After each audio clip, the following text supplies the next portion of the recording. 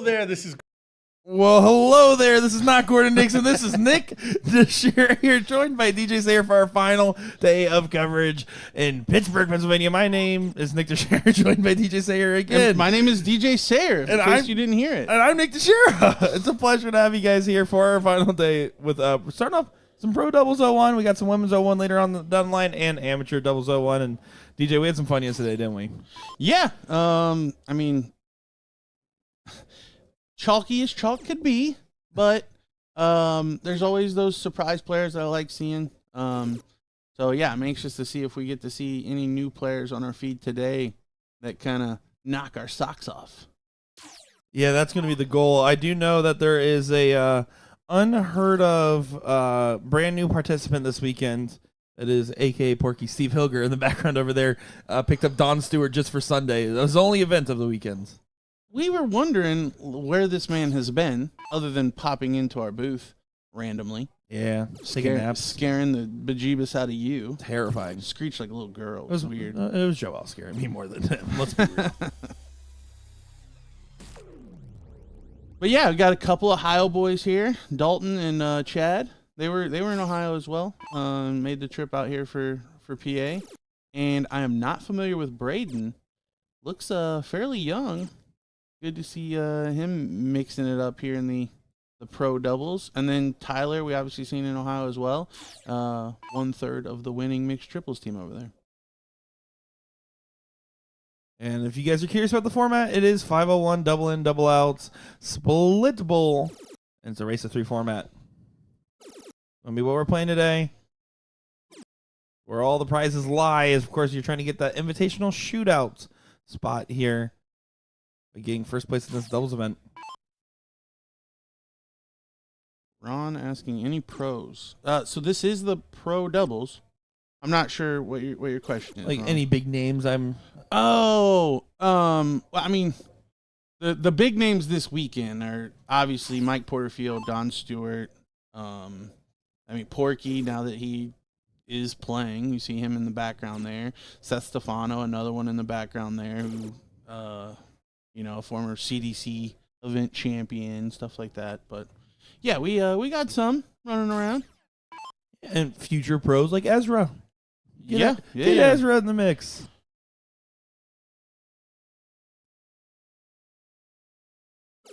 I'm interested to see how the Sunday darts transpire for people, because I'll be honest, probably the most refreshed Sunday darts we'll see from the PA BullShooter in quite some time. For the fact is that things are running tight, even with the expanded bracket and no real late night done by 2 a.m.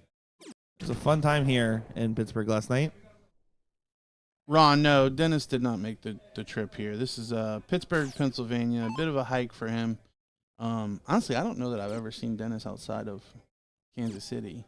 But yeah, the TOC is his He's the PBD golden boy. Yeah, that's his moneymaker right there. He's made a ton over the years at the TOC. Oh, I love me some Dennis Santa for sure. Oh man, he starts getting the moccasins going. Oh, now that's an athlete. Look out. A good setup there from Dalton to get down to 71, putting absolute pressure on Braden now, because this 176 is starting to fall out of line. Braden. Wow. Now, do you go 48 to leave 8? 48 or 54, one of the two. I hate leaving 2. I know. I think he went fast 16. I can't blame him, but at the same time, you still have to play for that getting low thing. Yeah, I mean, good news is that Tyler can't be frozen. Yeah. He guaranteed that Tyler would get a shot if Chad misses. And Chad will miss. But now, with Chad leaving 40, it would have been a potential, had he tripped the 16 or the 54, like you said, that Tyler wouldn't have to take it out to freeze. Oh, and there's going to be a haywire dart there.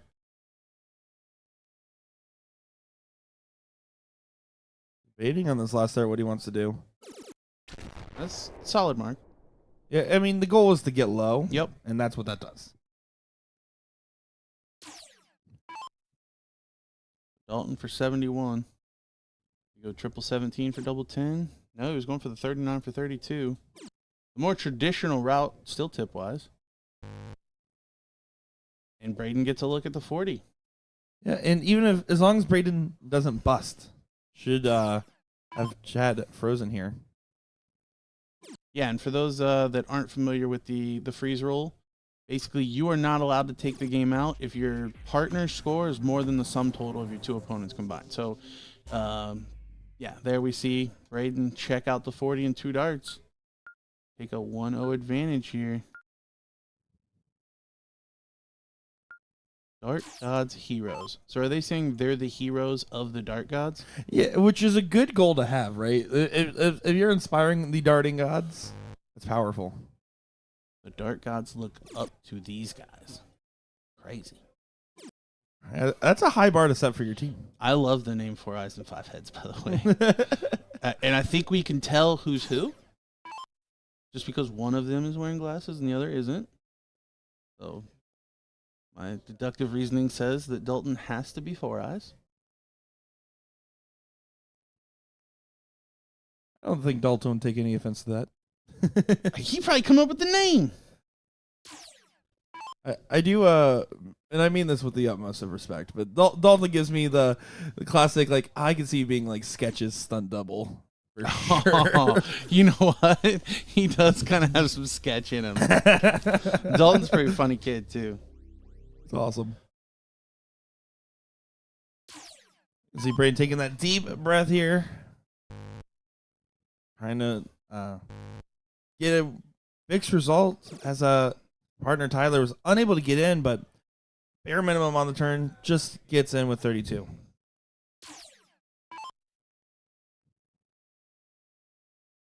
What's up, brother? Tuesday.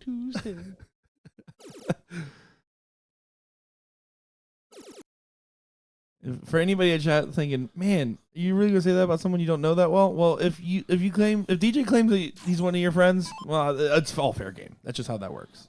I mean, Dalton's not very old to begin with, but I've known Dalton since he was a wee teen. Like last week? Oh, he's old enough to drink nowadays. Oh, nice. But yeah, I remember playing him when he was about 14 or 15 and him smashing the dartboard. Love it. The future of darts. Youth darts that turned into young adult darts that turned into world championship darts. And I knew his dad before he was even born. Yeah, his dad, Mark, and there's his mom, Jody. Hi, Jody. A very good dart player from way back when. Andrew asking how I'm feeling. I'm feeling great. We didn't go late last night, so I got plenty of rest. Don't rub it in. Just kidding. I mean, it's the last 3 hours of just waiting for the trips bracket to wind down. It was just spent socializing. It was not real work. I really have enjoyed my time in PA. It was the last BullShooter ever, other than Florida was the last one. Last out of state one I ever played in. I always have a lot of nostalgia coming up here for this one. Hey, look at that. There's his dad. The whole gang's getting back together. I know. He must have shot out some texts, like going on the feed. I love it. Which also is so funny, though, because we do have 2 stream boards. So, like, imagine you're like, hey, everybody, I'm about to be on the stream. And then you're getting the Don Stewart camera treatment. Which is hilarious. I got to clip that. Yeah. For those unaware, we had the back shot, so we could see. And we were moving the camera away from the board every time Don tried to throw. So then he'd switch to the other board, and we'd move it back. It was pretty funny for us. And then he didn't win a leg on the stream after that. We broke him. I didn't even remember that part of it. I think it was a 3-0 loss in that Ouch. match. That was for the seed, I believe. Unrelated to the camera, though. He did offer me some taco soup. So, all is well. That sounds awful. I like tortillas. Or maybe it's tortilla soup. Okay. Maybe I am the problem here. Taco soup?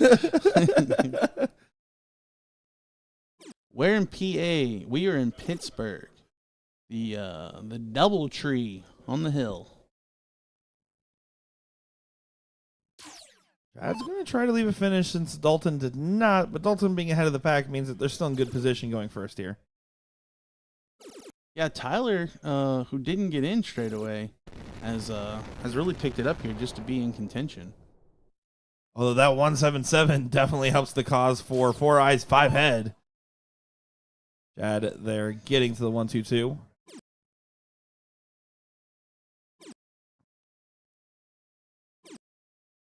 Braden struggling a little bit this leg. Yeah, really struggling to find that big collect. Like he's got in on the 3rd dart, has been hitting right around the area, but just not getting into the requisite triple.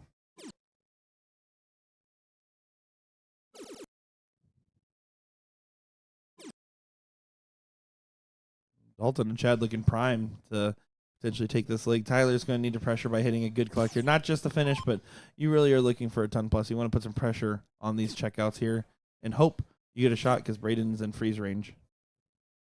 Already frozen at the moment. And this leg now, after that, might be more than guaranteed for 4 eyes, 5 head.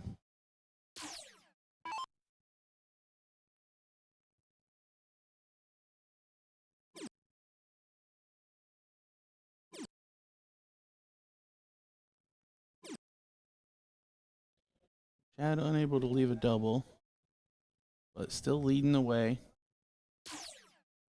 We look primed to be tied up at 1 leg apiece after this one.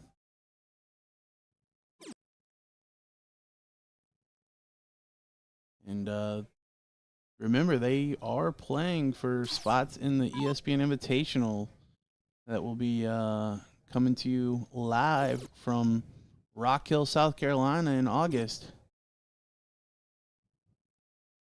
The winners of the pro doubles both get their spots in that tournament.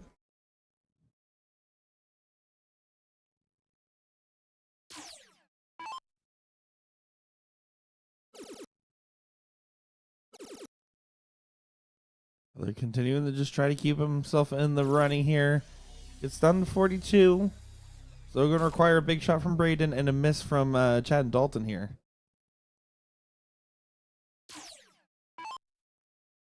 He is on the camera. Levi is there in the background. 2-dart finish there for Chad. Checking 68. And we are 1 apiece here in Pittsburgh. Winner of this match will play either Seth and Steve or Levi and Jason. Seth and Steve? Oh, you know what? Who's Steve? Never mind. I think Porky's actually playing with Stefano. I thought he was playing with Don. Oh. I was mistaken. Yeah, Steve Hilger. I don't know why. I thought for some reason Porky last night said he was playing with Don. I must have misunderstood. It says Stefano. I think Seth come out here not set up, so it would make sense if he grabbed Porky to play with. I saw him post early in the week that he was going to go just for pro singles. And then decided to stay for the good times. Well, you get here and you figure out that a player as good as Porky's not set up. Like, okay, I guess I'm staying until Sunday.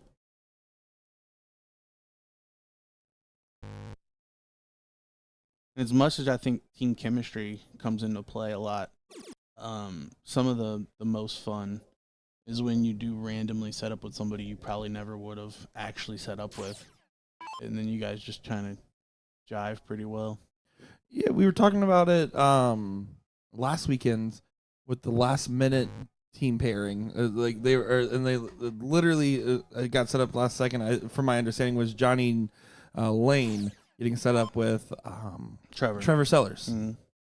Yeah, which they're both Indiana boys, so I was surprised to see that was I assume they knew each other, and then it was just kind of a random. Are we doing Thursday? This? Yeah. Thursday night, like, hey, you have any interest? Like, you know what? Why not? Like, yeah, I've gone to more than my fair share of tournaments on why not? And honestly, me playing last week was very similar. I think it was Tuesday that Joe Hedrick reached out to me. I had no intentions of playing last weekend. The wife was set up for mixed triples, and that was the only thing that either of us was set up for. And then when Joe shot me a message, I was like, Joe, you don't want to play with me. Like, I am not the guy you want to play with right now. And Joe's like, I'll play with you if you have to throw from your knees. Like, I don't care.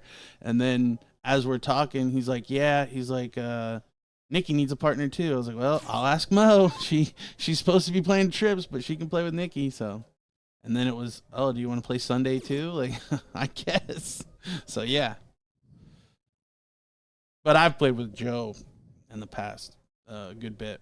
Like he's very much my go-to when Gordon isn't making the trip, or at least was my go-to when Gordon wasn't making the trip. Your go-to and my spirit animal.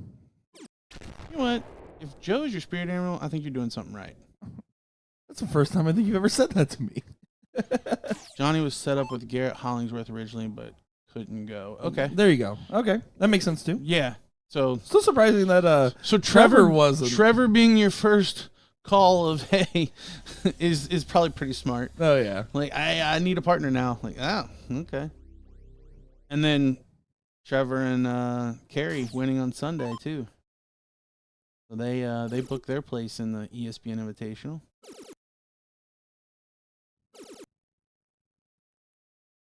So Chad, after winning the last leg, kind of trailing here. Gonna need to put in a big shot. We have seen a 177 out of him.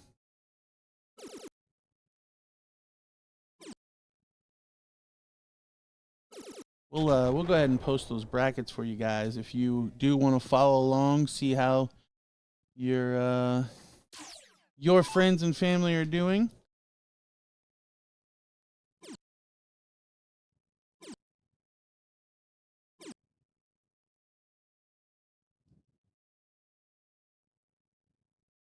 Of course, if you also want to follow along with the brackets and you can't find the link in chat for whatever reason, even though they just got posted, make sure to just go over to your smartphone device, go to BullShooter Live app. Once you go in there, go to that Tournament King section, switch from My Events to All Events, and you'll be able to follow along with each and every one of our brackets, even the blind draws, which we've run 10 of, by the way.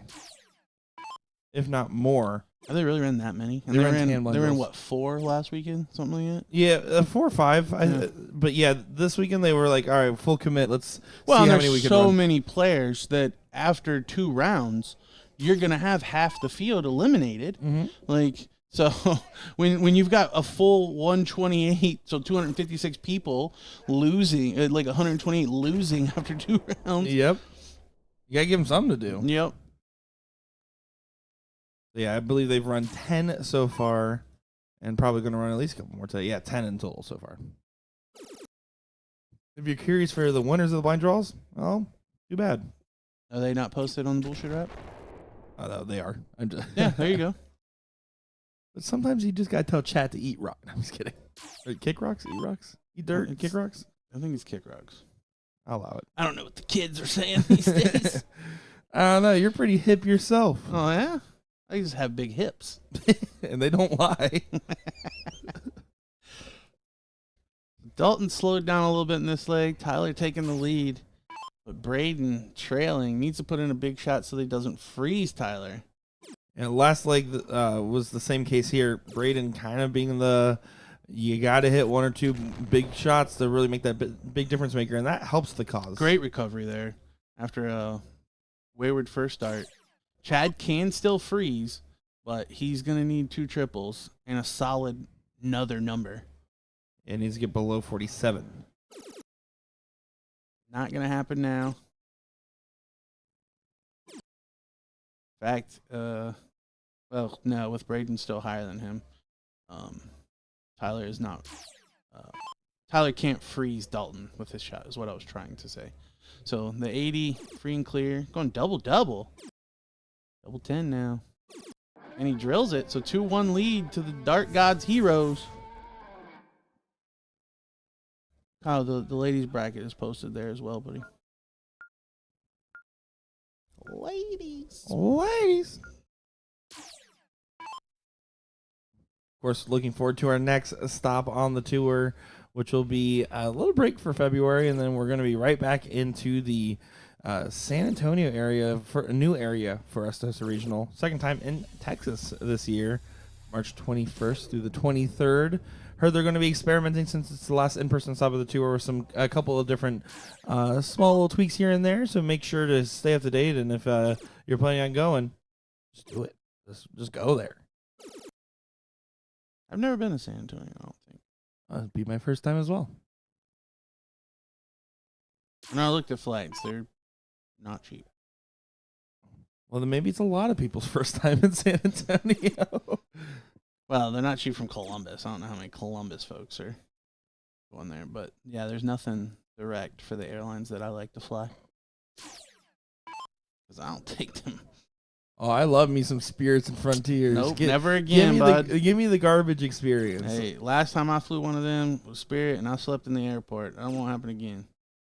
I'm only actually, I am not going to say this out loud because I'm about to jinx myself for my next couple of flights. So I'm going to stop because I was about to say I haven't had a bad experience in a while, but I didn't actually say they were so promising when they come out too. Like, oh yeah, we got the big chair in the front. I'm like, hey, fat guy friendly. Okay, here we go. Nope. Nope. You can only cancel so many flights because you don't have a flight crew. Before I'm like, all right, I'm done with you. But like, unless it's like the actual piloting part, I could jump in for one of the crewmates. Like, I could serve the coffee. Yeah, I'm not doing that either. I could do it. Like, could I? Sure. I mean, that's just handing people drinks. With how much darts has gotten me to travel, I have accepted that my backup career could just be a flight attendant. Honestly, it's a good. Marlise is not a flight attendant, but she's works for an airline. And yeah, it's a good way to travel a good bit. I know back in the day, Rick Espinoza worked for Delta, so he would fly to a lot of the regionals in other countries and whatnot. So it's if you want to play a lot of darts, it's a good direction to go with your career. Good way to go about it. Yeah, I mean to be able to fly all over the place on the companion or whatnot definitely benefited me for quite a few years. Shout out Marlise. Shout out Mel, Marlise's friend. Shout outs.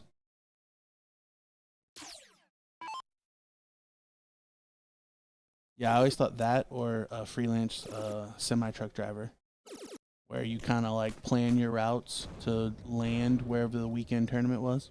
See, that's smart. I don't think I have I don't mind long drives. I don't think I could do a long drive with a vehicle that could absolutely cause carnage if I were to lose focus. I can accept that my Toyota Camry and I might not make it through if I lost focus, but I can't accept that I could take out the whole highway with this big truck long haul.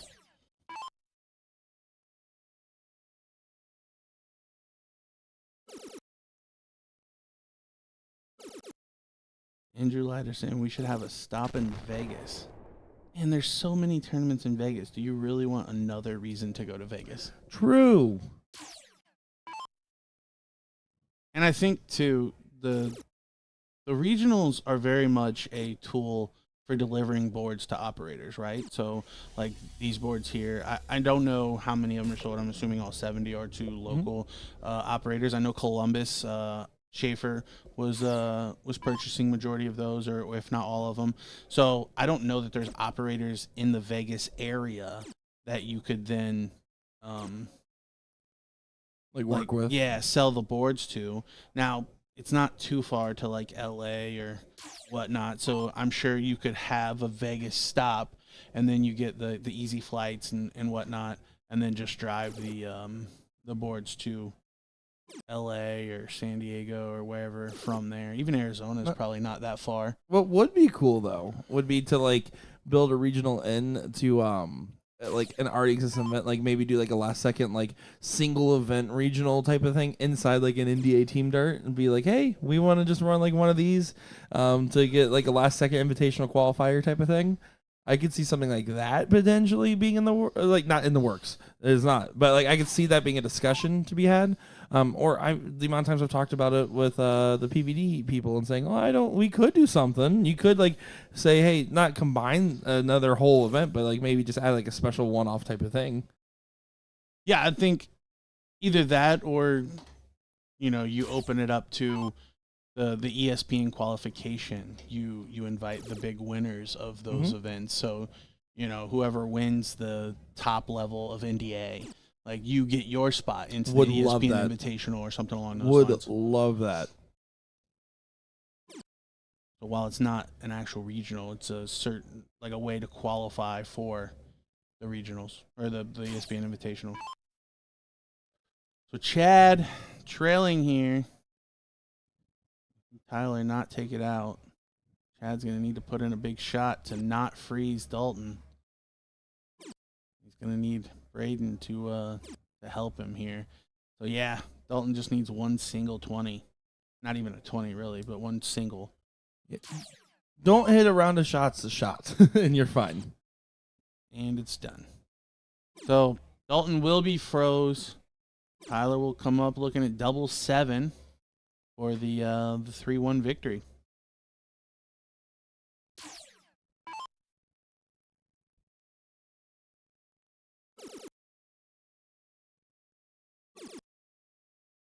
Does tee it up perfectly. And says, I would have hit it, by the way.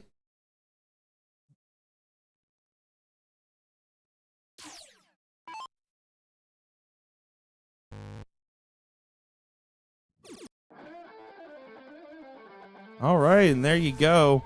Dirt God Heroes does get to that win there. Yeah, you see Chad back at the board, a bit frustrated with himself.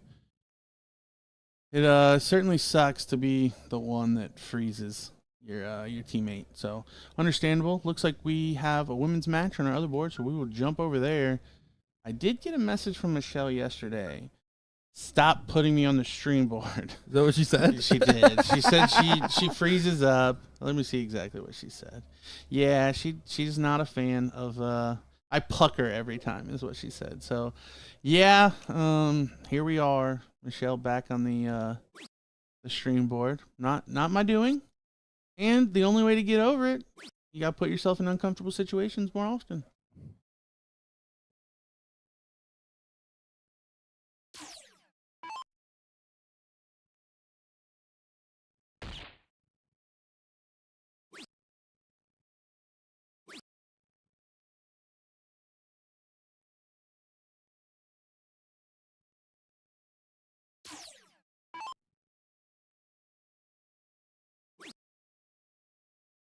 This is leg number 1. This match just getting underway. We saw Daniela and JoJo in the finals of the ladies doubles yesterday. Ladies. Coming back through the losers. Just losing out to our winners, Kalika and Trish.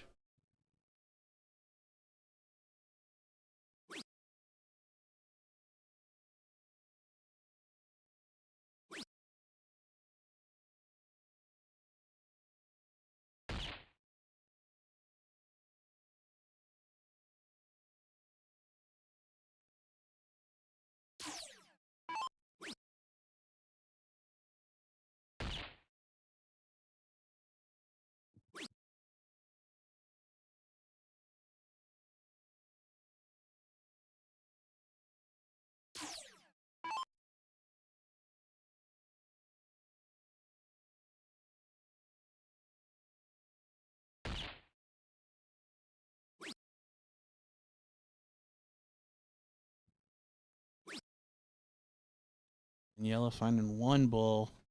She is in the lead. Michelle going to need to put something together here.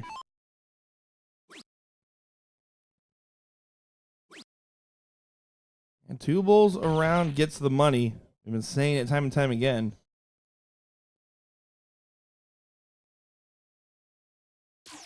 Here we go. JoJo no Siwa coming up to try to set up.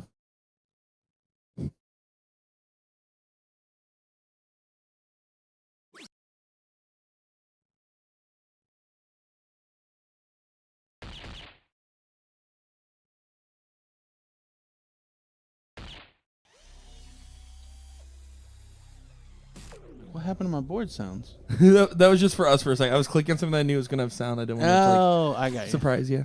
Okay. Yeah, I did not hear the double bull. I'm like, wait, what's going on? Did we break it? Alicia finding 2 bulls. Moves into the lead.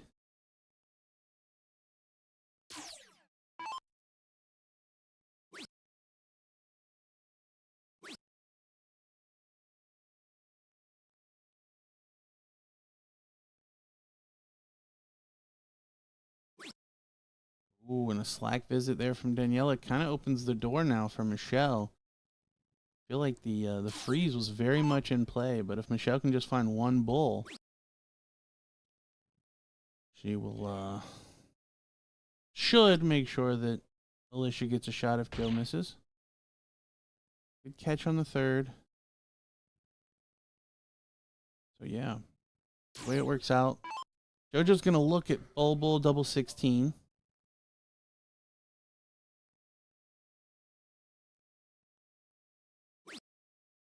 Not gonna happen. Can freeze if she can get to 12 or less. So that's not gonna happen either. So Alicia will come up looking at 82.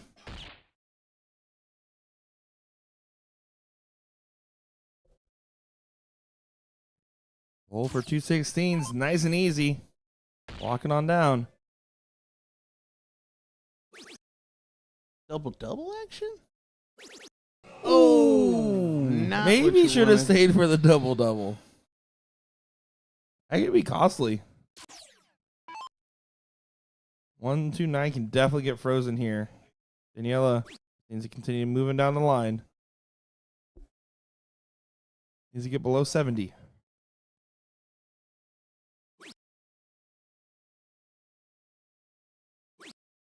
Playing for the out there. I think the biggest negative about busting is now you're not freezing the 59 no matter what. Yeah, that's also true. But Michelle could take out the 129. Not now. Back at the bull. Yeah, and she leaves 26. You got to assume that even if Alicia would have hit a 7, missing the 16, she leaves 9, JoJo would be frozen right now. I can't really disagree with you. I mean, no fault of Alicia. She was going for the out. No, which is yeah. the right shot. Yeah. No. Right shot, just unfortunate consequence. But there's your first let off. We'll get one dart at a finish now. 6 for the bull. The middle. Do it. Do it now. Drills it. And no questions about that last start. It just went right on in. Joe and Daniela up 1-0 over I-4. On to game number 2. Just a best of 3 here in the ladies race to 2. Our team name was High 4 yesterday, too. And I was looking to see if somebody was missing a finger or something. I was looking for that as well.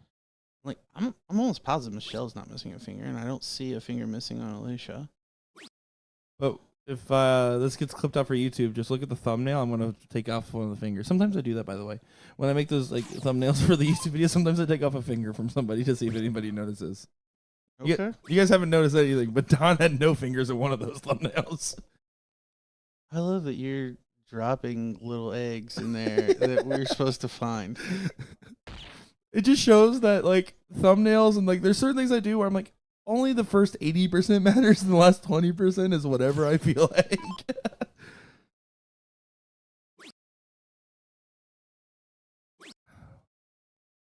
You know what I have to admit about the Pittsburgh crowd this weekend? What's that? Is that like, because like we've been hearing a little bit of the jukebox in the background and whatnot. I think this is my first time actually hearing Booty Man play the entire weekend, and gotta respect the restraint from the crowd. Well, it's usually Kenny. That is true. Kenny's not here. That is true. Like, Kenny's usually That's his playing go-to. it, yeah, a billion times. But he started a trend. I feel like other people do it in his stead. I guarantee you a lot of these people had never heard that song before Kenny played it. That is probably true.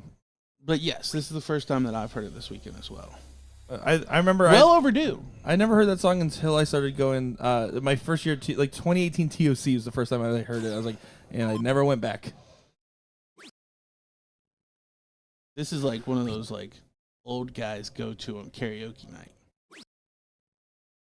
What is your go-to on karaoke? I don't sing, bud. Oh my! You have to have a song just in case. No, gun to your head. No, you don't want to hear me sing. Well, don't gun do to it. my head. I have to do it. I'm doing Tequila. Okay, that's so yeah, boring. Hey, Are You Gonna Be My Girl by Jet?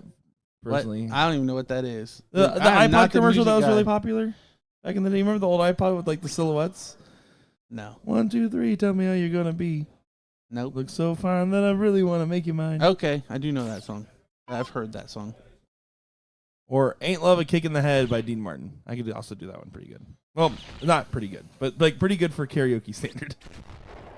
Yeah, I'm not the guy that will do the music thing. Lame. Chat, let us know what's your go-to karaoke song, as we do appreciate each and every one of you guys. That watch used to along be with one us. of my interview questions. Actually? Mm-hmm.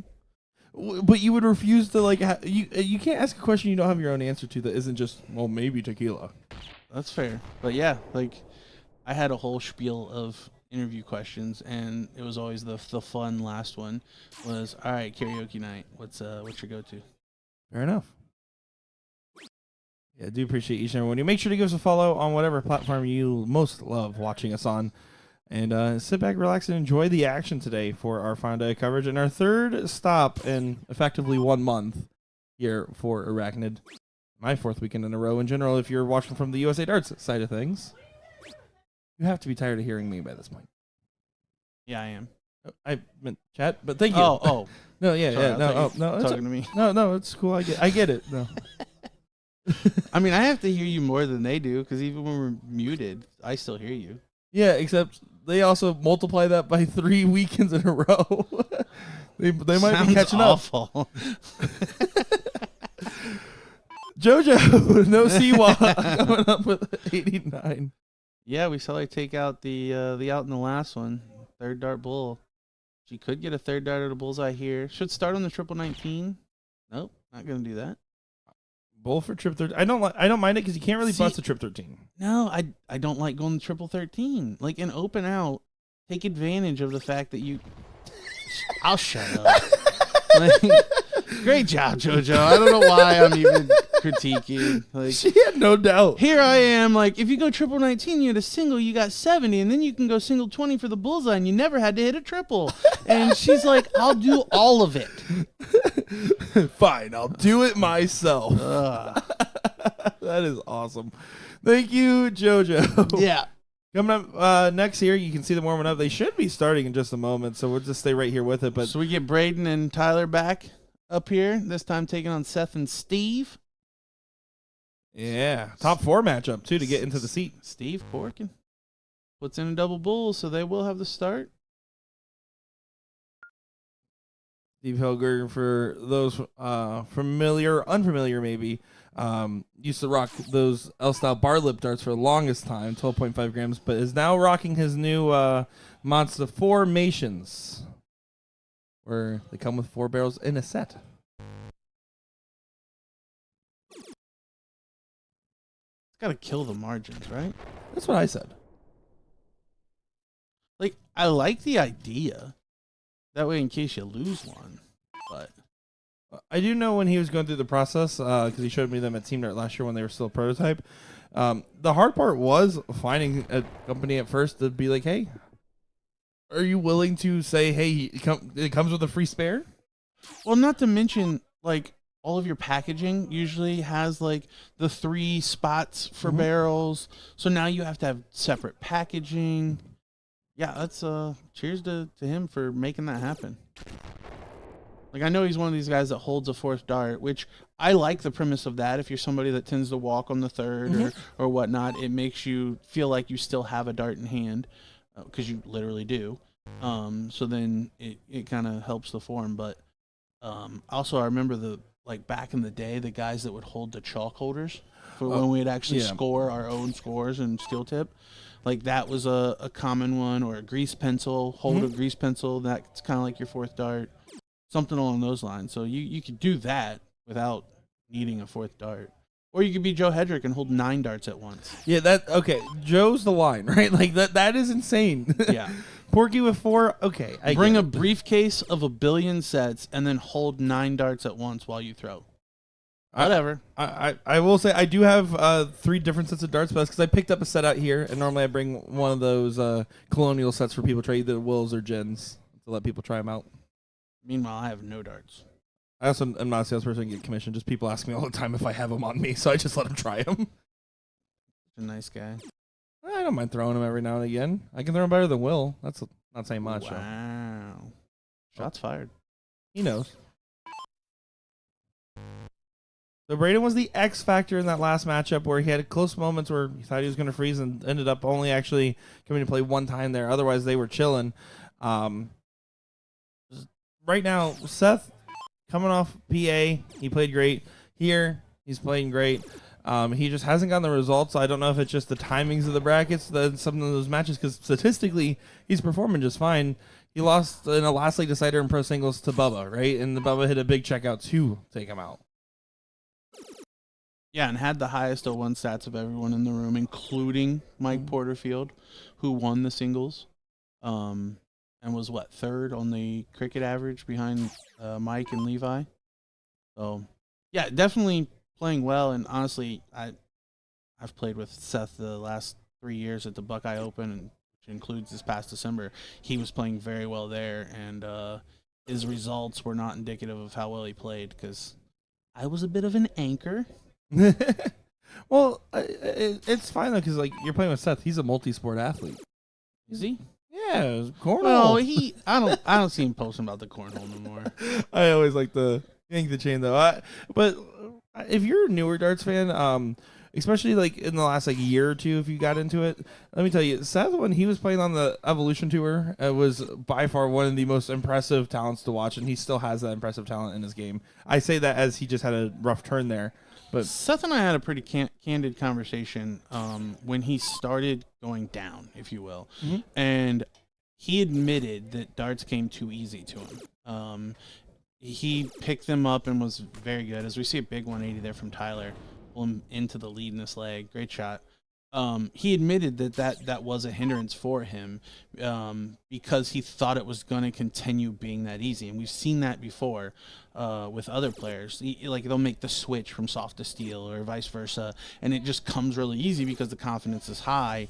And then the minute you see adversity, they have a hard time coming out of it. And I think Seth is that's the case for him, and like I said, he kind of admitted that, and he's worked to get back to it. And I don't think he's even reached the levels that he was previously, but I think if he does, we're probably in for a world of hurting. Yeah, especially like again the mentality shifting over time too. After going through a struggle like that, if you come out on the other side, you're usually 10 times stronger on the dartboard. Well, and you build that armor, right? That you know that just because you're having a bad stretch, you're in a little bit of a lull, doesn't mean that you can't snap out of it. Because the more times you do that, the more you realize this is temporary.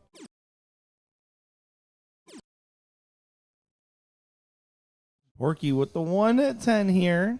Yeah, Tyler was frozen, so didn't really matter that he didn't take it out. Poor Braden, just having some struggles here today.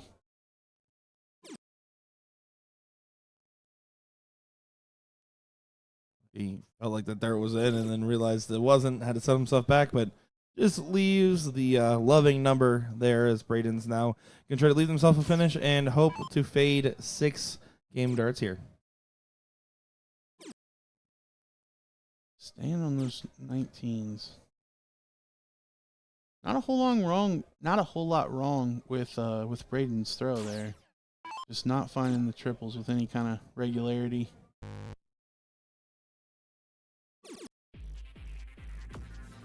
We talked about that, like speaking about Braden in his throw. We talked about that with the run we saw with Kalika, where she was struggling a lot on Friday and was still getting results. Still got second place, mind you.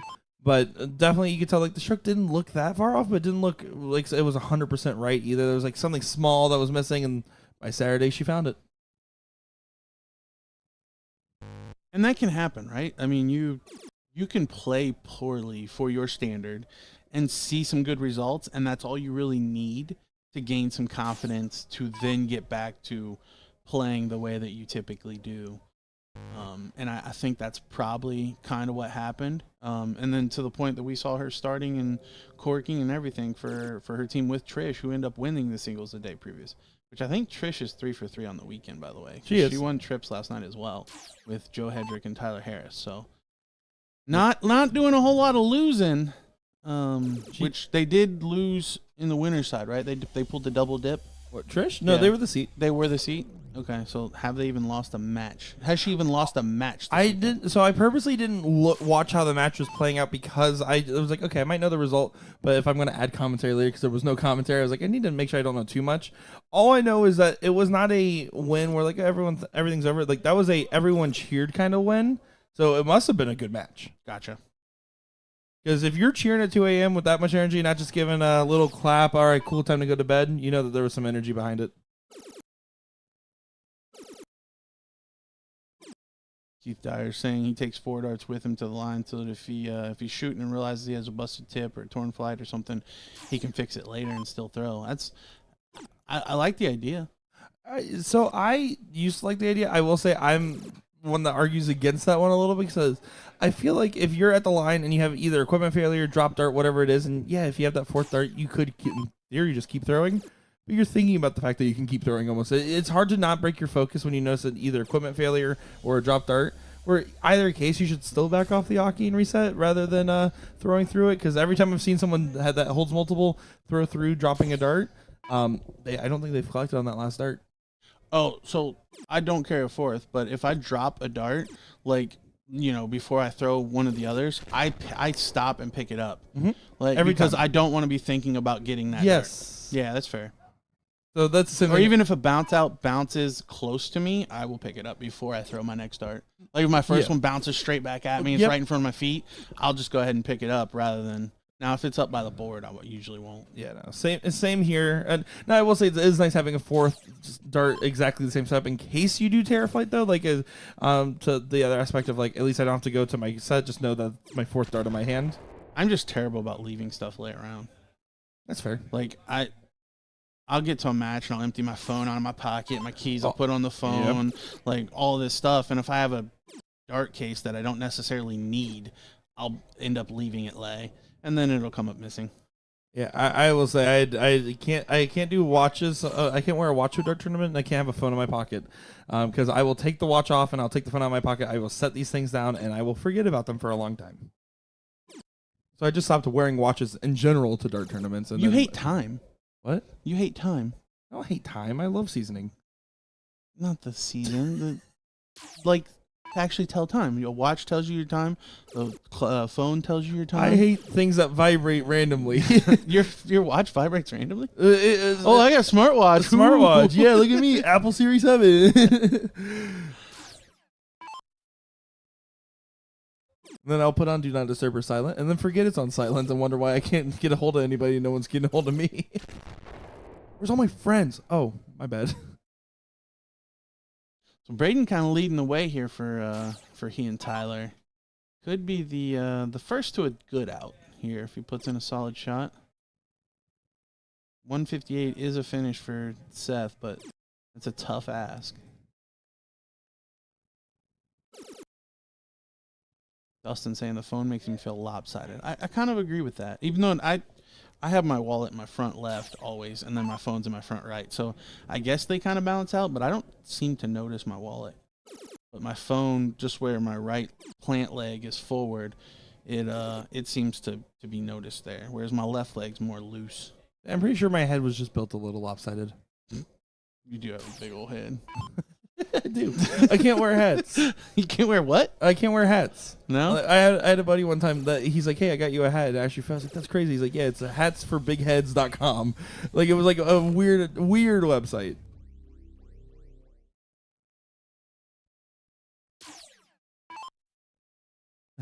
You know what? Fair enough, Troy Leroy. Fair enough. Braden has absolutely picked it up in this one here and is doing his work. Sitting at 1-2-2. We'll actually get a shot here. 4 18s for the bull.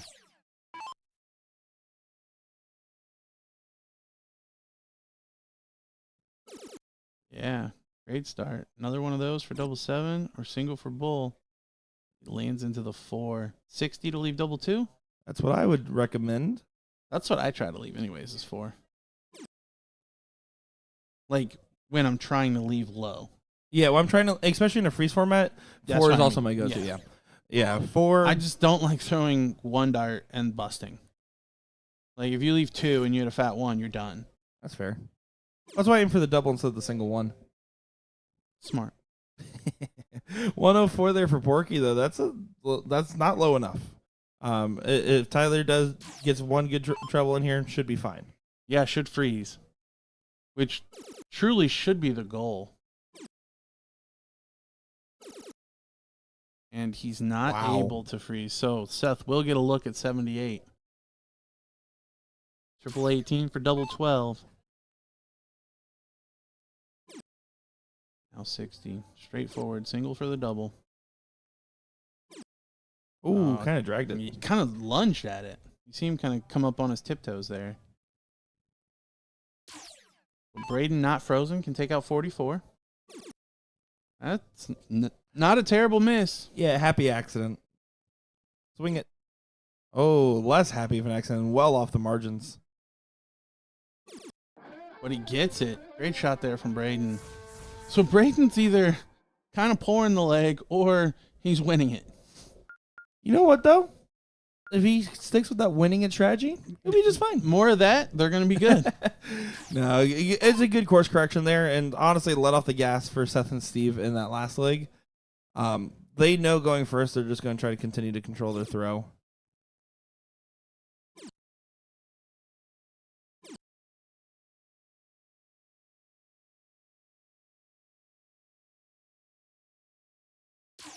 John, appreciate the kind words. Thank you so much. Appreciate all the kind words. The amount of people that have been way too nice, especially out in the dart hall that I got a chance to talk with this weekend, we appreciate all the kind words and everyone in chat. We do read 100% of the messages that come in and we respond to what, especially when appropriate. But sometimes you guys are making us chuckle. We can't respond because you guys are being too funny. that's when you guys are really cooking down there. Big open there from Porky. 151. Bettering the 120 in from Tyler. I'd like to see Braden gain some confidence off of winning that last leg. Not going to happen as he's not able to find the double. A double 19 guy, by the way. Yeah. I'm not a fan of double 19 in general. I think double 19, 3, 17 are like cursed doubles. A lot of people, I know Cody Vomstead was constantly trying to get in on double 19 in Houston, Texas, and every time he hit he went for the cover on the double 16, it went in, and I was like, just start there. Yeah, it's working. Like the goal is get in, right? And now if you feel like you're pressured to potentially hit a 9 dart leg, if you feel like your opponent's cooking up a 12, then yeah, maybe switch to a double 20 to get that shot in, get the 151 to leave a checkout range. But other than that, just take advantage of whichever double you can consistently get on the most, whether it be 16 where there is no 9 dart eligible. I mean, even like double 11, double 14, if you're consistently getting in on that, that's a win.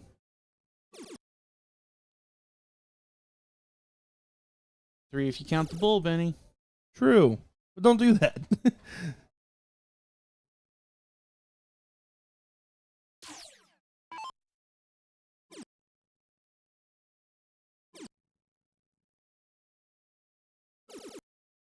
So I was talking to some of the Touch Tunes people, and they're all very new to darts and very willing to learn about darts. And like, yeah, a couple of us went from they were talking from the New York office. A couple of us went over to a local establishment and decided to pick up some darts and play a little bit. And our friend was actually able to take out a 501 game in just 2.5 minutes. And I was like, that's a very fun way to measure that metric. And I was actually talking with Porky was there during that conversation. I was like, Porky, and you think over under on 60 seconds if you were just trying for a speed more than anything else. And he's not even that fast of a player. Yeah. I feel like 15 seconds per turn if you're pulling your darts out quick, getting back to the line. Especially, they were talking about Fat Bolo one as well. So. Yeah, you'd probably spend more time waiting for the board to, like, change over. Actually, my favorite. They actually do have a speed like cricket. I don't know if they have a speed 01, but like the speed cricket like actually does have like almost no changeover time. So,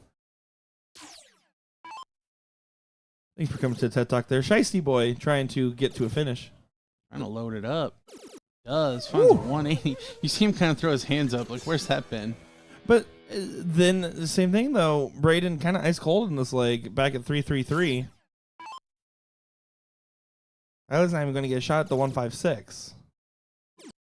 Wouldn't have had a dart. That's actually like one of those misses that maybe helps the mental a little bit. We're like, okay, at least I didn't have a look. 76 now. Trip 20 for double 8.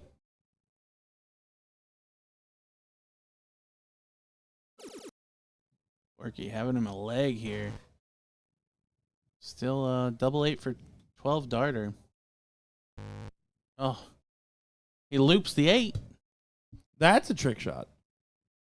Debatably more gratifying than hitting the double. A very fun game, by the way. Have you ever played loops? I've never played loops. What's loops? So Like, it's a still tip is where I played it, but basically it's kind of like horse in basketball. Whatever the guy in front of you hits, you have to then match. And then if you match it, you can reset something else. And the loops count as something to set.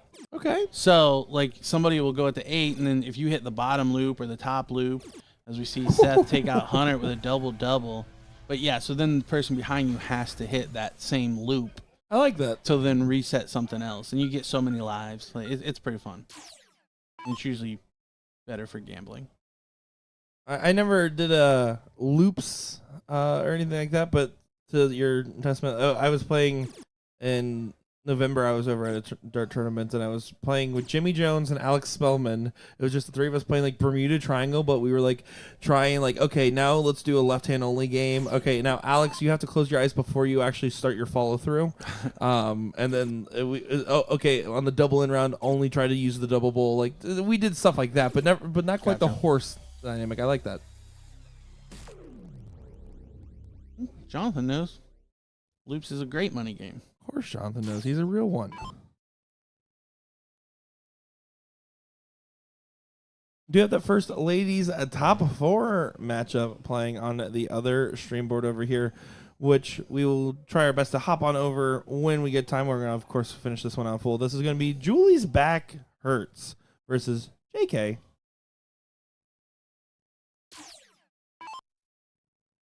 Braden trying to switch it up there, going for the double 16 instead of the double 19, but unable to find it. Here comes Porky again. Another 150 in? 151 in? No. Misses the triple 20, but still a solid 94. Here's who that top 4 matchup in the ladies. That is Jillian Jerry, Kaja, Priz Bolet going up against Julie Lent and Michaela Naus.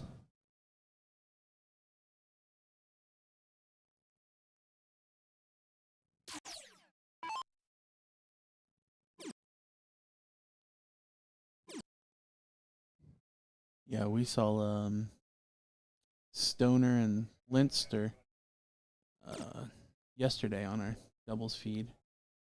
Haven't seen Jillian and Kaja this weekend yet. Braden got some making up to do. Finds a double 20 first start. It's all or nothing for Braden. Feast or favin's a tough way to live, but if you're at least feasting on your throw, that's usually the best time to do so. Yeah, not getting in the first round. Coming in with a 120.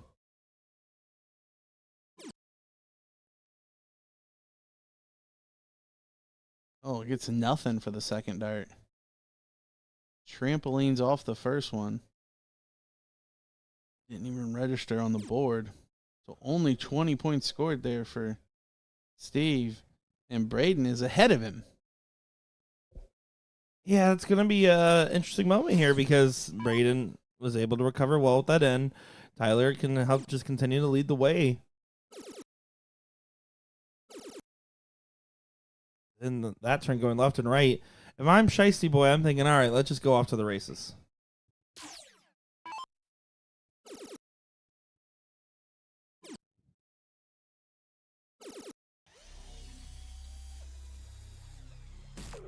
Solid shot there. Triple turn from Seth.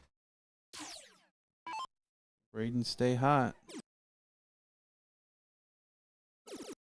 I will say, I think the switch to the 20 has been a very welcome thing for Braden. He was doubling in on the 19 and throwing at the 19 for score. You just wonder if it's a bit too late here as they are down 2-1. It's definitely getting into scary territory, but nothing detrimental, especially with Porky failing to find a triple again. Only at 18.25. Tyler needs to recollect, though. Needs to punish that. Needs to get down and out. So if you look at it, Tyler gets an extra 3 darts on Porky before Seth gets his shot. So essentially, Tyler gets 6 to try to freeze on Steve's score. But you'll need Braden to stay hot as well. Fano does get to a finish, and he already hit 100 using 20 top stops, leaving 80.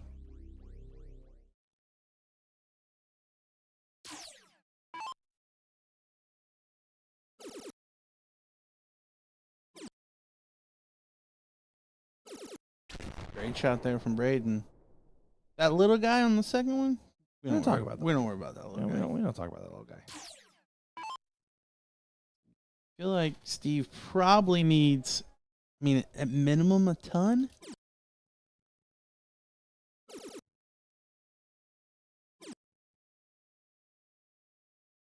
Yeah, that's probably enough.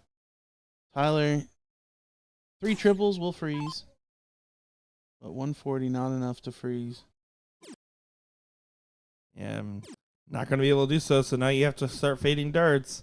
That's Stefano 80 for the matching to get to the seat match, that is. We're moving along nicely. Oh, we are. He'll have 2 added if he needs them. He doesn't. 2 darts it. So Steve and Seth move into that seat match, and we will jump over to our ladies. Ladies. We got Jill Cherry coming up. And this is game 2. Looks like Julie's back hurts. Won game number 1.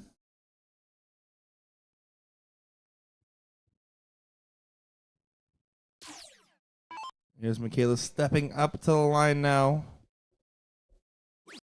All about those 2 bulls. If you can get 2 bulls, you're going to be doing just fine as far as pacing is concerned. Now, when we saw Julie and Michaela yesterday, Michaela started real hot. Like, was putting in like 1 perfect dart each turn. And then it kind of tailed off towards the end, but Julie stepped it up.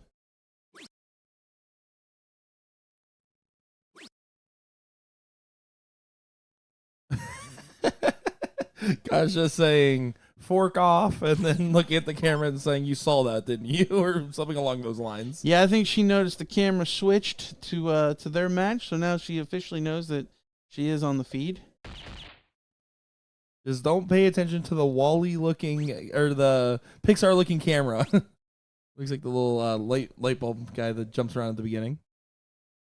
Pay no mind to it. Unless you're Don Stewart, then pay all the mind.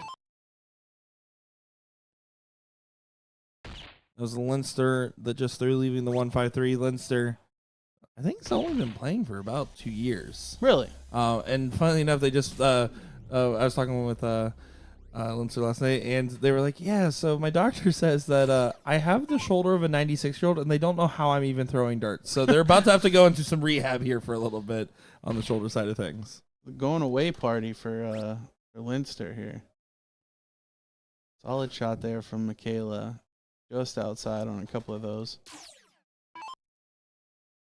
Must win leg here for JK. At least that team name's just first name initials. Yeah, I don't hate that. It's respectable.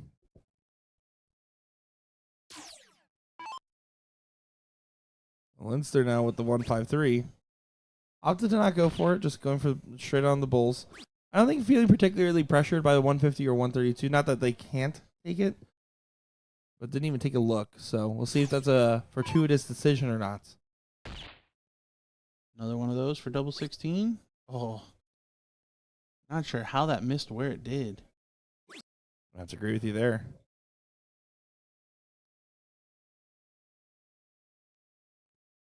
Michaela really needs to put in something solid here to ensure that Julie gets a shot if Kaja doesn't take out the 150. Well, this is solid. More than solid. Great shot there from Michaela. Pressuring Kaja to have to take out the 150.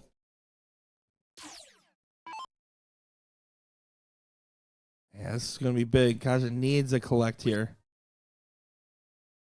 Not going to happen. And in fact, she's probably set up to freeze.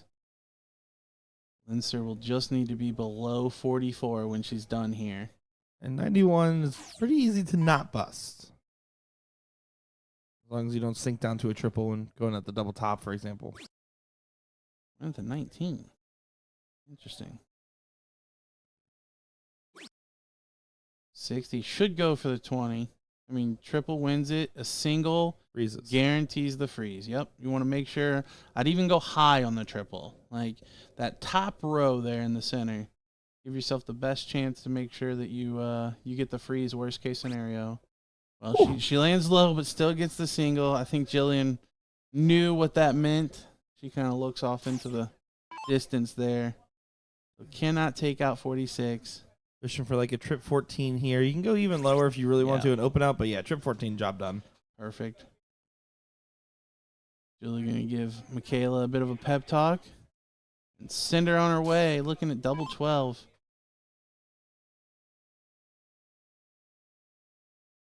With open out, just make sure you don't miss outside.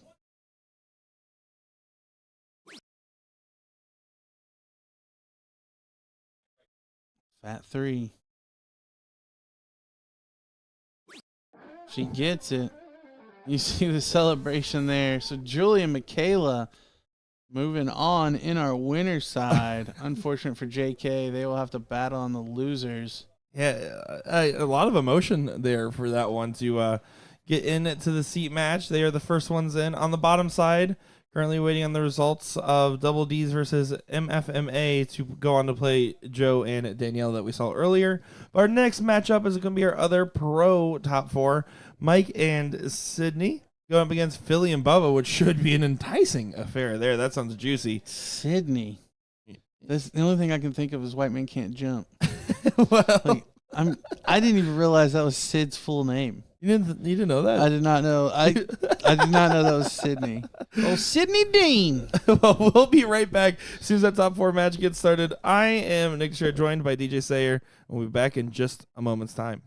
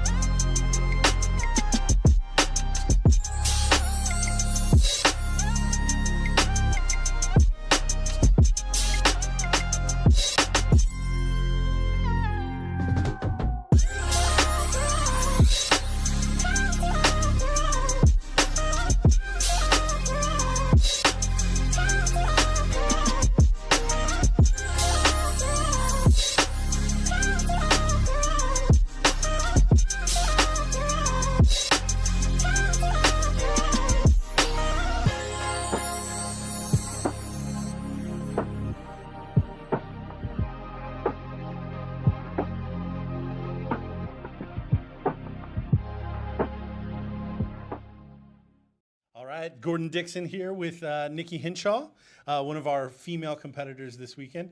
Nikki, how did you feel you did overall? I'm really proud of my darts and as far as I've come within the last couple of years. I've made a lot of goals for myself, and I feel like I'm hitting those goals right now. My next big thing is going to be making a run in the PPD. I'm trying to make that, yeah. Very nice. So what does that entail? Like what do you, is that a league goal? Is that just getting in enough games or just going to that tournament? So it's definitely going to be a multitude of things. So I do need to, keep up on my leagues, keep up on my stats, make sure that I am going to TOC and getting in that supercharger money, all of those things. And I want to play with the best of the best and against the best of the best. So that's my goal. That's awesome. So what did you think of the field here in Ohio? I absolutely adore everybody here in Ohio. I try to come out to Ohio as much as possible. I have the drive down pat by now. Very I know nice. exactly how to get here and get home, and that's what matters. So yeah, there's amazing, amazing women out here. Olivia Terry, Little Liv, obviously Lori Simpkins out here. There's amazing players. And then we also get the players that come over from different states and things along those lines. Kat Middleton comes down from Michigan. So it's great. And I played with Tina Russo. She comes down from Pennsylvania. So we actually played the pro doubles this I was going to ask about that. So you guys decided to play in the pro rather than the women's. How does that calculation come in? So she already qualified, so she had to play in the pro. So she was looking for a partner, and I'm like, yeah, let's give these boys a run for their tangle it. money. Yeah, that's awesome. Yeah. So how did you guys feel like you did? I mean, did you play a steady game in that? Yeah, so it obviously was double in, double out, and split bowl. So the doubling in was a little bit of our problem. If it had not been double in, I think we would have done a lot better because, the double trouble in the beginning. But yeah, we kind of clicked in the second match, but then, it's a hard battle from the second place, so. For sure. So one more thing, just back to you as a player. You said you've set some goals for yourself. Where did that kind of originate? Like, when did you kind of go from, hey, this is kind of fun one night a week or two nights a week to, okay, there's some opportunities with this? Yeah, so about 4 years ago, I made the goal, like, I'm going to get a sponsor this year. I'm going to start traveling. I'm going to pick somebody that I really want to sponsor me, and I'm going to target them and be around them all the time and make them notice me kind of thing, which is what I did with Filthy Assassins, kind of targeted them. And so I met that goal, and then the next thing was just to kind of dive right in and be like, I'm going to make this a big part of my life. I was shooting darts 7 days a week for the longest time. I tore 2 tendons in my shoulder, so I had to take a little bit of time off and do some rehab and things like that, and now I'm kind of amping it back up. So this year I have 10 events planned already to travel to, big events like Chicago. I'm already set for all my events in Chicago, so I'm just really looking forward to keeping moving. Awesome. Well, it was a pleasure to meet you. Yeah. Pleasure to call some of your matches this weekend, and look forward to seeing your progression. All right. Thank you. Well, hello there. This is Gordon Dixon. I am joined by the newest ED, Executive Director of Tournament Functions. Directors, the directions with tournaments. LJ, we've been working together for what, 5-6 years now? 2018 tour, 2019 tour. 7 years. Yeah, it's been a minute. So we first kind of collabed on just the streaming part. Yep. You were creative director for BullShooter, and are now kind of moving into, in addition to, I'm still covering some bases right now. Still covering running the actual tournament. So tell me a little bit about what that progress has been, and where you kind of see tournaments going forward. Obviously, bigger and better is the direction that we're looking to head in. Since being on the tour, having that perspective, obviously from the live stream, and knowing the promotional side and marketing side, trying to make it more, I don't know if I want to say the word enticing, but it definitely make it a value per se for the players to come out, not just as much as the players watching from home or the people that couldn't make it. So trying to find that happy medium to get people to want to come out and participate, as well as just have a good time. That's ultimately we're all in this for the love of the game, the sport itself, and and that's kind of my direction. Is obviously I've grown up around darts, played since I was a little kid. You're still playing league, right? I still play in league. I played tournaments when I can. Local draws at home. Obviously, come out to the areas for the tournament, and then I try to get in if they're doing a Thursday night warm up draw for the tour. I'll try to pop in if I can and participate. So, darts has been a part of my life since a little kid, and it's something that I hold special. Because of that connection with my dad playing, get me into it, and it's to me it means more than just hey, we put on a tournament, have fun. It's more like, no, this is value, and I want to make it bigger, better, and any way that I can contribute. Our new ownership, Touch Tunes, has the motto of one of the things is the all voices heard. So I definitely take that to heart with all the dart players too. So. No, that's wonderful, and obviously the Touch Tunes has been a big difference. But even prior to that, some personnel changes, and then obviously the Tournament King software being a part of each of the stops, having the boards networked, gives some more visibility to the people watching at home.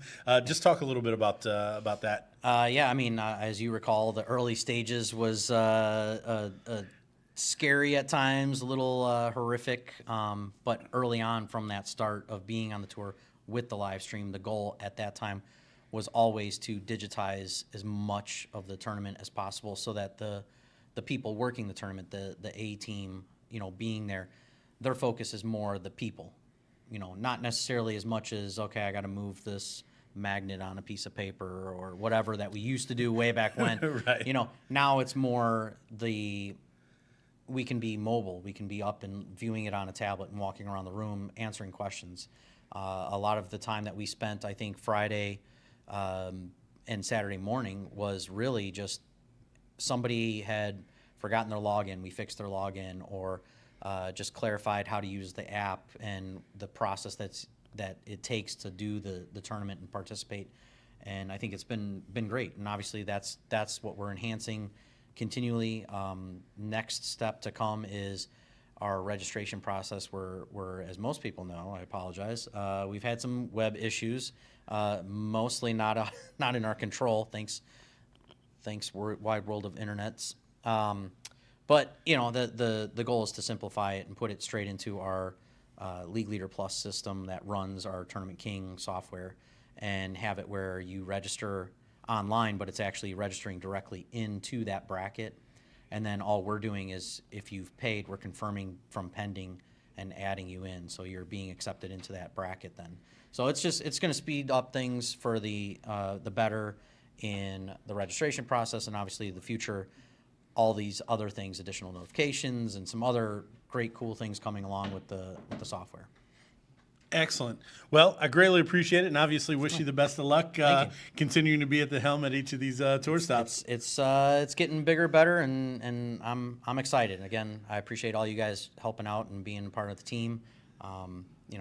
Bringing Nick in was quite the interesting storyline there too. So that's it's been good to have him on the tour, but if he ties his shoes, we'll be in a better position so he doesn't trip and fall. I still need him to do some things, so Yeah, with the new Touch Tunes comes HR, so we want to absolutely keep every safety, workplace safe. Safety first. All right, thank you guys. I appreciate you, and hopefully you come out to our next stop. We got Pittsburgh is next.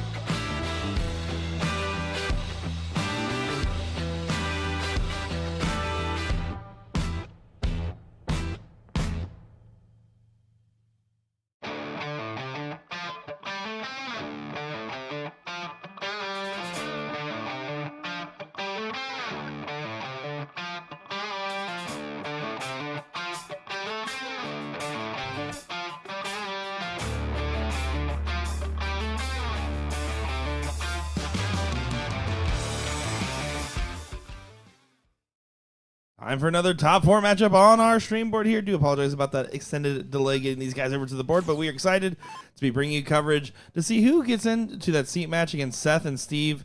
I'm Nick Destroyer, joined by DJ Sayer for what should be a great matchup.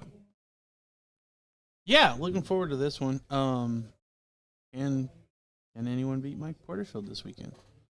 That's the question. Although I guess he didn't win trips. That is true. He didn't go perfect like he was going last year. Do we know for sure that he played trips? He did play trips, I'm pretty Okay. sure on that one. All right. Looks like they wanted to swap the order of Philly and Bubba there. Oh, just forfeit the match and redo it.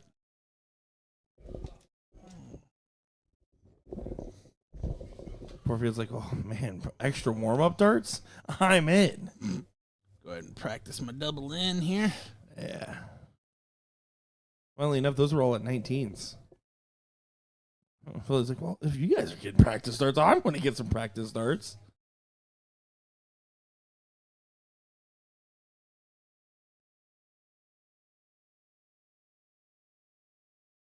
And all your names are still in there. Start match. There you go. All right. Now you can do team setup. All right, this is for the YouTube video later on. Welcome back, everybody. It's time for another top 4 matchup here. This should be a good one. Philly and Bubba taking on Mike and Porterfield is not the team name. Wow, that is Mike and Sid that's supposed to be there. Looking forward to it. Mike's throwing twice.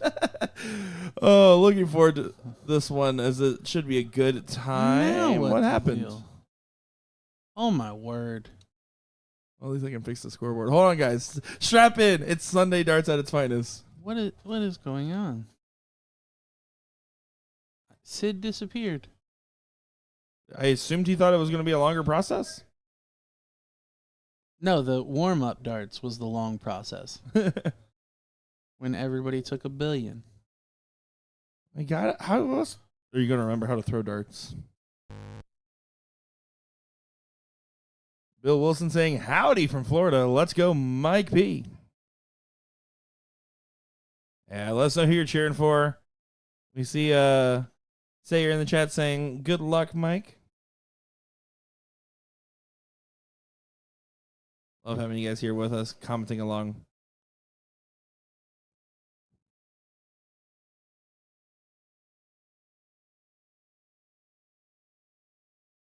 All right. Well, Don Stewart's offering to sub in for Sid. He's like, okay, guys, I guess I'll do it. Then we'd have to move the camera and everything. It'd be terrible. Yeah, it'd be a lot of work. All right, looks like Sid's back. All right, here we go. One more time. Welcome back, everybody, to what's going to be a great top 4 matchup. My name's Nick Cho, joined by DJ Sayer. We got Philly and Bubba taking on Mike and Sydney.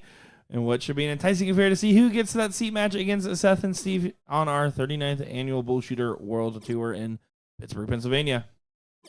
DJ, I'm looking forward to this. This should be a good matchup. Yeah, looking to see how Sid's playing. Yesterday when we saw him, it wasn't too hot.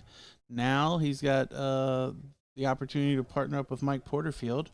And so far, so good, as they're into the top 4 of the winner's side. And if you're watching live and just got deja vu for that, you know what? It's okay. It makes sense when that YouTube video comes on out later. A couple of delays getting this one started, but we are off and running now. Andrew Dean asking if I'm playing golf singles. No, I had no intention of playing golf singles. I'm not sure what you mean, bud. Oh wait, gold singles. For Schaefer, yes, probably. I believe so. When's the sign-ups closed for that, by the way? I think I need to get signed up. What? I procrastinated? No. I don't do that. Sid had the best in of the bunch by far, scoring 100 points more than the rest of the field. Porterfield going to try to make up for some ground here. Going first, defending the throw, and that will help the cause. That's multiple times now that Mike has pulled his darts and the tip stayed in the board. I think he's got a stripped out barrel. Yeah. Someone tag Mark Bond and say that he needs new set of barrels, please. Yeah, not a good look for the Q Soul to have that many. I know when the number 5s first come out, they had that issue as well. But good look for Q-Soul in the fact that is Mike Porterfield the best Q-Soul like North American player? I honestly don't know who Q Soul is, but considering the only players that I would put ahead of him aren't sponsored by Q Soul, probably. Of course, Mike Porterfield was a Team USA Chicago BullShooter team member, joined alongside Kevin Luke, Alex Spellman, and Bob McCoy. Pretty solid lineup of that team. Here's to see how the shape up for this year's team will look. They have not asked me yet to be part of Team USA. You know they had some trouble with the weather getting the invites in the mail and stuff. So just be looking out. And you haven't been home for like a month, so it's probably waiting in your mailbox. That's true. And like participation points, right? So like if I just keep entering and going to and out of mixed trips, I figured eventually I'd get enough points.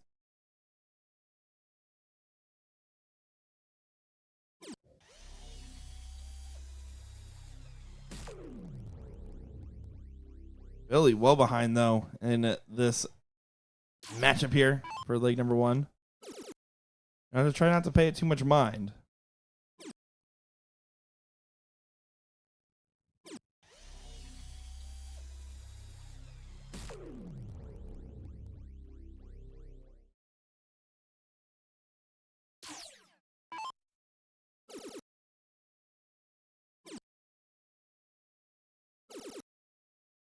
Yeah, feeling not able to find a big triple there. No pressure here on Mike. Just set it up. 57 elite tops. That class setup there from Porterfield on for the 15. Only can get bested by a 12. You're doing that. While going first, that is.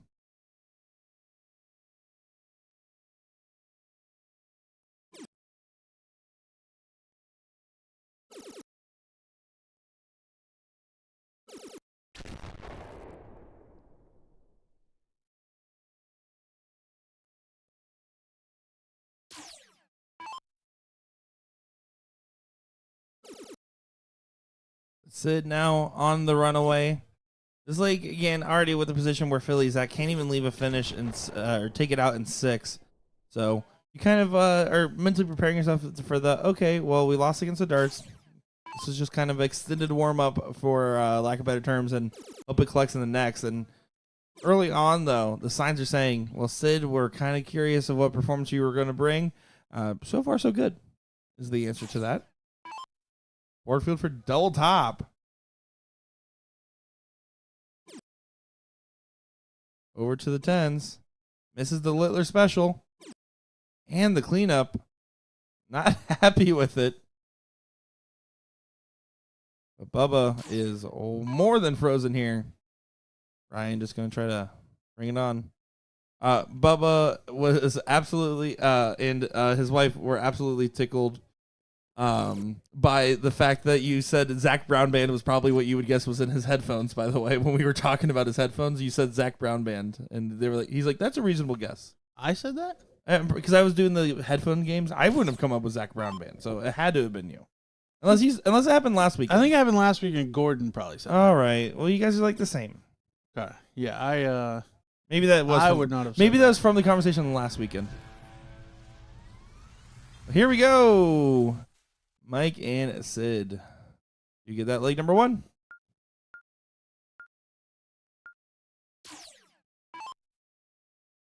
Heads up, after this matchup, we will have that other women's top 4 matchup. It actually just got set up, so those get started here in just a little while. And then from there, we will move on to our pro seat and then our women's seats, respectively.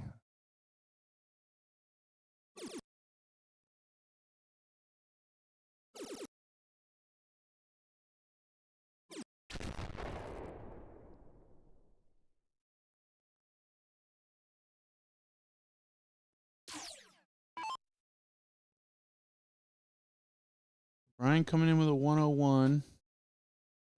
Solid open. We've talked about it. If you get in and find a triple, that's the line. That's what we want. Yeah.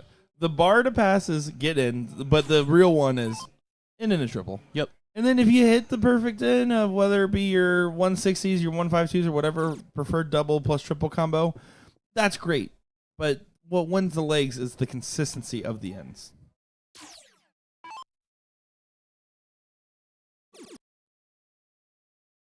I'll take the double 5, especially if you're following it with some 20s. Ooh. Still not bad. If we double and the triple, he listened. Yeah, 90 open. I'll take that every time.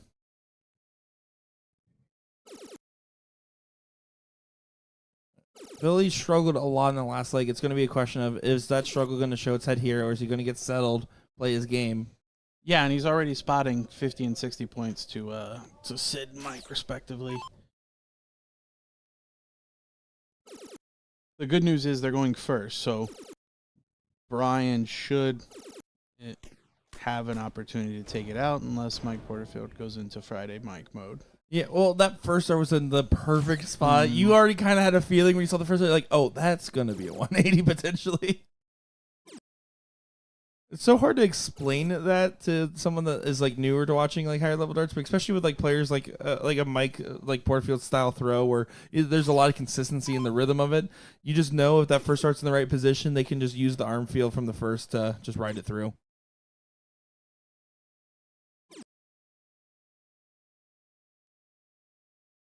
All right, there's a little bit of a favor from Sid, letting Philly off the hook by keeping them close, and now it's really just a Brian and Mike race for the meantime. And Mike's got a 101 point advantage.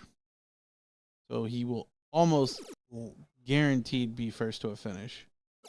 Almost guaranteed. Almost guaranteed. Nope. I did that for you, Brian, because I know whatever I say is going to the opposite is going to happen. So, yeah. But Porterfield can't leave a better finish than 142. Can. It's possible. Yep. Opposite of whatever we say, folks. I'm so That's what sorry. happens. The guy that just threw a 180 throws a 22 because we said he was going to do good. Oh, sorry. My bad out there, Mike Porterfield, a.k.a. Nick Teixeira.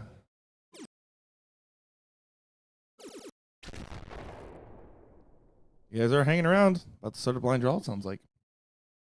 Our 11th blind draw of the weekend. I'll allow it. Actually, our 12th. The 11th already ran. They ran in 11th this morning already. Yeah, it looks like they're doing.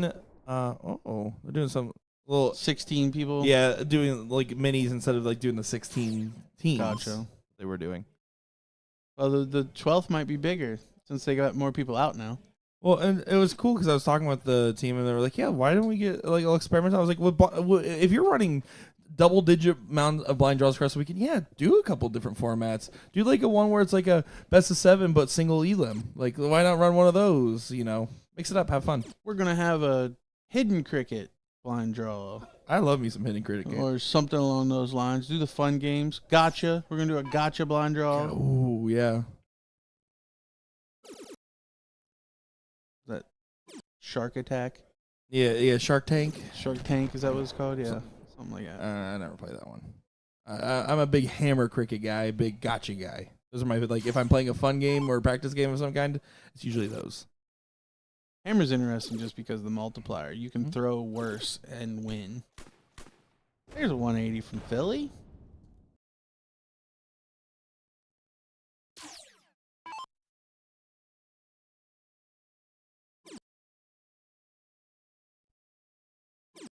And Sid definitely in ice cold freeze territory here.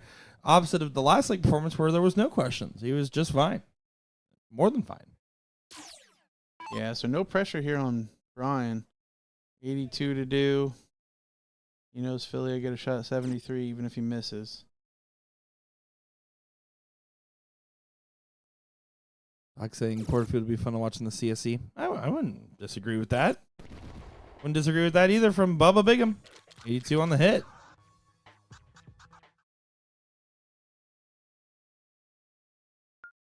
1-1 here into this top 4 matchup. And Philly was ice cold in the first leg. Well, then leg number 2 was ice cold by Sid. It's going to be a question of, hey, is the freeze going to be the defining factor, or are we all going to get one where we're all off to the races? That can happen too.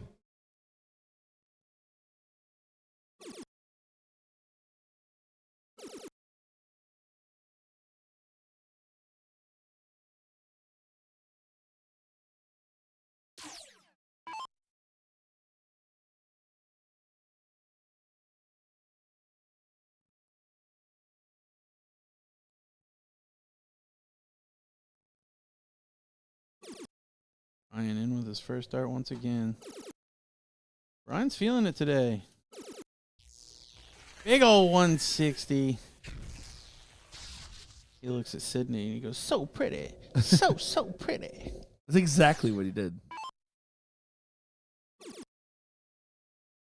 Beautiful stuff from Brian, though. I was challenged to throw immediately.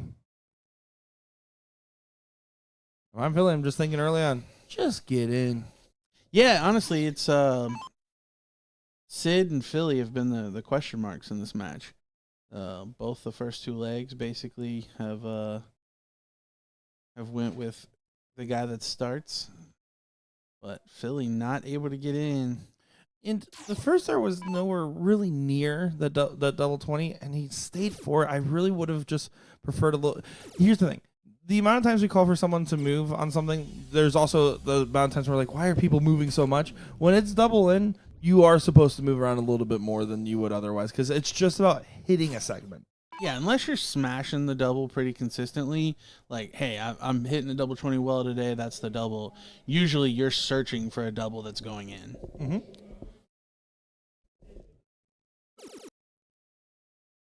I'm looking to stay perfect.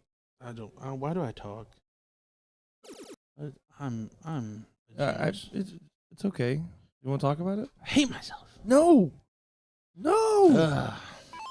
Sorry, Brian. Okay, you're just Sid, cursing us. No 9-darters. Sid looking to miss here. It's a hit. Do it every time. All All right, Philly not going to get in this time. In fact, not even going to get in with 100 plus.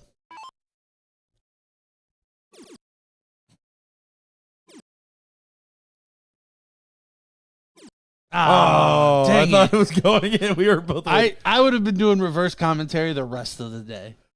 I'm not gonna lie. I've thought about like adding like a video delay where like we're commentating. It looks like we're predicting everything that happens. Like doing one of those streams just to see if anybody notices. Maybe we just look really smart for once. But Huge 180 there from Massive. Mike.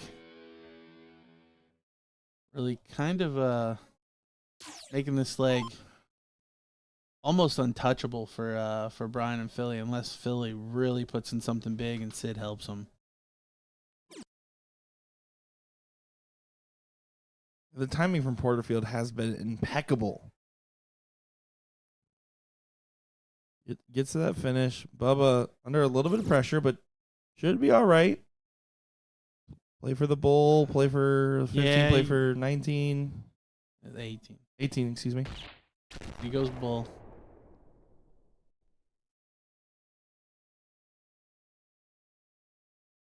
So it does get to a finish. Debatably, 138 almost equally as hard as 160. I actually don't mind 160 as a leave comparatively.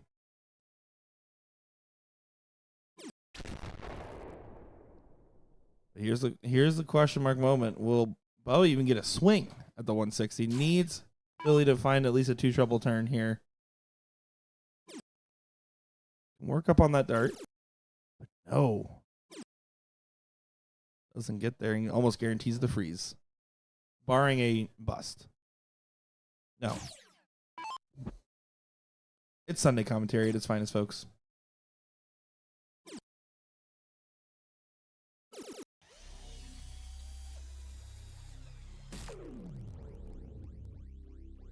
Scott Wollaston saying, I don't know much about Porterfield, but after watching him play singles cricket, I need him to throw for me. The guy was playing unreal 9 marks after 9 marks. Yeah, he was definitely feeling it Friday night, and we've seen that from Mike in the past. He's one of those players I want to start seeing travel to just a couple more events, get a little bit out of the region, because like he does so well when he plays in the New York PA Bullshooters. He does well when he shows up to Chicago. I would love to see him also get on some of those other circuits as well and continue to get his name out there because he clearly has the game. Yeah, I don't know Mike's life or his limitations as far as travel goes, but I certainly think he could be successful traveling to a bit more tournaments. Well, the big thing he has to learn is the pack light because he has a different pair of sneakers for every jersey, and you just gotta eventually accept that. But he doesn't play other. I will say I know he plays in like the steel tip DP pit, and he's won that before and whatnot as well. But again, local. I mean, Yes.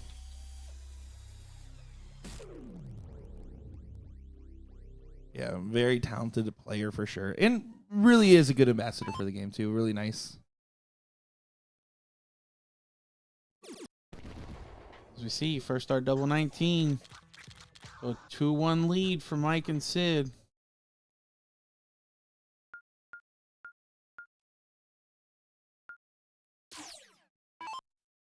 So far, staying chalk though, or with holds of throw. Bubba's just gonna have to settle down, play his game again. He scored just fine that last one. Was having a little bit of a against the darts kind of situation here, so no notes for him. All about just staying consistent here, getting it to that last leg decider.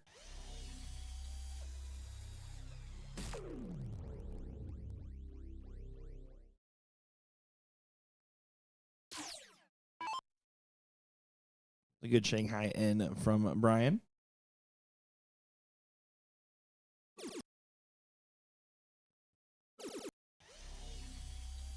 Solid follow.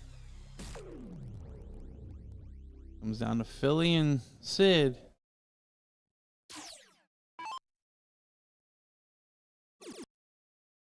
Promising sign from Philly. It's all about going first, it seems. That's the difference maker. It's been, especially when the freeze format and the freeze has been coming into play in legs, going first advantage matters so much more.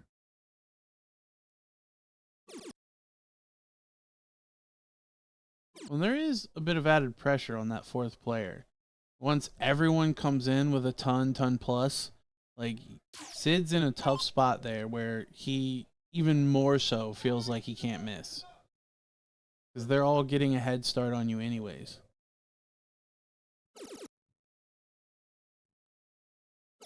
And it's definitely a head start. Ryan off to the races, finds a 140 back up the 120. He's just aging better and better turn on turn.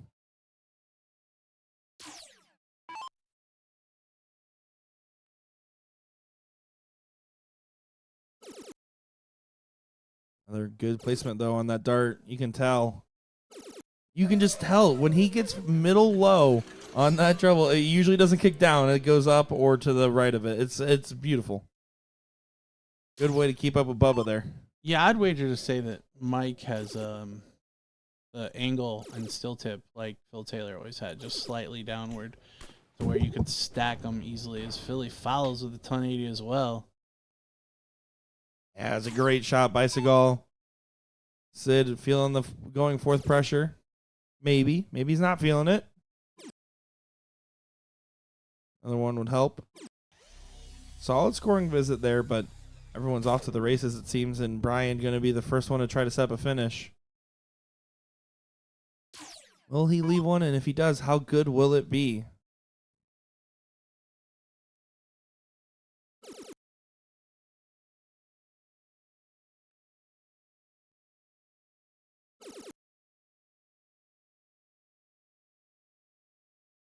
Stay in there. Right shot. You leave it out with a single. There, you may be tempted to switch to the 18, but well, you got to hit a fat. I overthought it a little bit there. Yeah, I agree. I like the 118 just because it's one triple to get a look at the double. Whereas if you go 54, you got 124. The double you're going to get a shot at is probably the bull.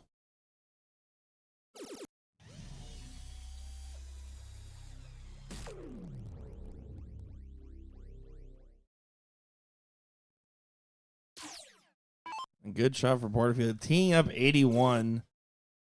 Billy's like, all right, I'm going to make sure to leave myself a finish just in case.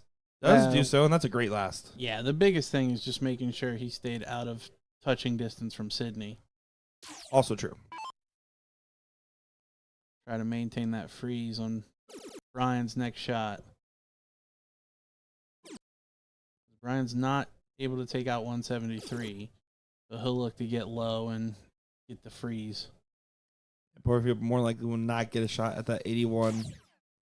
May look at the 19s here. 133 leaves 40.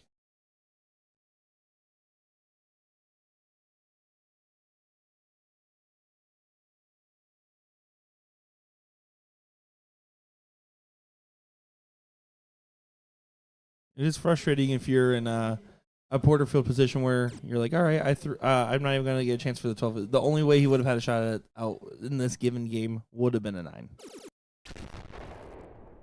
That's a great set there from Bingham. All the way down to 36. Well teed up. Shot is off for Porterfield. See Sid shaking his head back there. Single 20. Double 10 to try to play it safe. Works all the same.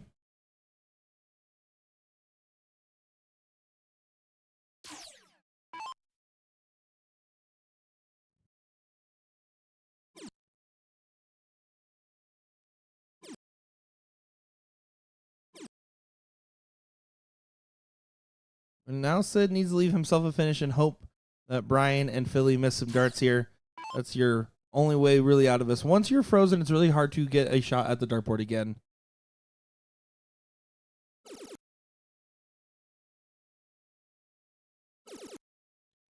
Filling it up.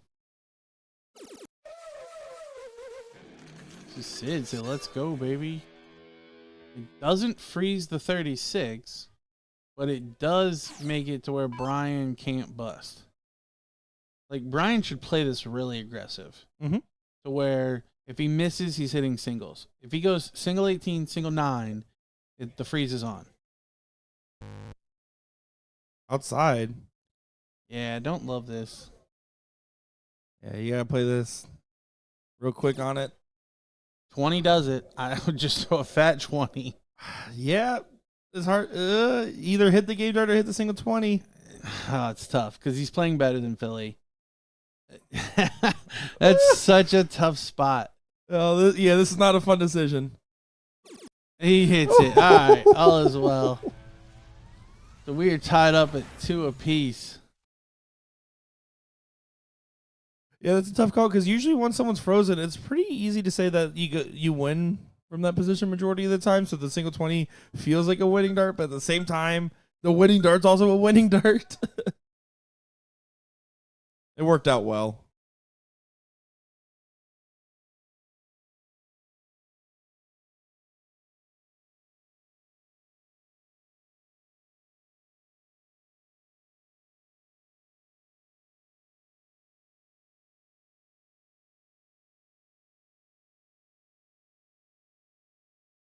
That's a beatable diddle there from Porterfield.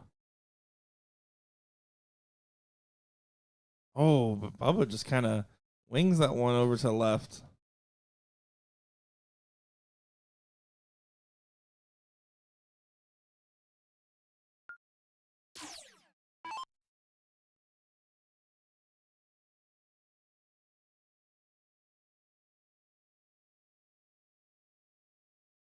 So here we go. Mike Porterfield does get the start.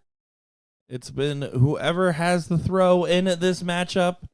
Will that change here, or will we stay the same? Oh, my.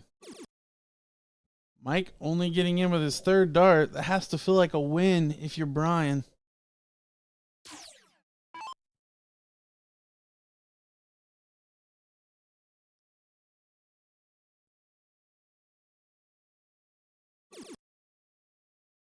Especially if Brian gets in on 1. He's off to the races here. Yeah, Brian feeling pretty good in this match. Playing well.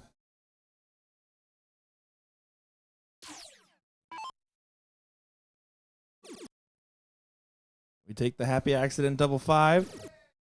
Finds a trip as well, though. Sid's like, all right, I'll pick up some of the slack here. I'll start doing what we need to get done. And Sid coming off that 180, feeling fired up. Oh, yeah. Now all the pressure on Philly.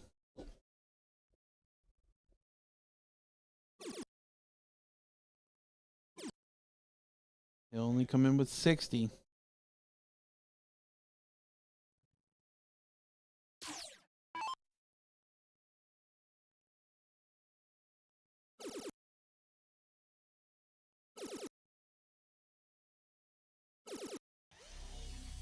Good recovery there from Mike after a wayward first. But Brian in the pole position here. You can keep hitting 2 triples a turn. He should get a look at a 12 darter.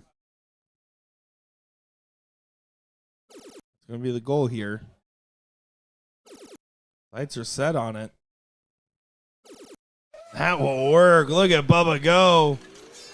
Huge shot there from Brian. Biggest thing, though, Sid just needs to keep doing what he did. He started off just fine there. Continue to push that envelope.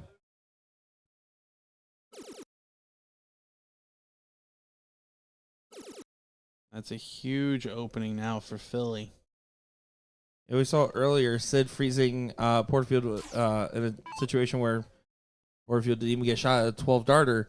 Well, now all of a sudden you're letting Philly off in a situation where that could have been the same case.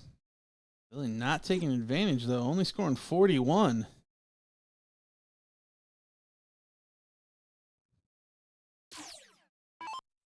Mike can be the first one out of finish here. Not now.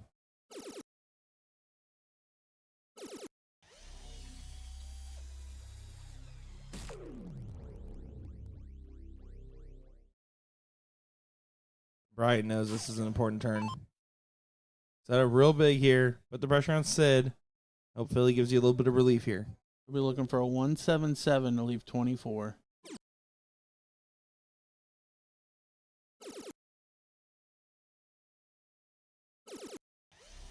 These next 6 darts will determine this match.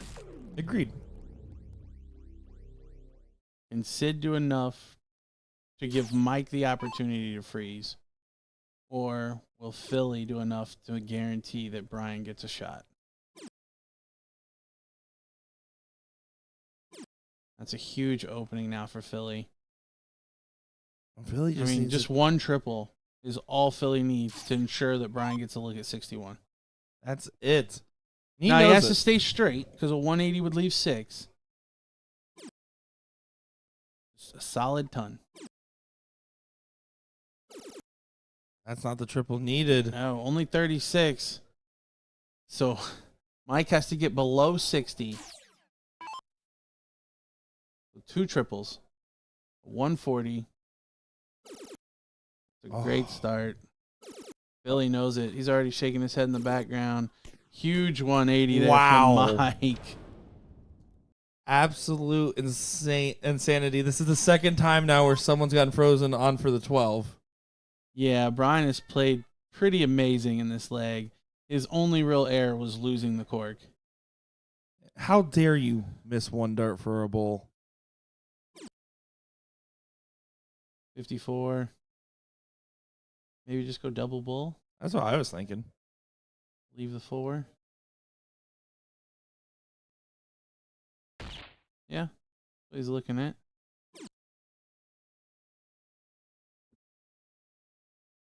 Still not over though. I mean, we've seen crazier things happen than a miss from Sydney and a big shot from Philly to then freeze the opposite direction. Yeah, with how far back they both are, anything's still possible.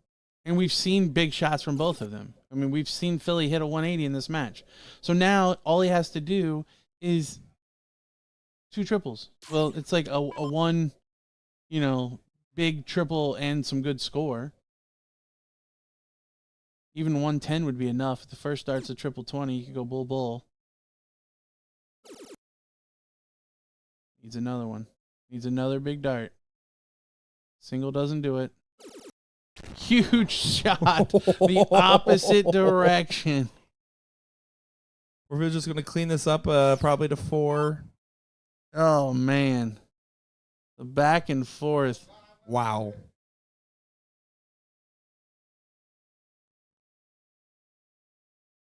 What timing there from Philly Mike Segal. Yeah, Gets all the way down to 2. nothing for Porterfield to do there. But the only saving grace is he only will have 2 darts at doubles. If you are the Mike and Sid fans in the household. So 11 now for Brian. Should be fat 3 for double 4. It could go the other direction now. Whoa! Sid's going to have to step up and put in a big shot and hope that Philly can't match it. I can't believe that. All of a sudden, I feel like Sid's a about to good lock marker. in. It's a good marker dart. He did hit a huge 180 in the last leg. 140. You see the reaction from Sid. Pressure back on the Philly. So Philly needs more than a ton again. Hopefully, he didn't adrenaline dump thinking, all right, I hit the shot, my partner's going to get a swing. 135 is enough. Not going to happen. And now Mike gets a look at double 1. And he's frozen regardless. So Mike, even if he busts, 126 and 2 is 128. Philly 1 higher than that. Oh. So Brian is frozen. Yeah, I think Mike recollecting here is this is the exact moment where you This is expect that so walk off. nuts. This is a crazy last game side to get to the seat match. Frozen to the other side, frozen to the other side, now frozen. Insane. Oh my goodness. Mike Porterfield to the madhouse. And I wouldn't take this for granted because it could go back the other direction. Yeah, I think Mike knew he needed to hit that there. So Brian's going to set it up. Or at least look to. He is frozen. And they're talking about it. Yeah, you saw him hold number 4, like, hey, It's- set the 4. The question becomes, do you leave 2 or 4? Because at this point, you feel like 2 points might be all the difference. It absolutely can be all the difference with how close this one is. So he goes 9 to leave 2. And now it comes down. Hit the button. Now it comes down to Sid and Philly again. This would be absolutely insane if one of these guys took it out after having their partner froze multiple times. Taking turns.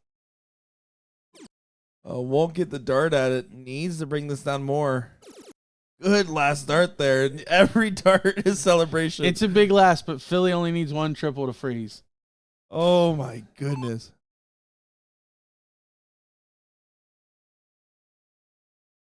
Mike Segal. Philly finds a trip. Bull's not enough either.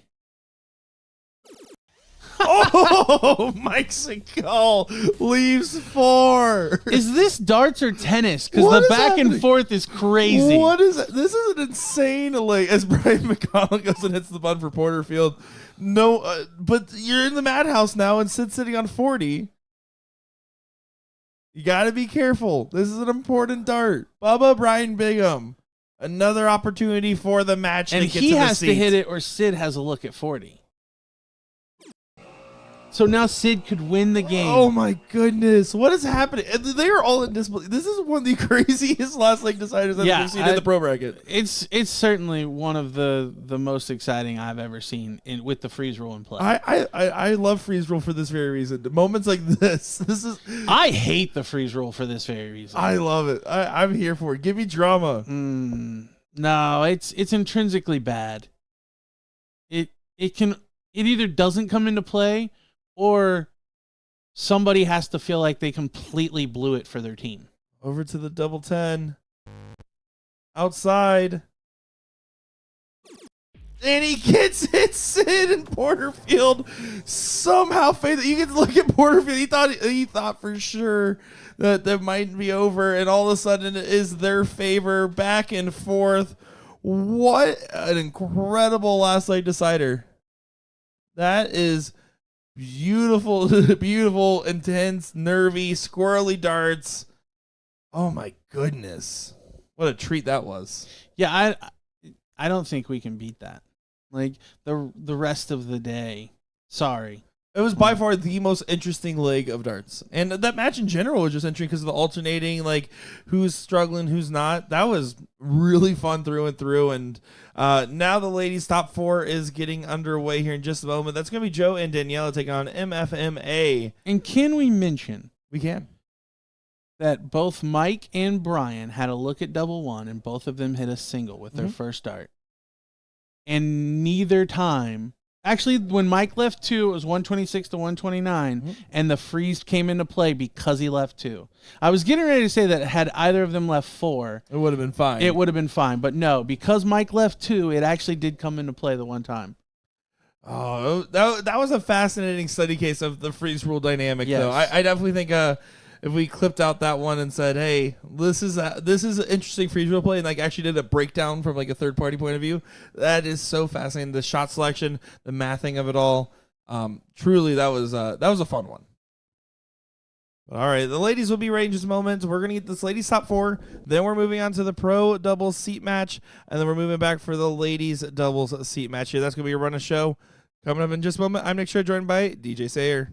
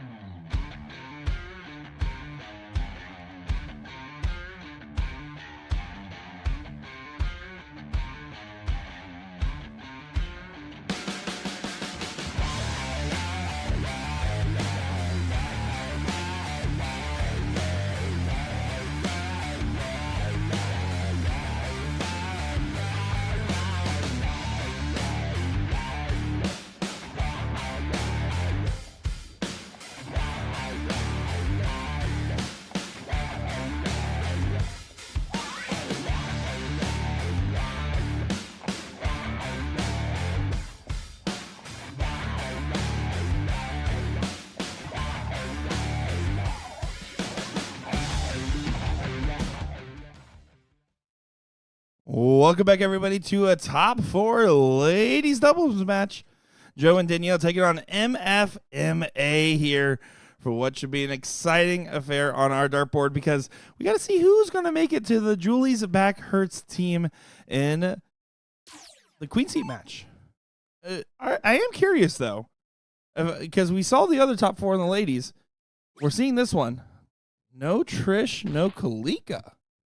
Which is kind of interesting to see at this point in the bracket. Yeah, did we see where they lost? I'm going to check that right now. Who beat them? Getting our first look here at Kay Strayer. Well, it looks like Can-Am was feeling the mixed triples last night and lost to Joe and Daniela.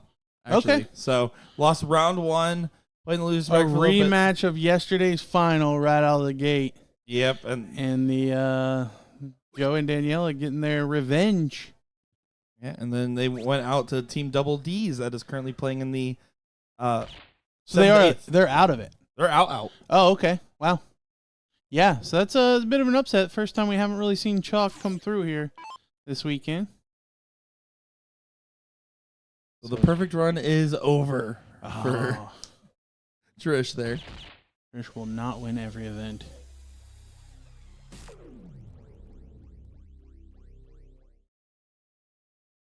She felt like job was done after that $3,000 added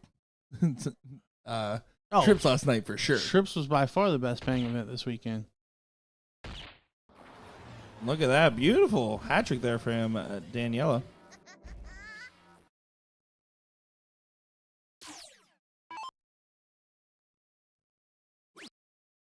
First look at the MFMA team. Here's to see what they will provide to the dartboard. That's going to be Kirsty Stayer and Brandy Brandt on that team. I apologize if I mispronounced any names. DJ gave me all the pronunciations in advance.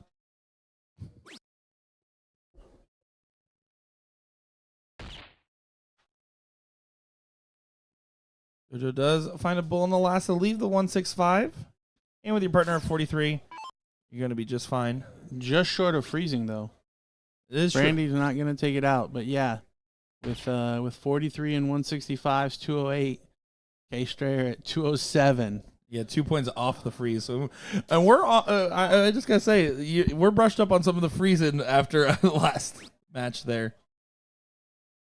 Daniela's mom watching from Myrtle Beach. Well, welcome. Oh, and Daniela busting. Mom, you made her nervous. Yeah, it's a bust. It's not the most detrimental. It's only it becomes detrimental depending on what Strayer does here.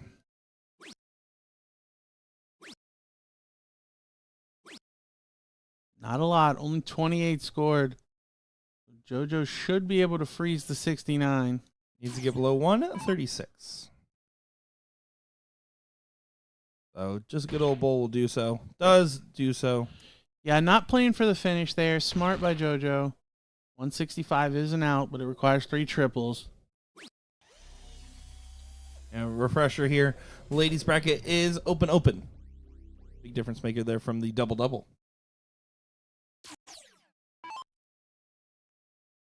Brandy knows she's not allowed to take this out. 48. Yeah, going for 45 to leave 3. Try to go 17 to leave 1. Daniela getting a second opportunity at this 43.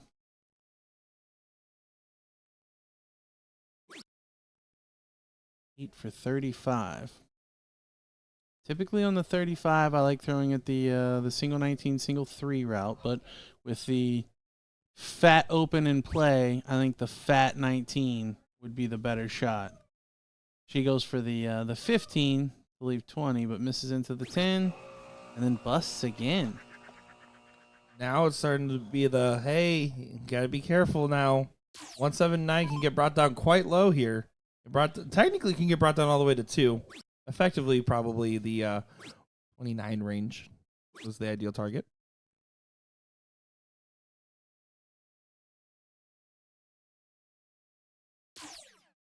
Go here. has an opportunity to just go ahead and say, fine, I'll do it myself. I'm for bull. I like the route.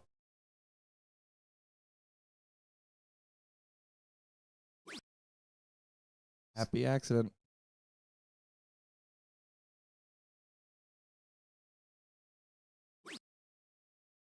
I was going to argue that I like the trip 12 over the double 18 in this given scenario just because you have a higher chance for decent points compared to a double 18 where if you go outside or hit a 1 or 4 compared to going for a trip 12 where you have the trip 9, trip 5 as well. Just trying to get down to 1. No harm, no foul, though. Yet. So Daniela going to get a third chance at this 43. Coming an arch nemesis of hers, it seems.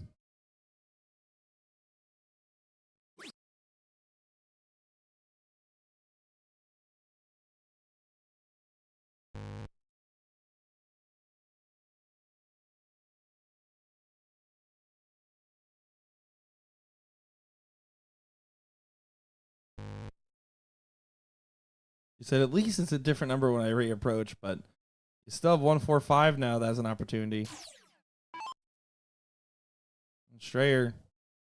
This needs a couple of starts to stop going astray. One big turn. That's all it is. So Joe will get a look at 35. Really no pressure. You still have Brandy frozen.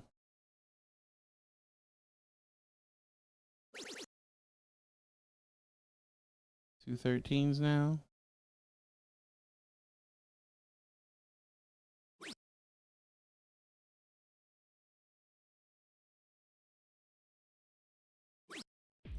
JoJo does get it done. Not the most exciting of legs, but job done. Yeah, it went from explosiveness to hey, let's go ahead and taper off near the finish line. It's easy to do when you're not getting challenged in a way where you need to hit those darts, but that's what separates long tournament runs from short bursts, winning a couple matches and then losing out of nowhere, is getting those consistent, I'm walking across the finish line, I'm not letting up the gas pedal. And it's a subconscious thing. You're not trying to play any worse. It just happens towards the end, and collecting on those rounds can make all the difference, though. Randy was fine. It was Strayer that also needs to just settle into place here, find a couple of requisite bulls. Daniela did hit a hat trick in the last one.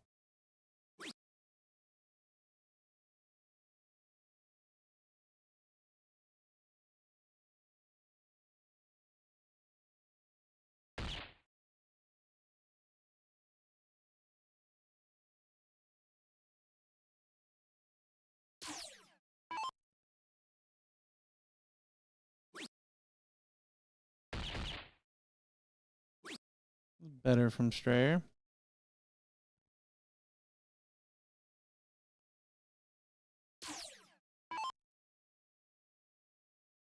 Currently on that full bracket men's doubles side there, you have 4 teams left on the winner's side. You got the Hillbillies versus that's BullShooter going up against each other on the bottom side. Top side, AJ and Space Lizards. As JoJo opens up with a hat trick. Huge shot there from JoJo.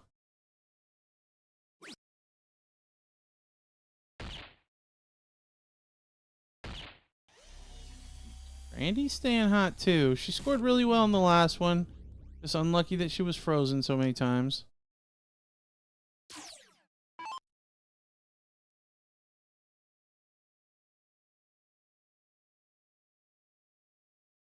You're just going to switch to that supporting role. In a 3-on-1 format, if your partner opens with a hat trick, all you're doing is making sure they get another shot. They obviously are finding that bull with some success there. Just like Daniela was in the last one. It was just the finishing part that was getting in her way. That was a very impactful last start. Gives herself a finish. Helps bring down that score a little bit. Puts a little bit more pressure.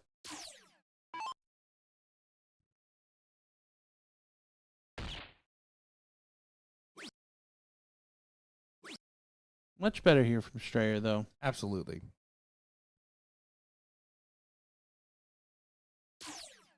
Joe, 151.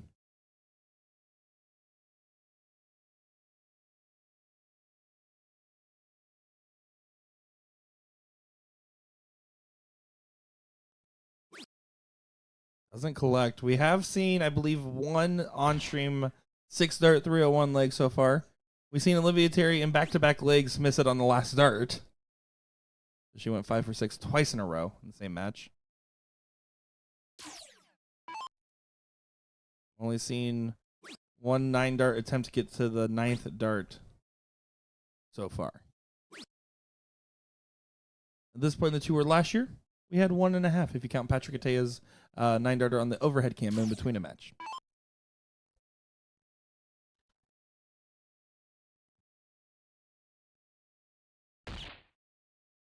It's on.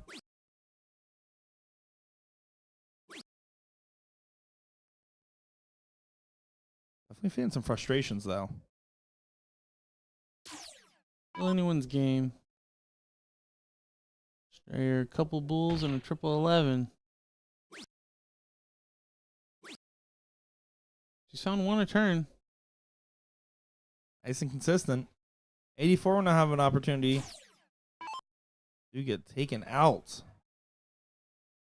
Bull for 217s.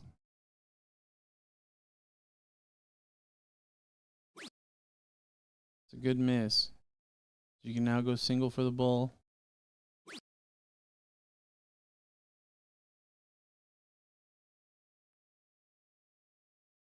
I don't think she likes the flight position too much. Or there was a little bit of a distraction from the sideboard there as that king seat's starting to warm like up. a Sid Vaughn dart. I just didn't regain the focus. I don't know if that would necessarily say it was a break of focus, but definitely didn't help. 87 now is the look. 51 for 36, 57 for 20.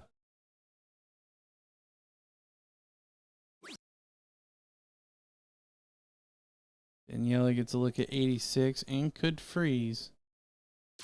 The Brandy back at 71. Daniela doesn't have to take this out.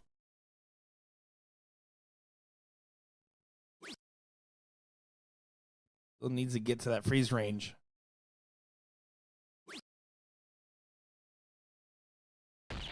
Does do so in the last. Needed that bull to go in for the freeze.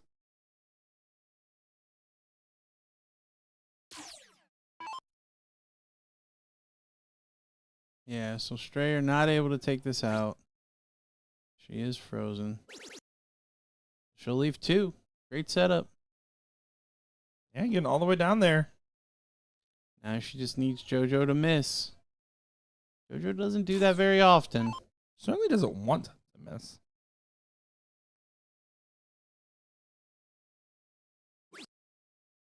Big old 18 for the win. Ooh, well, big old 17 for the win. Kind of walking a little bit. I think she thought she was in. There she is. You can walk now. So Daniela and JoJo do win that match. That was the queen seat? That was to get into the queen seat. The queen seat match. So for Strayer and Brandy, they will have to fight in a 5th, 6th place match in their next one. And we jump right over to the pros king seat. That was perfect timing, actually. Good stuff. They probably waited. Yeah, you know what? They're like, we'll let this one finish, and then we'll go. This is a group of gentlemen, to say the least. Here we go. King seat matchup here in our pro doubles bracket. Who's going to get that ticket to the final booked right here? Who's going to have to play back from the 3rd place position? Mike Porterfield, Sid Vaughn taking on Steve Hilger and Seth Stefano in this enticing matchup. And Mike didn't get in. Bit of a shocker there. Based on the way we saw Seth and Porky play in their last match, you gotta feel like it's all gonna come down to Sid. If Sid plays well, they probably win. If Sid has the inconsistencies we saw in the last one, they're probably gonna lose. When it mattered most, Sid did come to, but you're absolutely right. We did not see the same struggles from Porky here. He was pretty collected throughout the whole experience. Had one standout leg, and the rest of the legs were just doing what he needs to get done. he played that second player role perfect. Yes. Like you're the complimentary player that just makes sure you don't freeze your partner, but do well enough that if you guys get the opportunity to freeze the other team, you're there. Mike, 5 darts to get in. Does come in with a strong triple.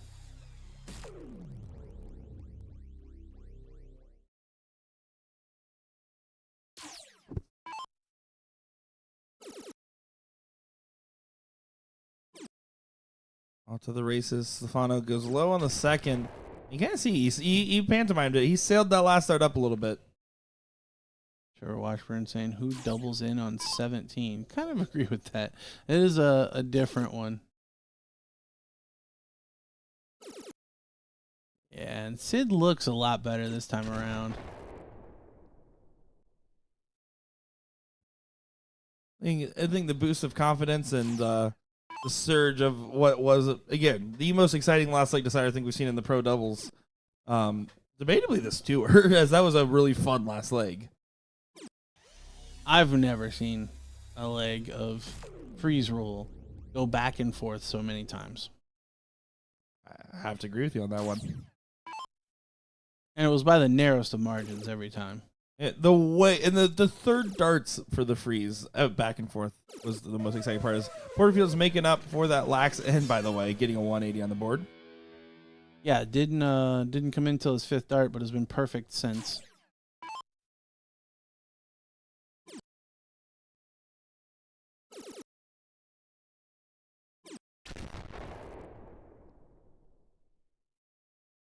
Now Sid can be the first one out of finish. Looking for a 120, give or take, 140, obviously.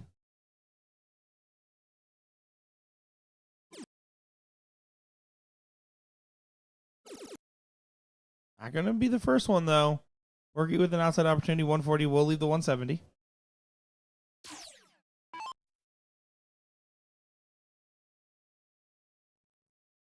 You can hold 4 darts all you want. I would always be thinking about what color flight I'm throwing if I had 4 different colored flights. Yeah, does he switch it up? Because then I think you're adding a wrinkle of, like, you have to be throwing this dart each time. So it's something else to think about. He claims to not think about it. But yeah, if you don't care which one you throw, that's fine. There was a running joke, I believe it was maybe an Indy 18 dart, where it was the yellow one was always missing, and then after like that was mentioned, it was like 12 in a row where it just wasn't collecting. So that's where I would struggle. Like, I had a small tear in one of my flights last weekend, but it was in a spot like towards the edge that I could just rip off that piece. So then from then on, every time I missed one dart, I'm looking to see, was it that one?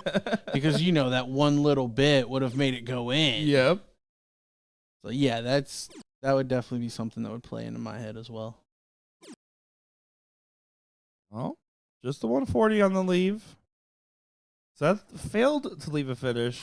Porky will try to do a little bit better here to make sure they get an opportunity at the finishes. 122 and 140. Both decent finishes, but not guaranteed finishes.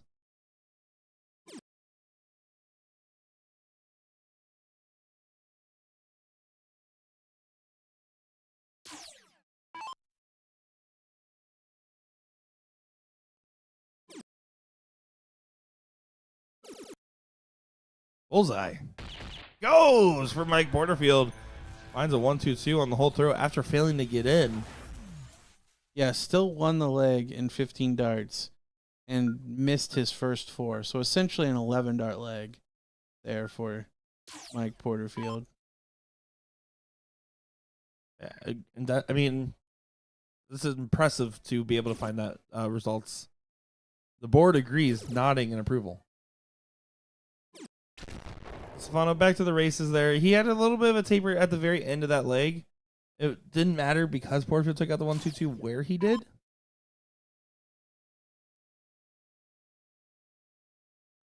Yeah, but I can almost guarantee these guys are thinking they have to throw 12 dart legs. They'd be right in thinking so. And Seth had 12 darts at it. I mean, everybody had 12. And it's not even have to. The expectation is how consistent they are getting that too. I mean, they're all so capable of doing so, especially right now. Seth Porterfield are in that range, and Porky and Sid. I mean, Porky doing the great job of the supporting role, like we mentioned, but Sid has been the only one here that hasn't been on for 12 at some point in their streamed appearances today. Porky did have one earlier.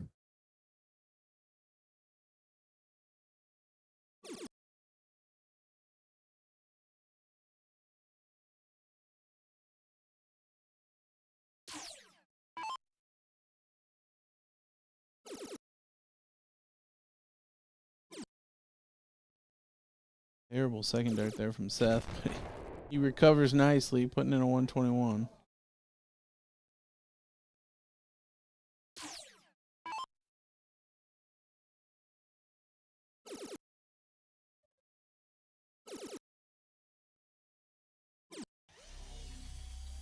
Mike gonna tie it up, the 140.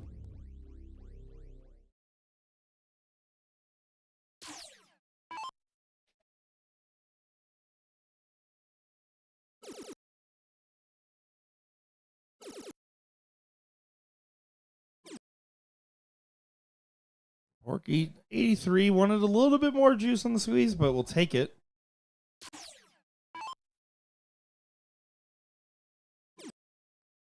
How would Porterfield do in the CSI, specifically the CSI in TOC? I feel like Porterfield would be a contender for a top 4, top 5, 6 in that field right now. At least going off the field from last year, I don't have any reason to believe otherwise that he couldn't make a run at it, especially with in an all cricket format. He'd be a competitor, absolutely. It's hard to pick a guarantee when you have like that final of Ram Guevara, Mike Maloney, where Ram legitimately averaged over a 6.2 on the day, I think, in a long format series. Yeah, I don't think there's a guarantee for any of those guys, but I think Porterfield definitely becomes one of the 5 or so favorites to win it.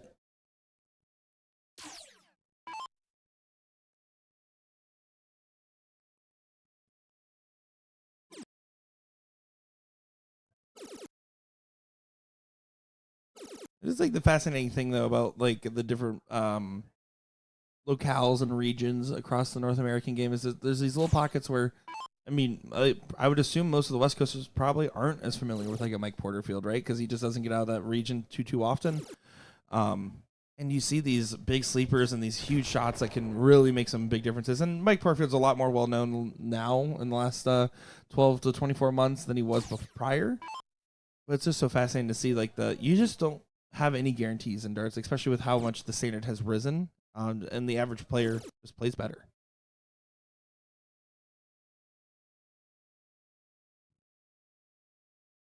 Yeah, Gordon and I used to have a running joke when we did the podcast about my boy Doug, is how we'd say it, because you would hear from so many people like, oh, my guy here, he's great. If he traveled, he'd win everything.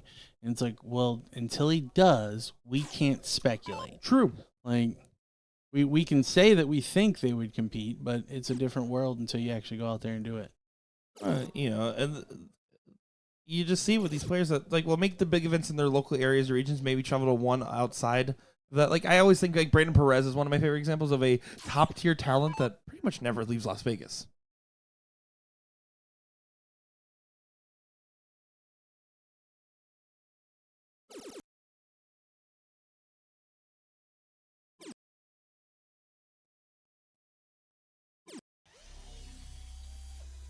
Leaves 155. Yeah, not enough to freeze. A triple would have done it.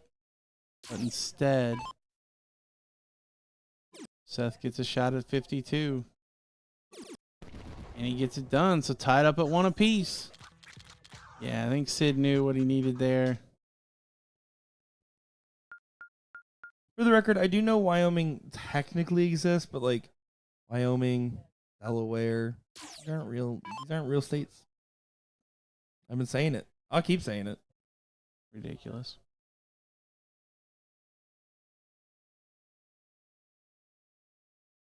Levi and Jason up 1-0 over Philly and Bubba in that 5th-6th match. The Dark Gods heroes that we saw play against Seth and Steve are eliminated by team No Teeth. So Levi's playing with Godek? I thought Levi and Hedrick were playing together today. I don't know why I thought that. I thought that's what he had told me.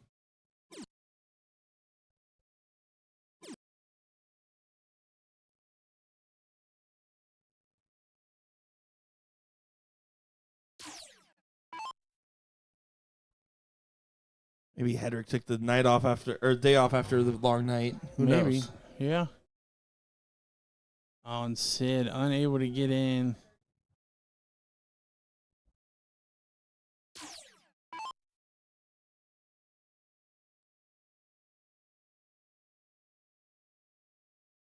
This could be a potential punish from Porky.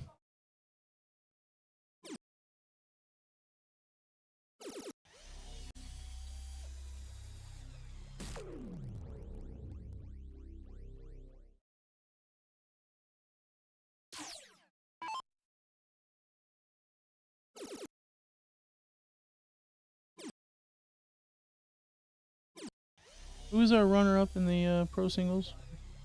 The pro singles runner-up was Brian McConnell, Ryan McConnell. Mike Porterfield's partner from the pro-am. Because if Porterfield and Sid win the doubles, the runner-up from pro singles would get the bid to the Invitational. So there's a timeline where Brian McConnell goes pro in New York, comes over here, and his partner ends up playing him. Vice versa, all of a sudden, completely different story.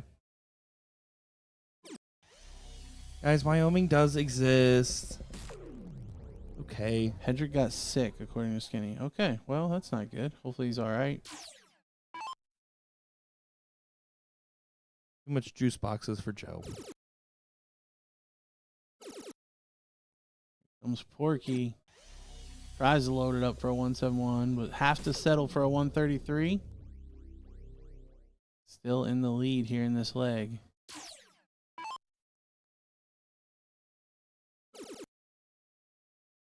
Get on top of the triple. Does still manage to find a couple of them. And not a bad last start by any means. Into the 141. No ability for Mr. Shiesty Boy to be able to set up a finish.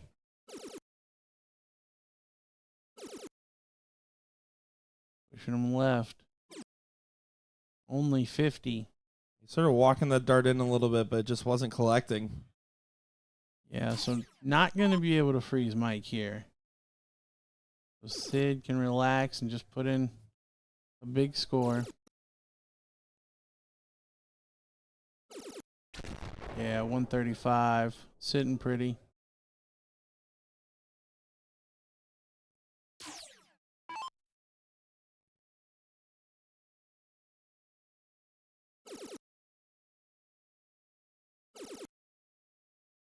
Boldly 170. He did, but finds the double. Good look there by Porky.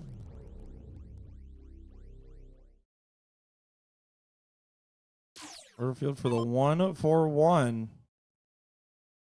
Even if it doesn't go, can continue to just chop this down until Seth catches back up.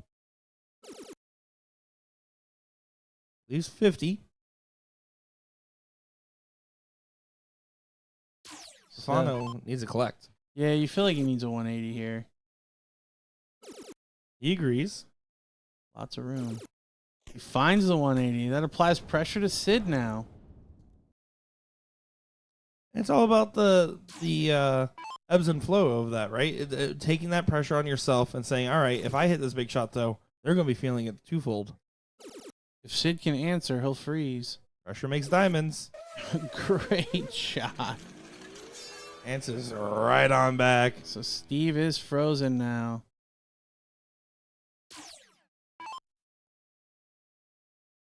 And you're thinking, okay, well, Porterfield more than likely is going to spend one dart on the split on the 50. He's not going to go right at it. I need to make sure Stefano gets a shot, and more likely will not be able to do so, as he has a little bit of a laugh about it. Yeah, no pressure now from Mike.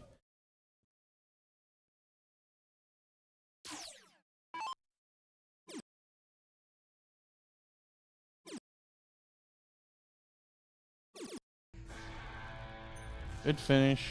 Another 15 dart leg.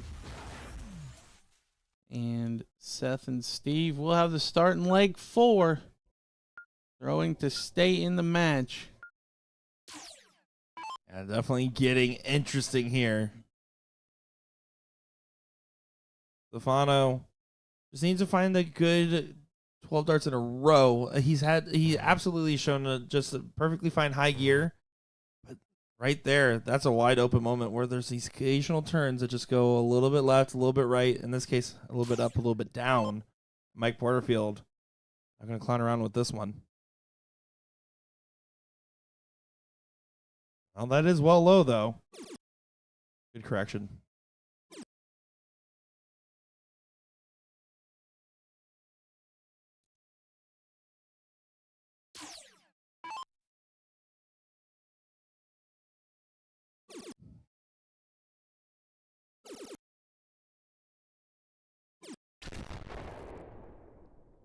Solid open there by Steve.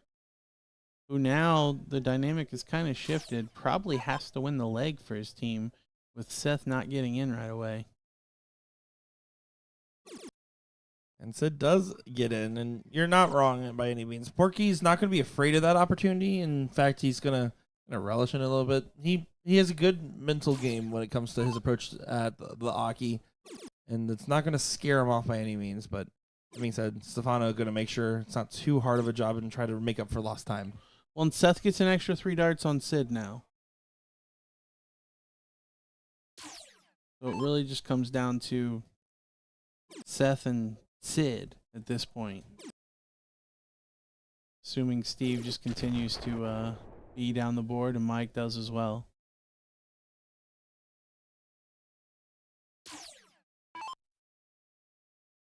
Now that's why I don't like Wyoming. You have to be an outdoors person. I'm a soft hands computer guy. Appreciate everyone chatting along with this seat match here in Pittsburgh, Pennsylvania.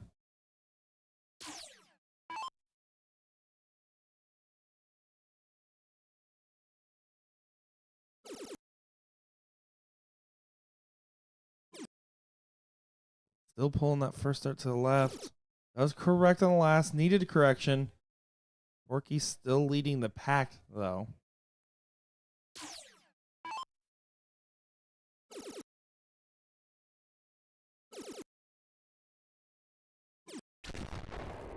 Good shot there from Seth.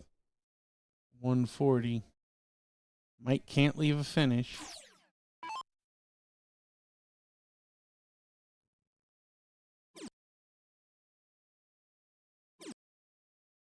Currently, Levi and Jason and Philly and Bubba are now 1-1 in their matchup. Just getting into the diddle there to see who plays no teeth in the 4th place match.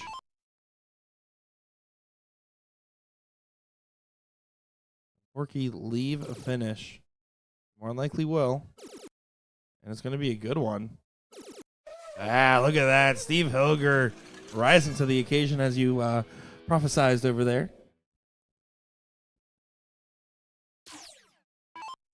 Yeah, putting in one of the best legs we've seen so far today.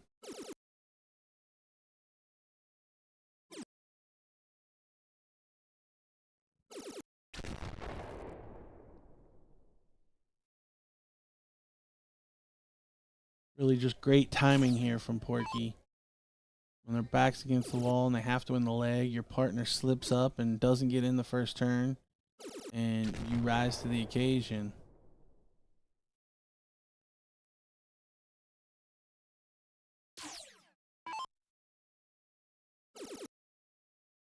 Mike gonna fill it up this time. No, it's wayward with the second one. At 192, no finish in sight. This is pretty much poised to hit that last leg decider territory. Steve Hilger on for the 12. Can do it in 11. Choose to take 12. Double 16.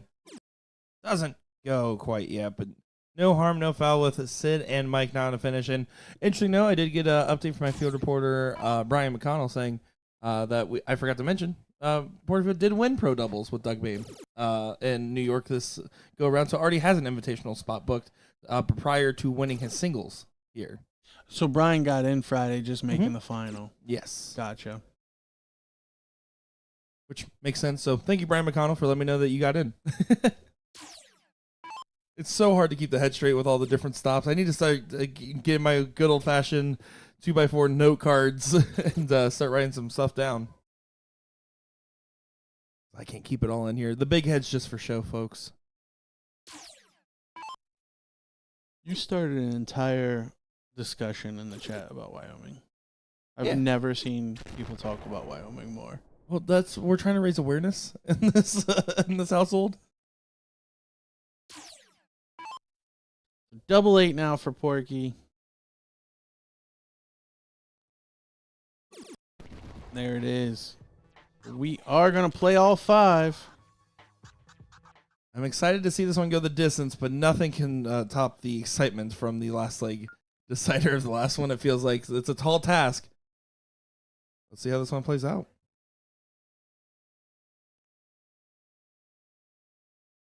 Seth started to the board. I thought he was getting ready to cork. I think Mike might have ran away, and Seth's like, "Hey, I want to go ahead and put my cork." Or oh no, I'm gonna throw till he gets back. Yeah, it's on timing. I mean, it was a pretty quick turnaround from their top 4 to the seat, but still. Yeah, I don't like restroom breaks in the middle of matches, especially when we're only playing 5 legs of 501. The only time you'll ever have a middle of match rush and break where I won't absolutely hate is if it's a double dip scenario. First set's over, second set hasn't started yet, and the first one went for quite a bit.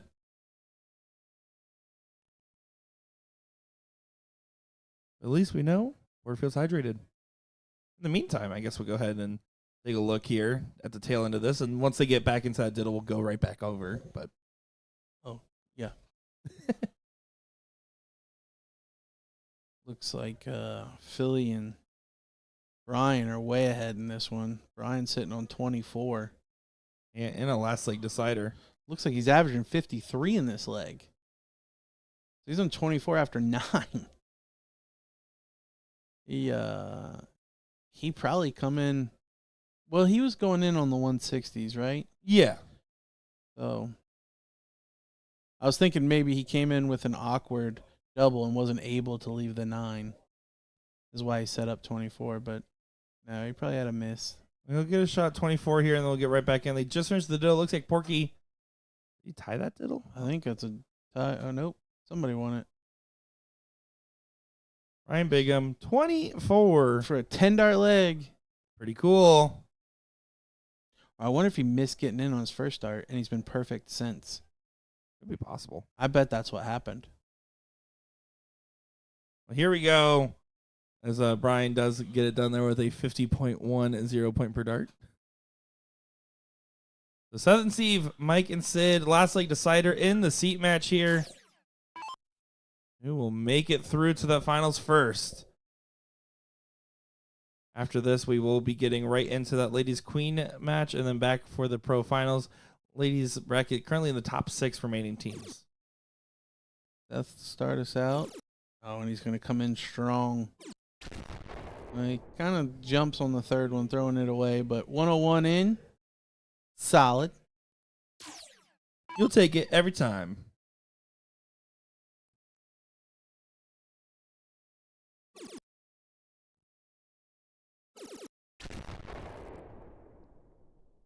Mike going to essentially match the in from Seth with a 100.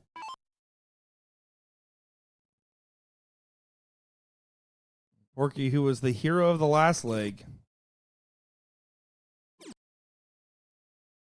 Going to get a solid in, but nothing crazy there. Question mark Sid. Needs to silence all the people questioning. Just get a couple good rounds in there. Fails to get in. You can see the frustrations. He knows that could be potentially costly. I don't think he's going to get let off the way that we saw in the last match. You know, he and Philly kind of took turns hitting big shots to freeze, but what we didn't really discuss is the only reason those opportunities were given is because the other guy, after hitting a big shot, would then have a poor shot.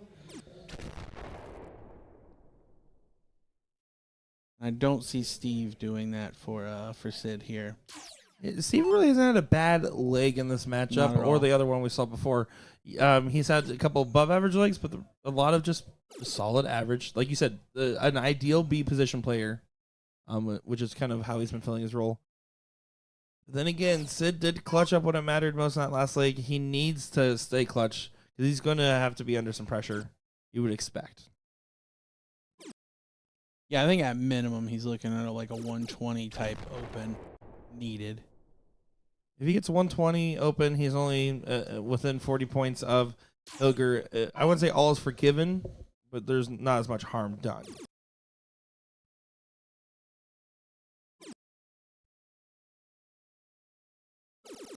There you go.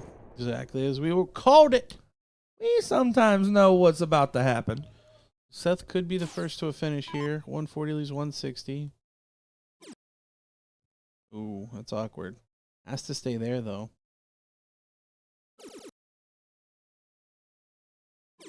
Oh, good adjustment there to find one triple. A great adjustment at that. I mean, it's hard. It looks easier on camera than it does in real life to move off angle and try to take advantage of your first barrel position that is usually in a disadvantageous position. Mike doesn't leave a finish either, so Steve now from 348.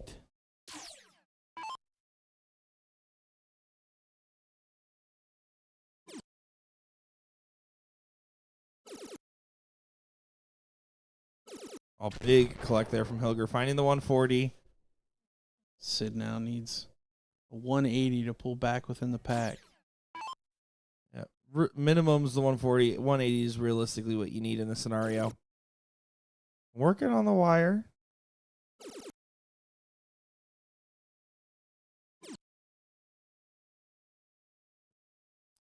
Yeah, not enough. You feel like Seth's gonna get 6 from 200 now. Well, he's guaranteed 6 from 200, but I feel like he's probably not gonna have to take it out on his next turn. But he's gonna leave double 10. Seth Stefano. Beautiful 180 there in Porterfield now. Only able to set up himself. Hope he's able to take a shot at the board. More than likely from this position, might not be able to if Porky hits at least 100.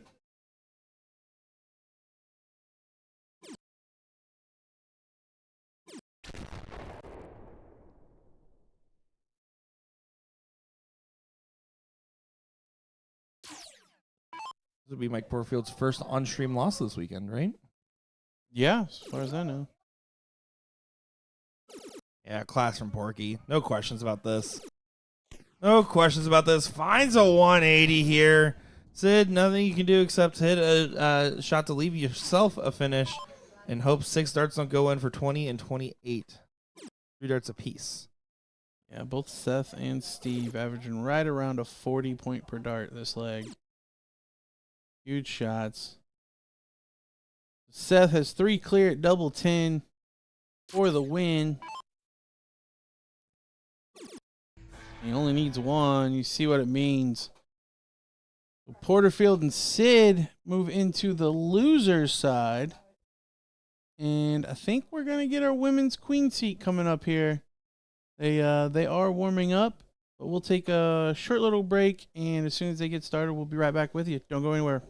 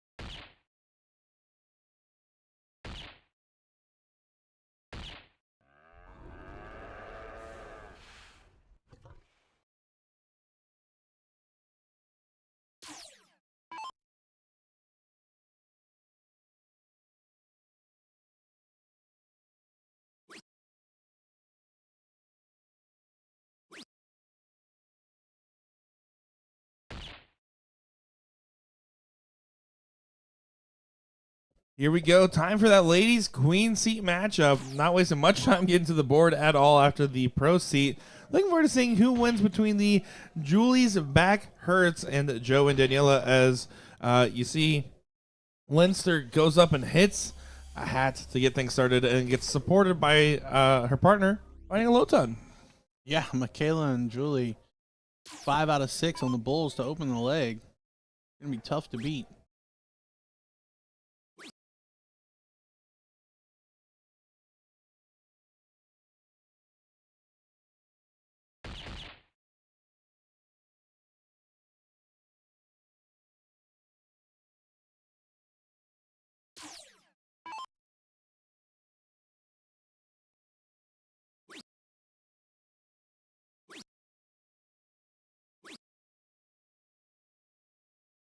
Julie can't follow the hat trick. Only an 11 scored that time.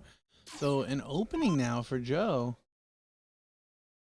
An opening that you kind of have to take, right? You need to find at least 2 bulls here. You say 2 or 3? I'll take 3. I'll never not take 3. Oh, she went for the 57 to leave 70. Interesting. In this format, though, I think I still would have preferred the bull shot. Unless she felt blocked, but yeah, I agree. Ryan Blakeney asking where Trish and Kalika are in the bracket. They are out.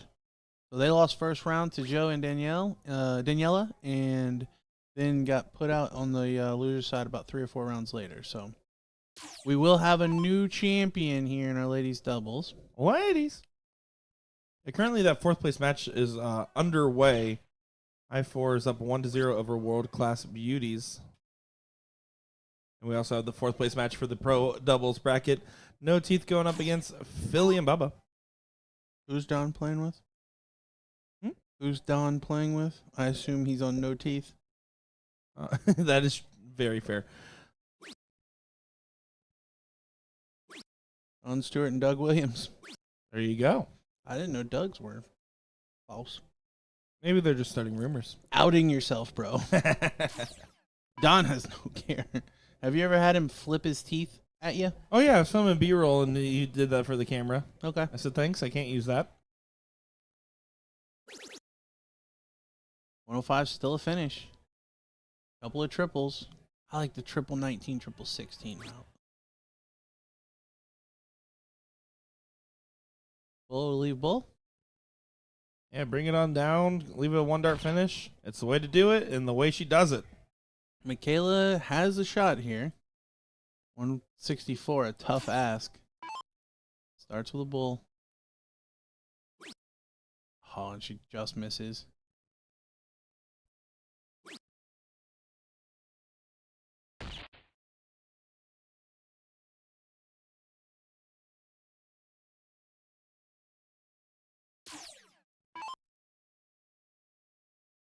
$87 is a live one. Daniela looking for a nice finish here. We get 2 darts for 30. Exit. Good shot there from Daniela.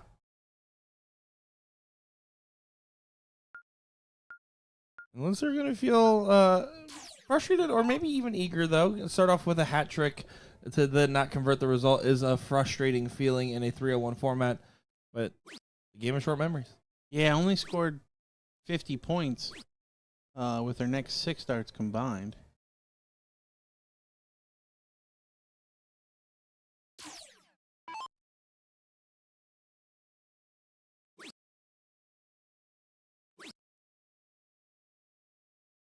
Only 19 minutes left to sign up for mixed doubles. I have to close at 1:30. You want to play? Get in the mix. Mixed doubles, that is. Charlene Soyson says, let's go, ladies. Ladies.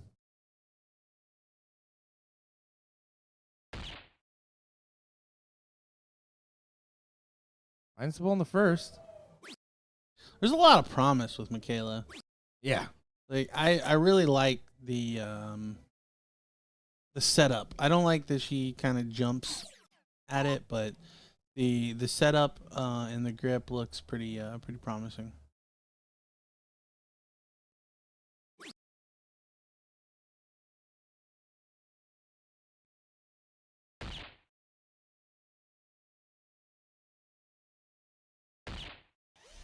And then Joe does still get a low ton. Yeah, she's been the most consistent lady we've seen all day. I'd have to agree. Finding one or two, spicing in a couple of hat tricks, and hitting her outs when she gets chances. She hasn't really messed around on outs very much at all. You can see Joe. She like went to kick Danielle, saying, "Come on, get in there, get you 2 bowls." Sometimes you just need a kick in the backside. Seems to have worked.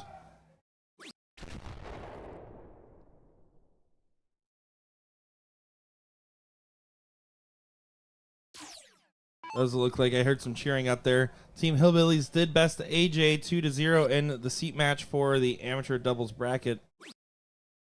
Oh, hillbillies. Yeehaw!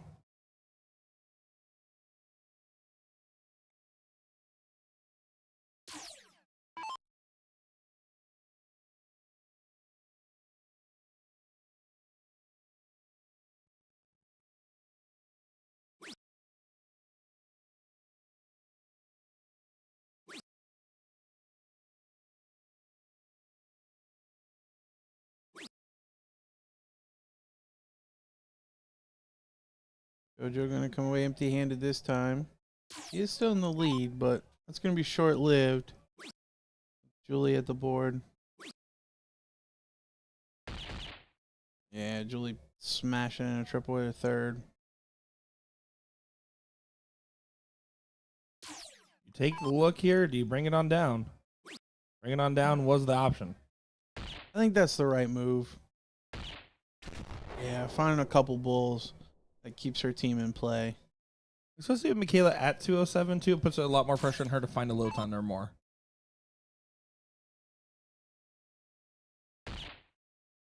Great first. And second. Can she fill it up? She does. Huge hat trick there from Michaela. Absolutely massive. 152, you kind of are starting to feel the heat. You can still start bull first here. Yeah, JoJo can't freeze, so she should look to take this out. Worst case scenario, put in a couple bulls to see if Daniela gets a shot.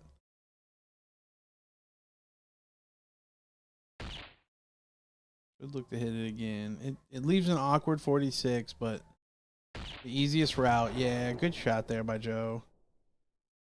Forcing Julie to probably have to take out 88 now. What does the lens store have in store for us? It's a good miss. 19 again for the bull. Oh, she goes double. Can't take out 31 with one dart. Yeah, this is like a double 15 play. You just bring it on down, something along those lines. Triple 9, 27, leave 4. Triple 9's is a bit risky for my taste, with the 14s and 12s right there. Now all of a sudden for a 2-0 win. This is the big number. Gotta hit it. Opponent's on a 1 dart finish. Bullseye. It's it. She ran over like she thought it was going to fall out of the steel tip board. That's what that felt like. Good shot there. And Joe and Daniela are your seat holders. And high 4. And Julie's back hurts will be right back up on this stream board over here. That'll be our next matchup. It will be the women's 3rd place match. Still waiting on the result of the 4th place match. So we're going to actually see if we can at least get a over the top look at it. Looks like they're just now getting underway there. So we'll kind of leave it on over here while they're still going at it. And we'll be back in just a moment's time for more coverage of our final day here in Pittsburgh, Pennsylvania. My name is Nick, joined by DJ Sayer.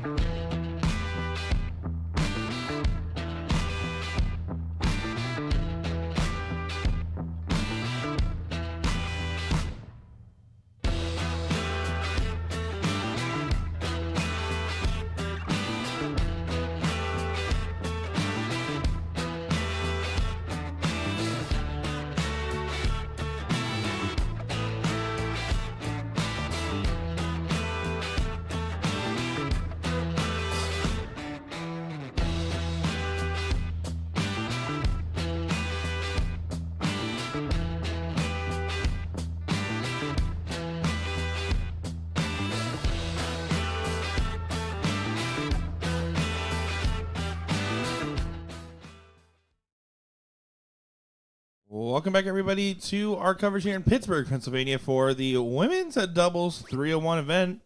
This is the third place matchup that we are looking at. This is Team High 4 taking on Julie's Back Hurts to see who gets to the final against Joe and Daniela. I'm Nick Shore, joined by DJ Sayer on the call. Yeah, we switched over to that other one and noticed that Philly was on the 9. He did not get her done. Did end up winning the leg there, but almost got a 9 on the stream, kinda, maybe a little. It's okay. He got nervous. We put the camera on him. It would have worked otherwise. It's Our fault. bad, Philly. It's our fault. Yeah. Yeah. That one's on us. When in doubt, blame the commentators. That's what I do.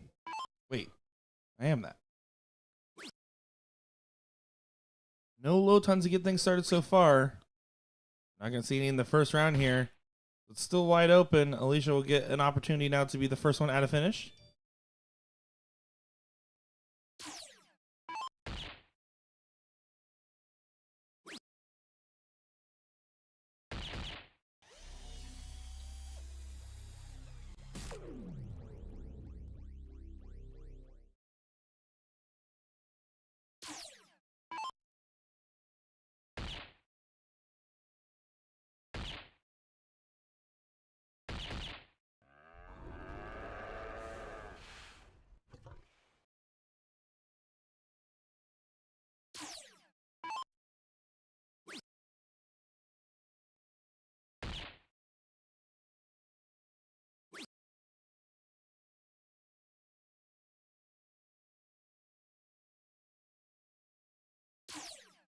Kayla now.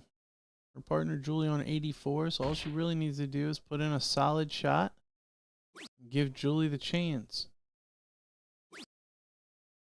Well, it was solid, but she needed 2 to freeze. So Alicia could hucklebuck the leg with a 151. No hucklebuck in sight yet. It does not go her way.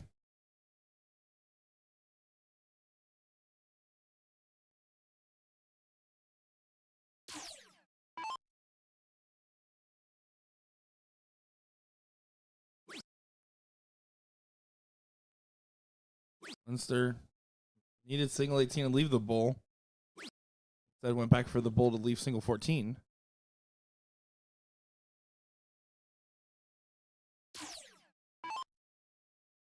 .195 can get brought on down into range here. You're just fishing for that good shot at the bull. All you're thinking about. You're like, just give me that low ton. That's all I need here.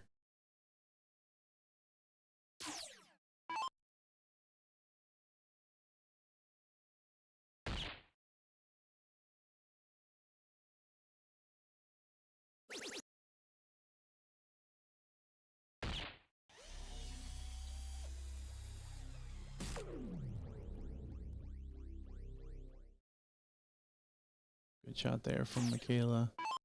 That did freeze.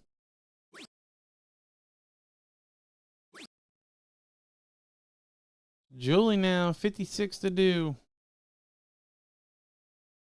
She gets the redemption. She's even giving herself a little bit of a pep talk on the way up to the Aki here. Visualizing, pointing, manifesting, and demanding.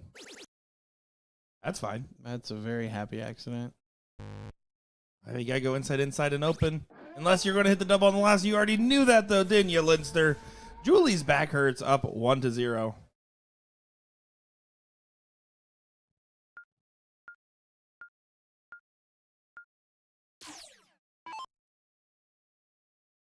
They should have lead us out.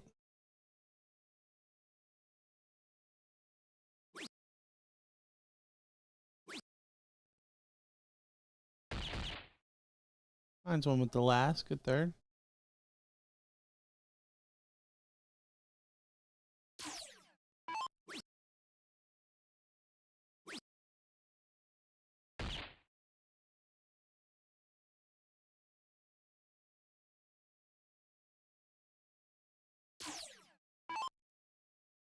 You though, still fishing for that first low ton. No luck in finding it. Kayla with an opportunity. He's done pretty well in moments like this. Love to see her get that execution on point here. Work in.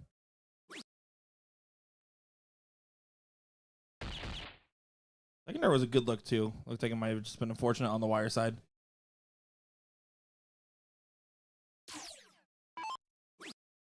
Working in the chat. Working, get on the practice board. Stop playing games. You got a job to do.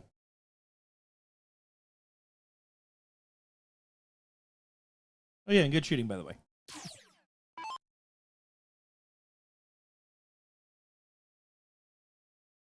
Alicia does get to the 144. Linster now needs to get to a finish.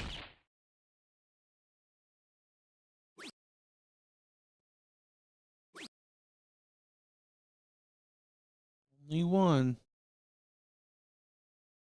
Michelle could make up for the first round with a couple bulls here.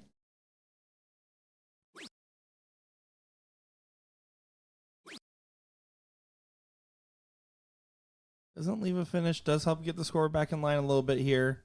Michaela. Again, I know I'm sounding like a broken record, but it's just about finding that first 2 bull round makes a huge difference. Otherwise, it's so squirrely, it's hard to make a decision one way or another about how it's going to go.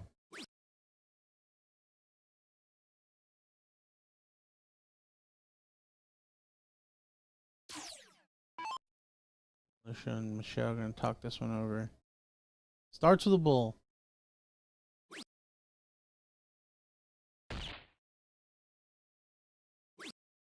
Stay there to leave 43, just continue to try to race it down.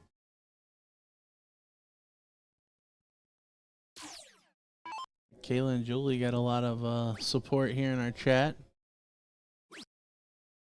All the love for the ladies.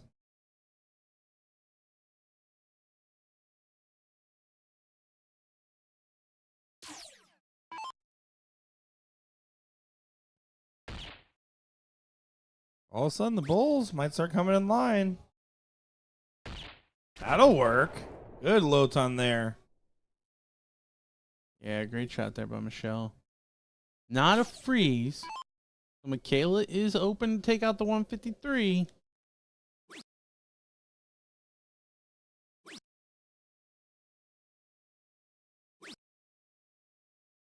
Oh, and a poor shot there from Michaela.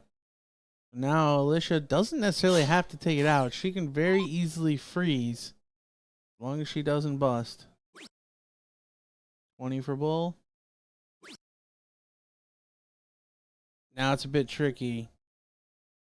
Okay, that was enough. She needed to score at least 4 there. Like the bull was actually kind of risky. Yeah. Like, I think I would have thrown left side. Yeah, I mean, the freeze is everything in that situation. You can see Linster, I think, confirming with the partner after the first dart goes in. I'm just going to say to set it on up. Should suffice with just grabbing another bull here. Depends on what your preferred 10 or under is. Hit the button. Yeah, you can see the partner saying, just hit it, Linster. Don't want to accidentally bust it. Linster doing her best Burger King impression, having it your way. Oh. Like, you tell me to hit a bull, I hit a bull. You tell me to hit the button, I hit the button. As we see Michelle take it out. Great 70 finish there, 2 dart and 65. If I'm Linster, I'm saying, all right, partner, I need you to just tell me each dart because that worked really well. She just told her to cork. This I guaranteed going to be a bull. Guaranteed. She turned around and she's like, go throw a double bull. Guaranteed. Oh. Not quite. Alicia has an opportunity to best. He does. Michelle and Alicia to start us out.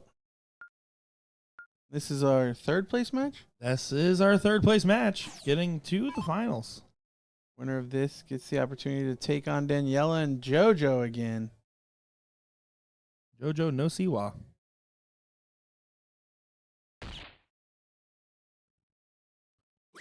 Alicia's going to be off to the races. Barely goes high on that second dart. Barely goes low on the third. Looked like it could have been a lot more.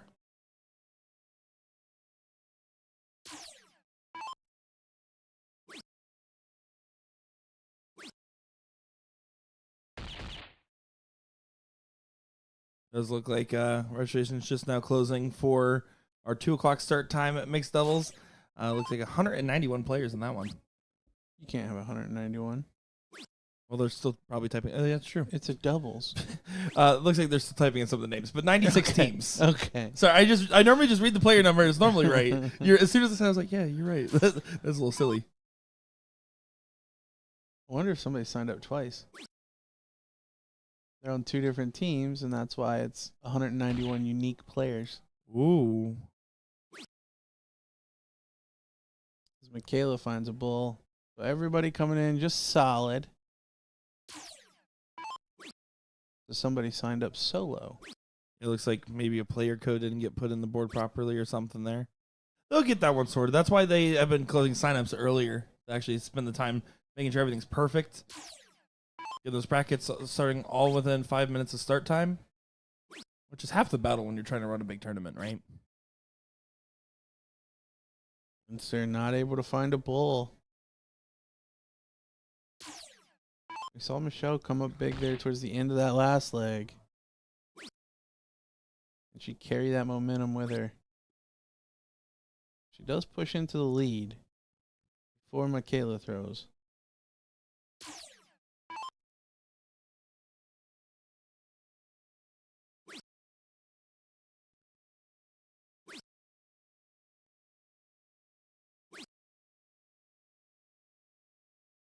Michaela says frog.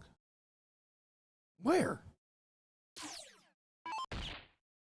Alicia keen to punish, too.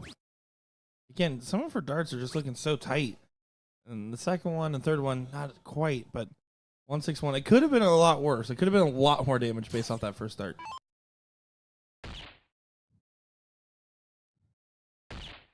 Here comes the Leinster. Still a good shot there, 101. Technically the worst low ton. It would feel good in that position for sure. Good shot from Leinster. Oh, Michelle unlucky, no bulls. Kayla really needs to find one here.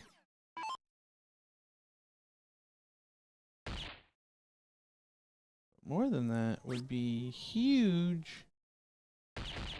She does find 2. I don't feel like Alicia might have to take this out. I would have to agree with you. Yeah, you get the benefit of starting the bowl, but the only positive note, it's still 2 trips after. And now you just go back to the bowls and hope it goes.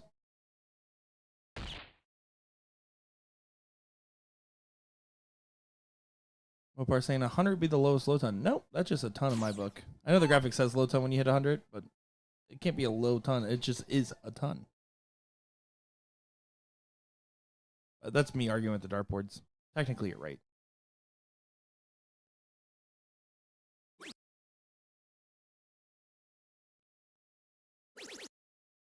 Double 18. Takes a big step back, big deep breath. Hyping herself up. Match dart in hand.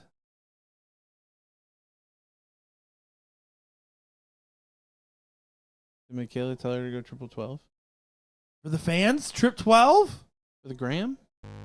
Oh, it was for double. For the thumbnail? For the thumbnail. Please.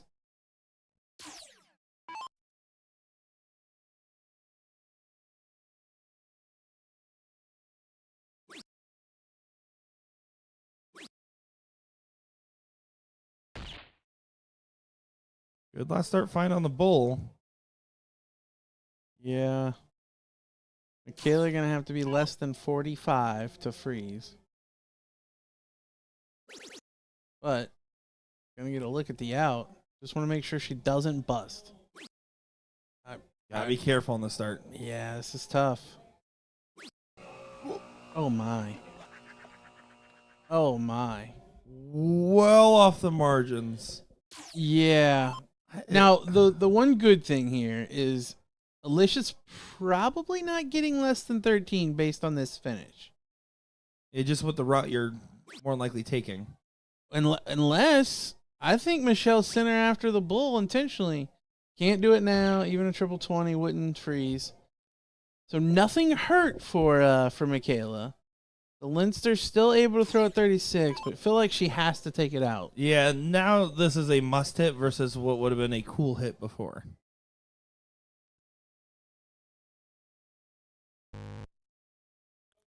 Gotta make sure you don't throw a dart off the board. Oh, yeah, got away from her as well. This is some nervy darts at the end of this Yeah, to you get to can the tell. final. You can definitely tell these ladies are feeling the nerves. It's hard not to. I get it. Perfect first dart. 2 12s now. Go inside. Didn't need to. Drilled it.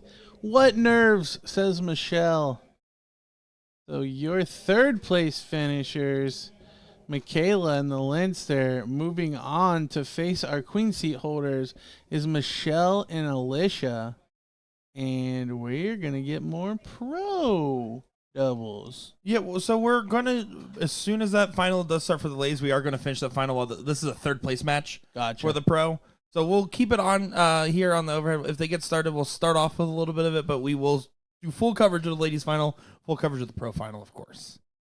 So with that being said, we'll be back in just a moment's time when they get going here. My name's Nick Scher, joined by DJ Sayer.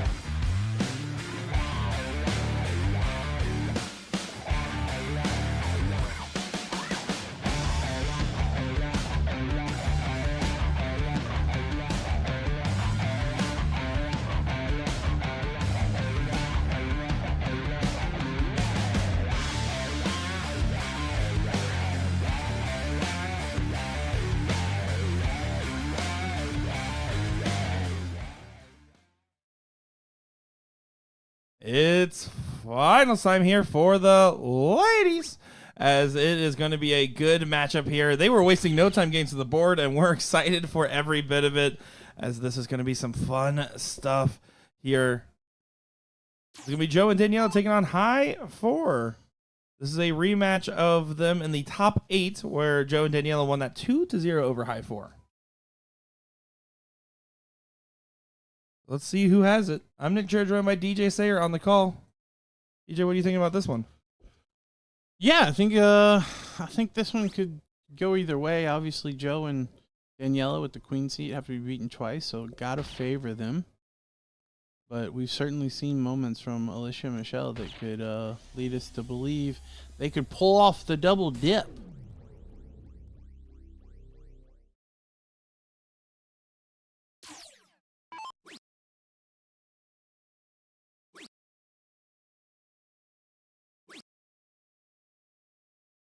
See Alicia having some struggles, only getting 40 points on the turn. Still above that 200 range. Daniela trying to punish on this visit here.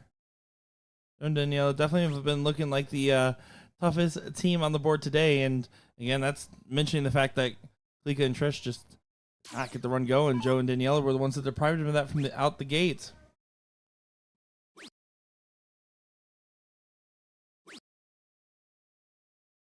Let us know who you're cheering for in this final, folks. I'm looking forward to every bit of it. I hope you guys are too.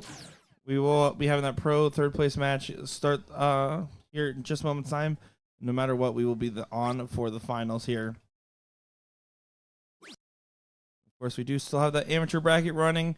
Wherever it is at, we will continue our coverage after these two finals, of course, and the pro and women's.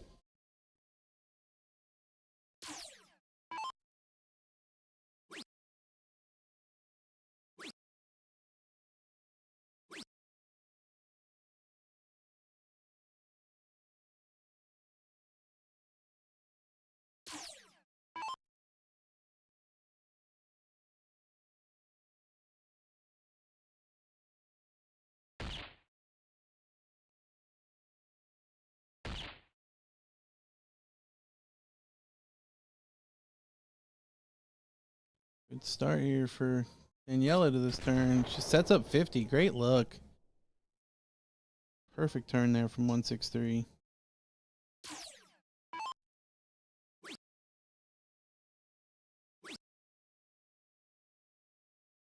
And all over the top side of the wire. That is frustrating. Only a 161 for 111. Danielle on front, and Joe's thinking, all right, I'm just going to get some supporting bowls here.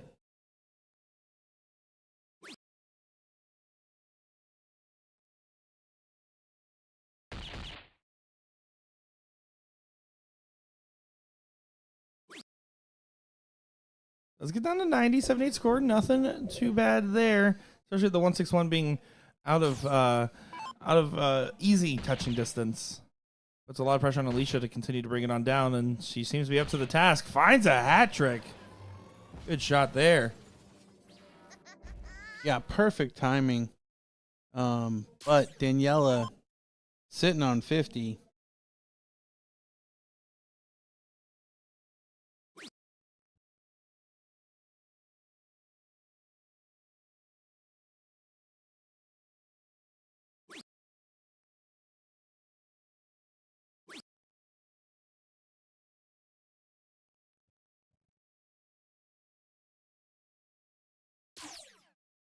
Looks like there was a couple of teams still getting put in for that trips that is now already drawn the bracket. 99 teams, 198 players. That's an even number.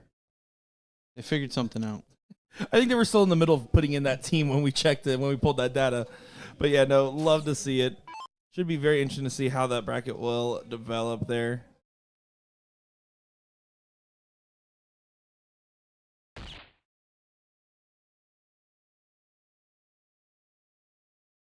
Double top for Joe.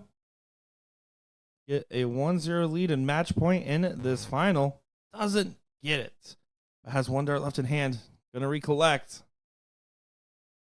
Looking to make something happen here. Doesn't get it again. Going outside. But 41 is frozen. So you have to just get the 10 or less, and then in this given situation, I would say 5 or less. Whatever your preferred single is. So it's trying to leave 1. Kind of having a laugh about it because sailed those darts a little bit too high. No harm, no foul, though. Daniela, 15. Same thing, match point. Game point. Game point. To get to match point is what I meant to say. Oh, okay.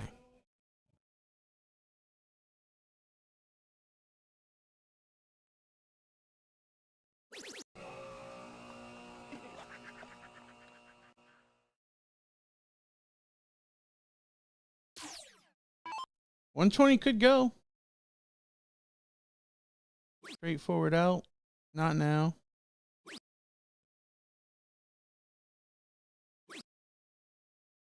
Yeah, Michelle's struggling a little bit in this leg. JoJo looking at 40. And just hit the reset. Don't want to play with this too much longer. Now's the time to cross that threshold for this leg.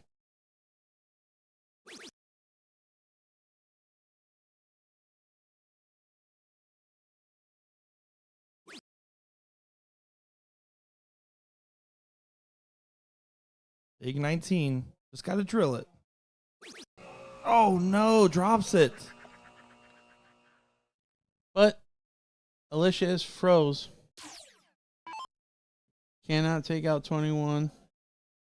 Should look at a 20 or a 19. Something in there to just bring it down. Looks like she was looking at the 20.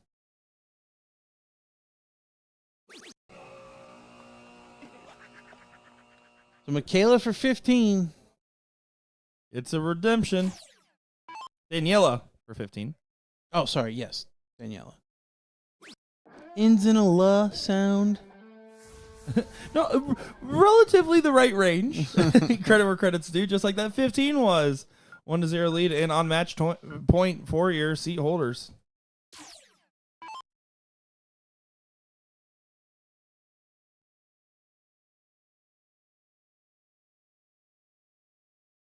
Here we go. Alicia will get the start here. Looking for a little bit of change up.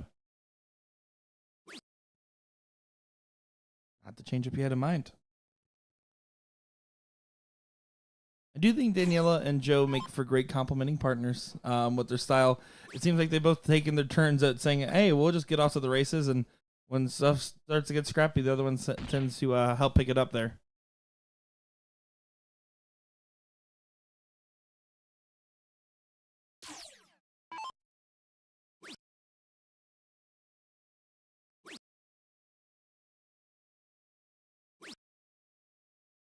What's the open bracket look like?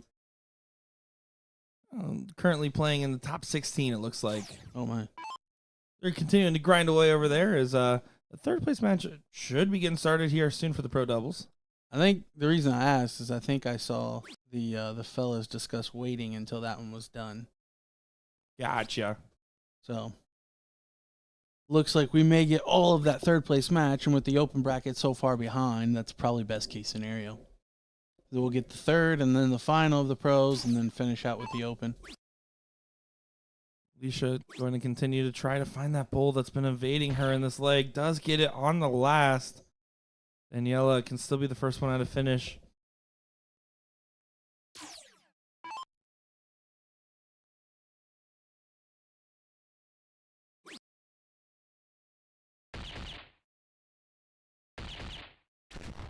Good shot. Daniela kind of running away with this leg.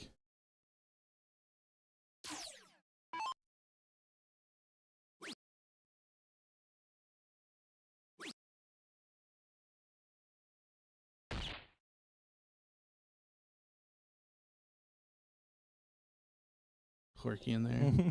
More nap time with them not starting. He said he doesn't need to be waking up till they start leg 2 on the pro side. Which is funny because you don't know if they're going to play 3 or 5.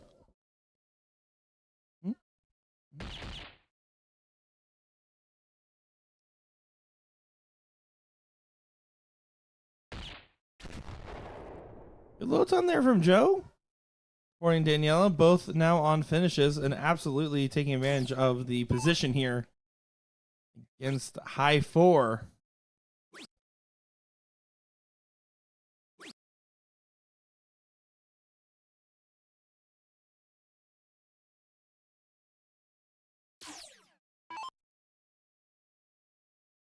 $103 for Daniela.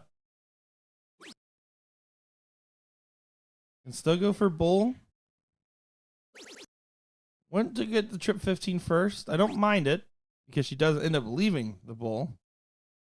Not a bad shot there from Daniela at all. 111 needs to get, well, below at least 111. Put some pressure on the 143.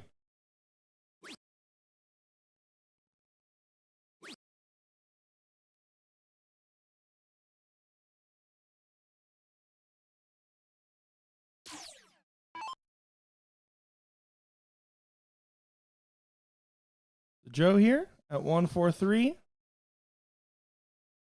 Finds the bull. Downstairs to a trip. Just going to tee it up here instead. How low are you going to go? Trip 14 gets you all the way down to 1. Leaves 30. I don't mind opting out of it, especially when you're up 1-0. 174, 130 are your opponent's numbers. 174 can't go. The only thing is you made the decision easier, if anything, but by saying you don't have to go for that finish, and might pay off as she finds a hat trick there for Alicia. Trying to stay alive, but Daniela looking at 50. This is for the match and the title. Still has a look. 48, double or triple 16. Not now. Cannot freeze. So Michelle will get a look at the 130. And truly, Michelle could freeze without winning the game. It's highly unlikely. But if this first start were a miss, she could go triple. So like triple 20, for instance. Yeah, didn't look it. Didn't You do the have math. to take that. You have to take that moment. That's costly, potentially. Yeah, I mean, she would have still had to hit a triple, but yeah, triple 20, triple 19, one of those could have froze. So JoJo, who's been rock solid on outs, needs 30.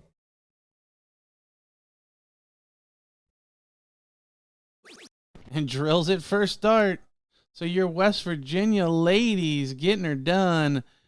Better in their second place finish from yesterday, going one better to first place today. Well done to Michelle and Alicia finishing as runners up. We see Brian, the resident West Virginian, coming over to get left hanging. Hey, attaboy, attaboy, Bubba. Hey. He looked like Tom Brady. Have you ever seen that clip? Google it. Tom Brady getting left-handed. Hanging where he's trying to high five and everyone like runs by him. It's hilarious. Oh, poor Tommy boy. Poor Tommy boy. But now should be just about time to get this one going here for the third place. I think they were just, as you said, waiting for that one to finish. I think they want to let the ladies have the full limelight, or maybe they just wanted some for themselves. In either case, honestly, I think Brian wanted to watch. I think he didn't want to be focused on that match. I don't blame him. Like your girls are in the final over there. You kind of want to cheer them on and watch it. And it would be a little distracting trying to play your match while you're still trying to focus on what they're doing. So, yeah, I think smart. We have plenty of time for it. Oh, yeah. Personally, don't mind at all. Don't mind at all. They shouldn't be wasting too much time, though, getting into the fray. Looks like they're taking those last few warm-up darts here.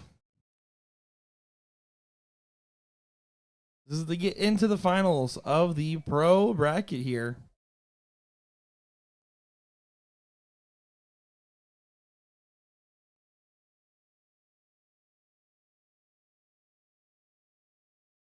And it looks like they're going to take a few extra minutes here. So as soon as they're ready, we'll go ahead and kick our mics back on. Don't go far, folks. Third place match. Billy and Bubba taking on Mike and Sydney. Be back in just a moment.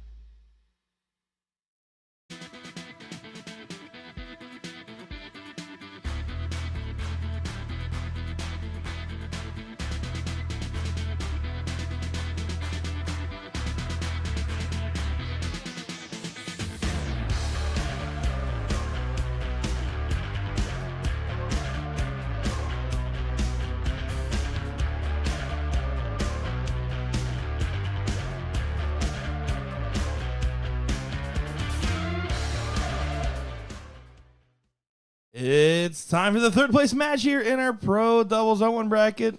I appreciate you guys' patience as I'm looking forward to this one. Practice makes perfect, and this should be a perfect matchup. My name is Nick Teixeira, joined by DJ Sayer to see who makes it to play Seth and Steve in the finals. And it should be interesting because this match was by far the most interesting matchup earlier today.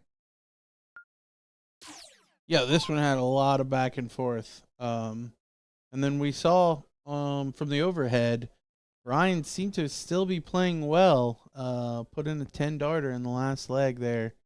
I was told that he missed the 6th on a perfect 9. So he went 160, trip, and then missed the 6th dart.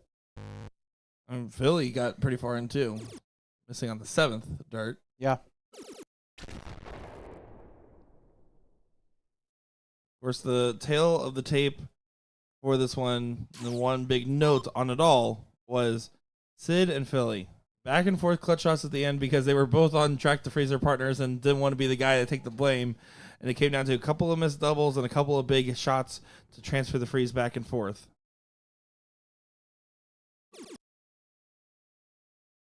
Brian just witnessed his West Virginia ladies take the women's doubles. Ladies. So that they may spur him on as well. Give him a little extra. And he wasn't just watching, like, he was invested in that matchup. Yeah, he was legit, like, fanboying out, which is awesome to see. And I think he's the reason that we held this match, honestly, because I think he was interested in watching and didn't want to be distracted while trying to play. I don't blame him. I do blame the 30 warm-up darts after. But I don't blame him for wanting to watch. And, yeah, no, I always love it. I'll say time and time again, I love it when the pros go and support the ladies. I love it when the ladies or the pros support the AMs. I love watching different players, like, go and from playing on the main stage to being in the cheering section. Well, honestly, all weekend, it seems like anytime we've had a West Virginia player on our feed, there has been at least a couple West Virginia folks behind watching and cheering them on. I think they've got a tight little camaraderie amongst their group. Bubba Bigham going to just try to get this one in line with Porterfield.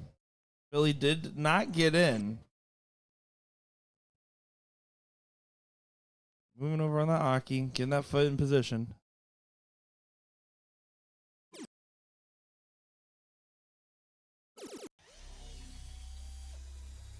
Good collect on the last, not enough to help change the case here against the darts. Especially, again, with Philly not in and Brian being behind Porterfield.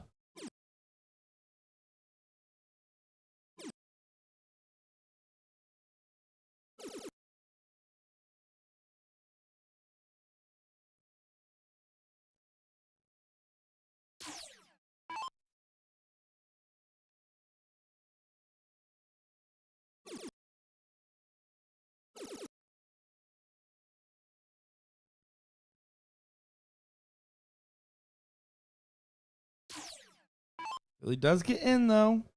Like Porterfield looking for 100. Leave the 161. Anything else is extra credit on the assignment at this point in the leg. Extra credit earned. And the 137. Yeah, I don't disagree with you. I do like Brian's throw. He just kind of brings it right back to the eye. Falls right on through. He does start way out. He brings it there all the way out in front of him and then pulls it up in a singular motion, but it's a nice and smooth motion at that. Yeah, the only thing, and there's not like hardly anything that you can point to, is in grip is very unique, but if you watch him, he kind of like pinches the dart between like the two fingers and the thumb. I don't think that I could be consistent that way, but to each their own. I mean, he certainly does it very well. Yeah, I would say the grip is the funniest thing out of like all the different dart throws. It's the most open to interpretation, in my opinion. I would agree. It's like with most things, I can't tell you the right way, but I can tell you if you do something wrong. Grip is one of those things where I can't necessarily do that.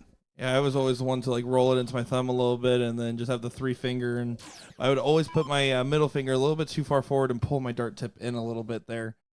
It was a weird idiosyncrasy. Everyone has their own grip style for sure.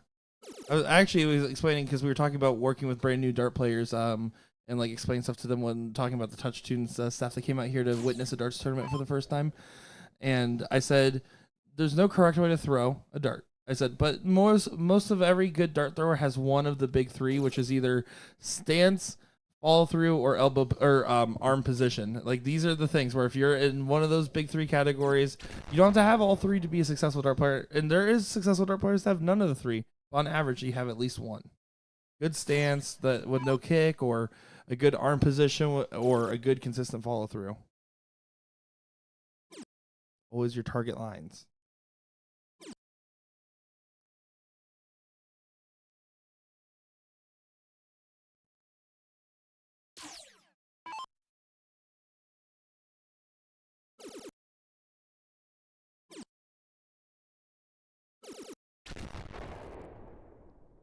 Really done a good job of getting back into the mix here, despite the slow start, but should be too little too late in this given leg.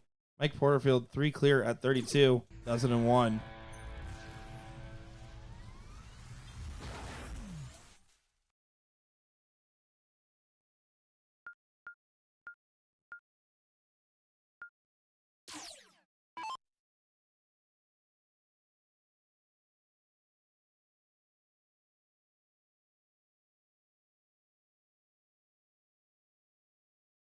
Here we go in leg number 2 here.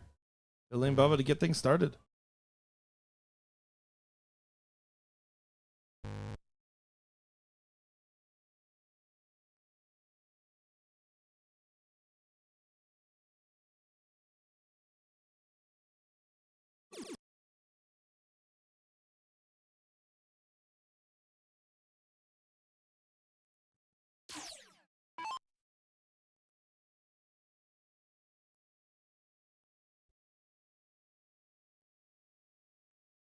This is 2 out of 3 with it being in the loser side. Last time we got to see all 5 games from these guys. Oh, yeah, sorry. Porky, they're in game 2. Come on down. It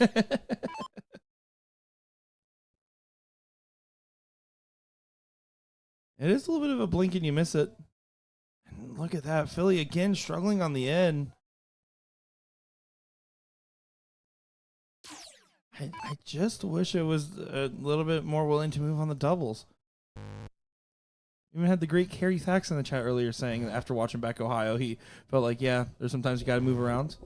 That guy knows darts. Related to head of the household Thaxton, Taylor Thaxton.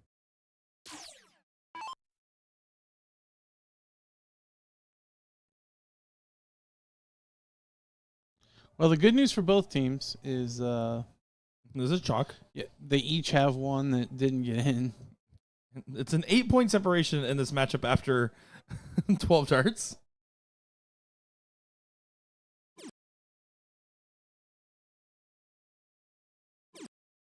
Oh, Bubba's struggling to find that trip.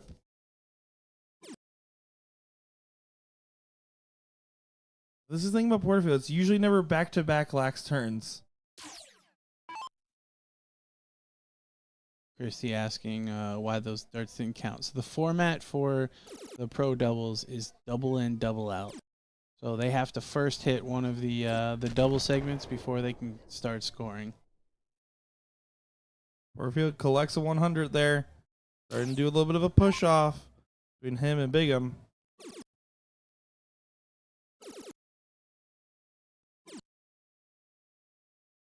And only 60 for Philly on the in. I'm thinking, I can hit at least 60. Yeah, as long as I get in, we're still fine. Well, that's 6 darts miss at the end. He's letting the 4th dart know what's going to happen to it if it doesn't go in.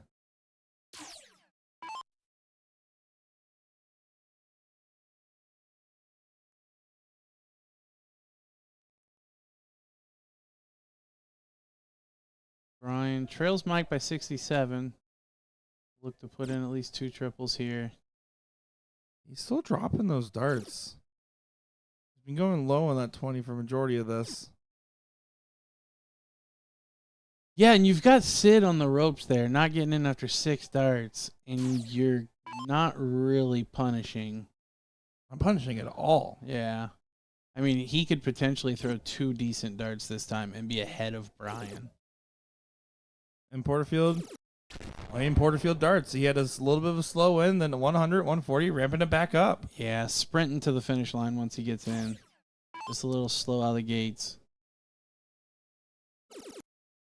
Up to Philly to try to course correct this team, and he's catching the wrong side of the wire. Does catch the right side on the last. 130-point separation between him and Porterfield. Sid, big deep breath here. Just get in.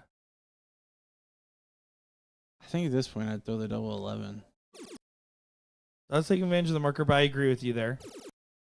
And all of a sudden he is chalk with Bubba with only 2 scoring darts. Yeah, and I mean, we haven't seen very many poor legs out of Brian, but based on the fact that he had Sid on the ropes, to not be way out in front here is a bit of a blunder.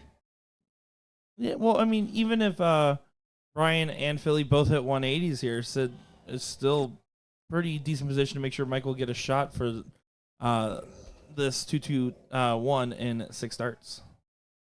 Brian gets an extra 3 darts on Sid, though, before Mike throws again. So That is true. if Brian can put in a big shot here, Philly follow with a decent shot, and then Brian have another good shot, the freeze could come into play. But it's not looking like a possibility now. That first dart from Brian just keeps going low, low, and right. And it was an overcorrection on the second. So Michael looked to set something up so he can finish in 6.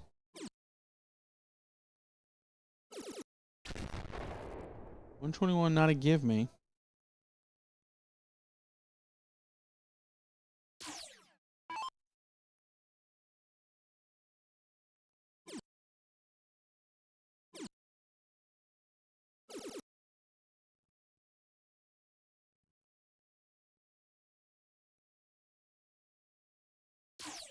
Now Sid just looking for another solid scoring visit here.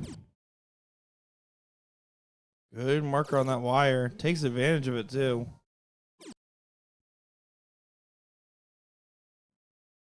Surprised he moved on that last start. It seemed like there was still room to work with that 20.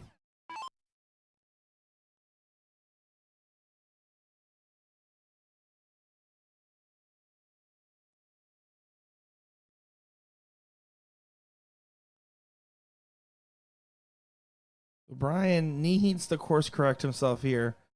He has been so solid on the stream today, but it just seems like a cold breeze has come over his dart wave right now. The worst possible timing. Even with the course correction on these last 2 darts, which he does do, doesn't change the course of this match currently, which is Mike Porterfield sitting at 1-2-1 to get to the finals and get a redemption match against Seth and Steve.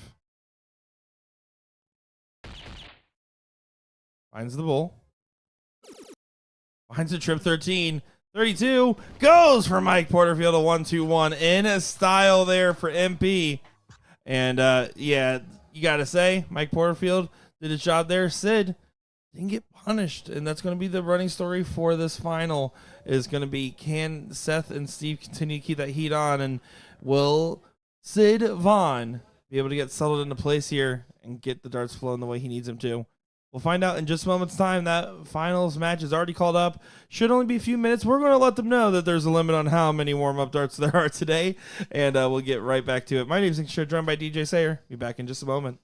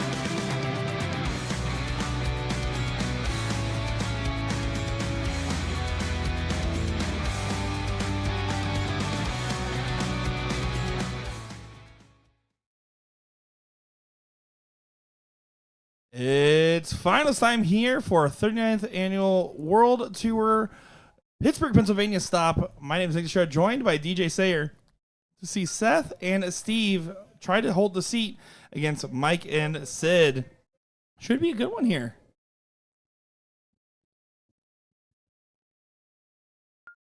Looking forward to this one? Yeah. I certainly think we got the right two teams.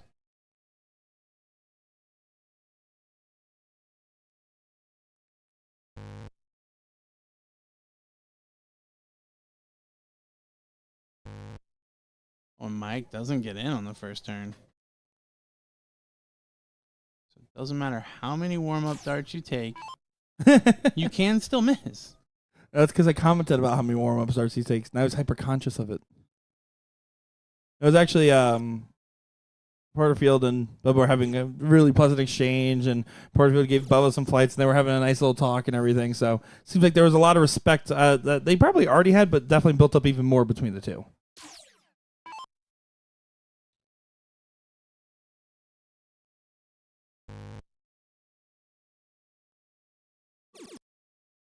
Sid having no trouble getting in. Does find on the second.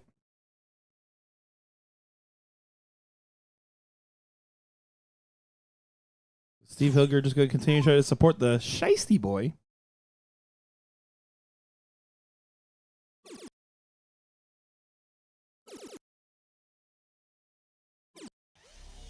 And does do so.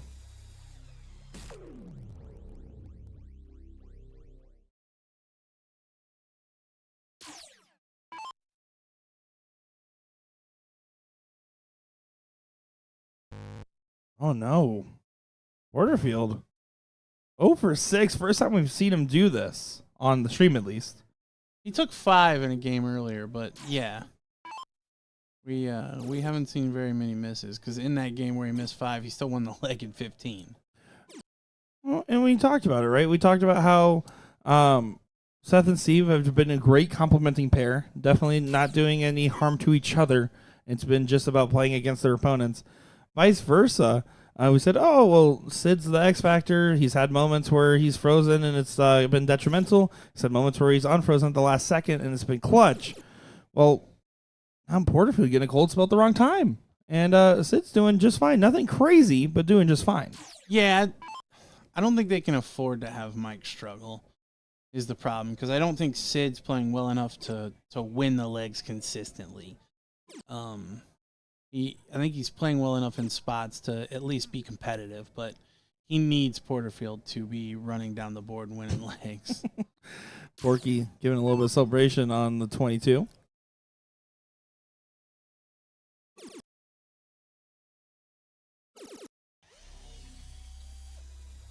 It takes 8 to get there, but he does come in with a double and a triple.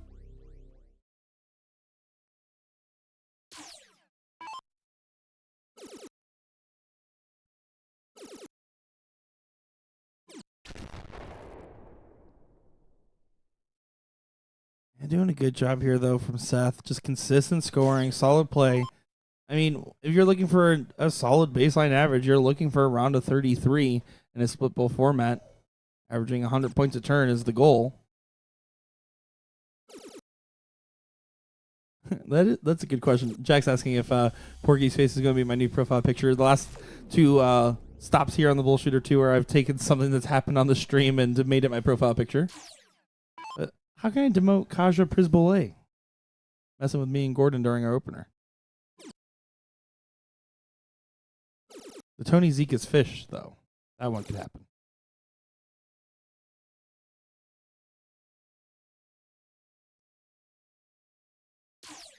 Well, this isn't technically out of reach. You do need a little bit of perfection here for Porterfield.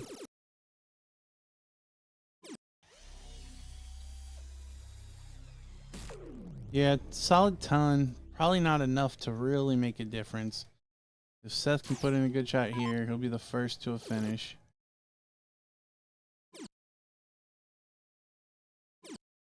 Only 81.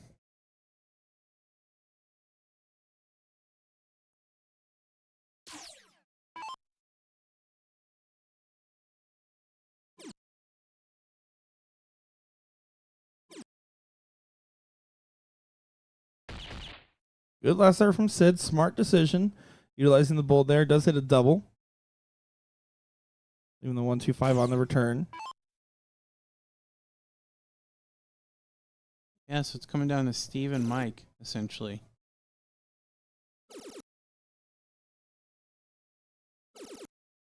Ooh.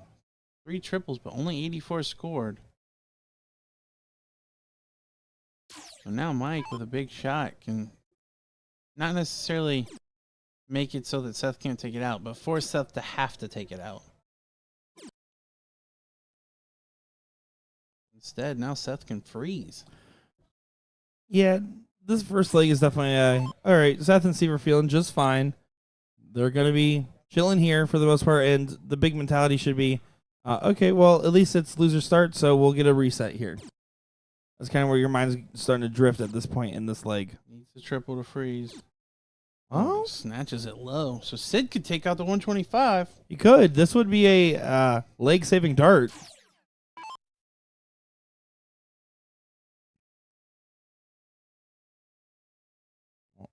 How are you going to approach this one? I was going the bull route. No way to take it from there, though, as he sails it to the left.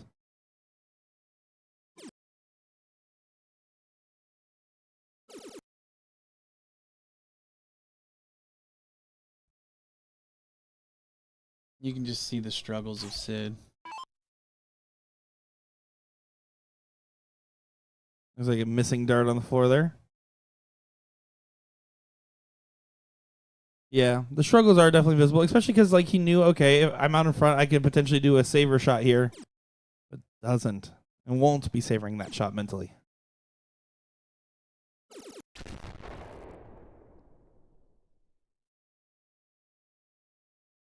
Porterfield, I mean, has probably a single leg worst performance we've seen on the stream at a 17 right now. Needs to try to right the ship. Does do a great job there of getting back into range one way or another, but that's the final at 101.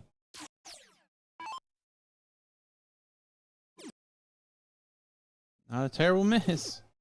Gets a look at double 20.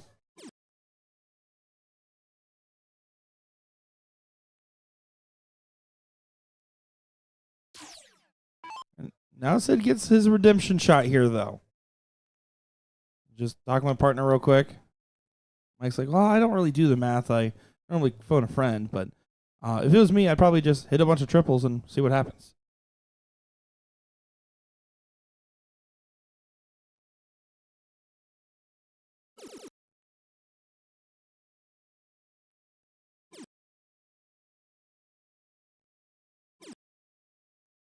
Lasser just got away from him again.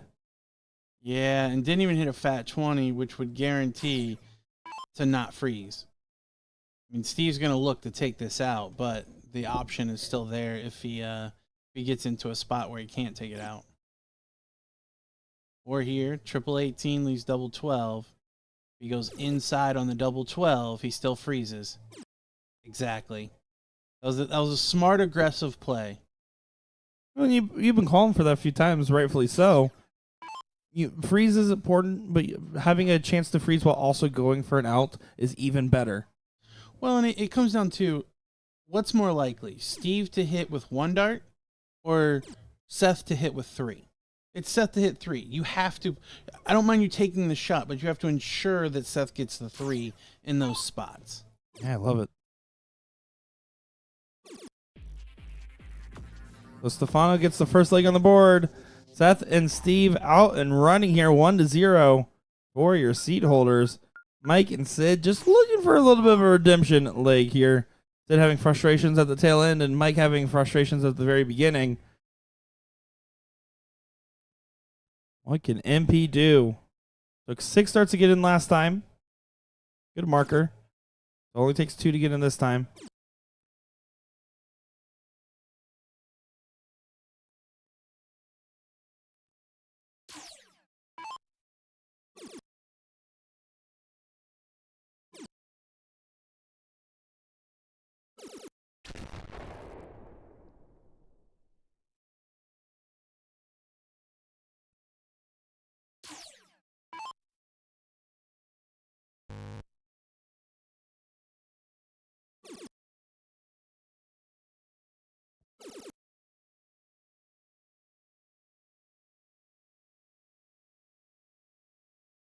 Solid in from Sid. Getting a good trip there, plus a double. Out in front, though.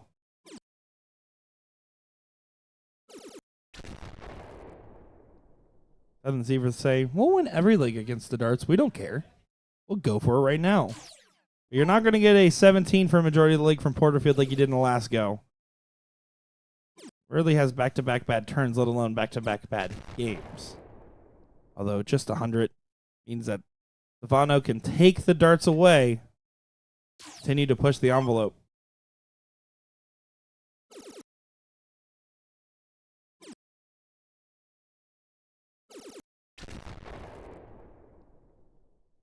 That's the third dart on top of the first. Beautiful 140. Yeah, in control of this leg so far.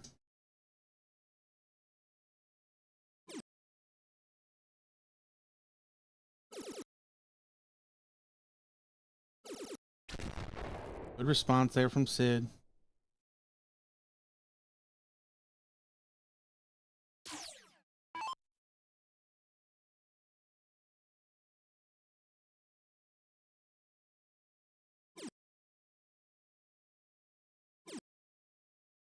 Ooh. Oh, I was getting ready to say, we've talked about Porky being so consistent, playing that second fiddle role on his team. There. Steps up and hits the triple at the last. Mike just looks to be struggling here. Yeah. The worst darts we've seen from him all weekend. And I imagine it's probably something to do with fatigue. I mean, he's played a lot of darts this week. I would have to agree with you there. I was just talking about sometimes I even see him have back-to-back bad turns, let alone back-to-back bad games. But kind of We don't see here. Mike throw back-to-back bad darts. Exactly. I mean, if we're honest, like rarely do we see him throw less than at least a 5 mark. Let's be honest. Friday we only saw 2 5 marks out of him. It was a 6 mark or more, it felt like. But yeah, just catching a cold spell, getting Sid out in front, doing a good job. But this is the exact spot where Sid stopped collecting. He was on 1-2-5 and couldn't get it going. Again, another one of those shots where it's a bull first shot. Great shot there from Porky. Leaves a finish. A good challenging shot. Forces Mike to have to find some triples here. Yeah, 140. To leave the 160 was desired. Now it's getting sketchier again. But at least his shoe game is on point.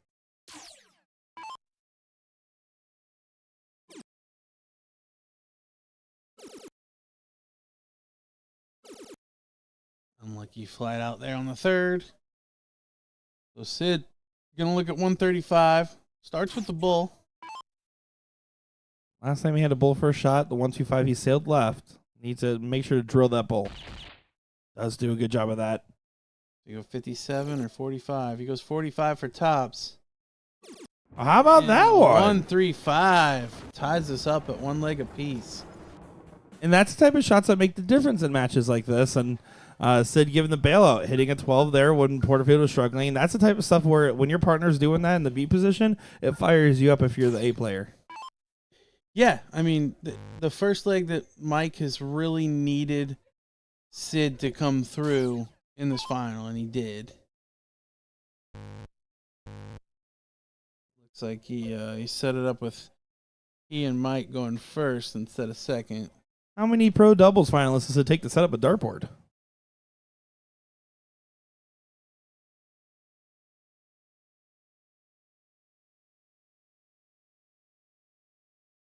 Yeah, I think they were thinking, oh, you just go, but then it means Mike goes last, unless Mike's going to throw on Sid.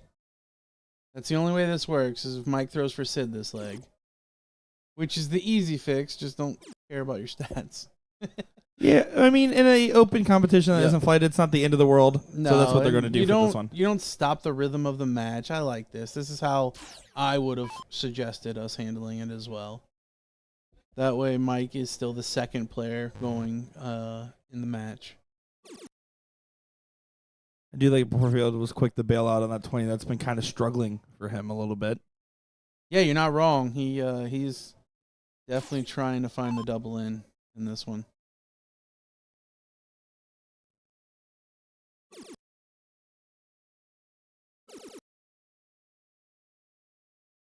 Porky hanging out with the neighbors there. Gonna be fine though with the 81. Keeping up with Seth. And now Sid Porterfield up to the line.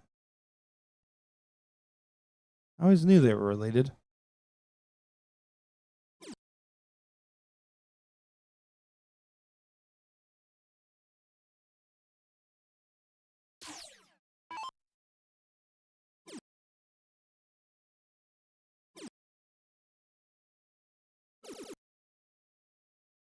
Stefano just not happy with that one. 15 points on the turn.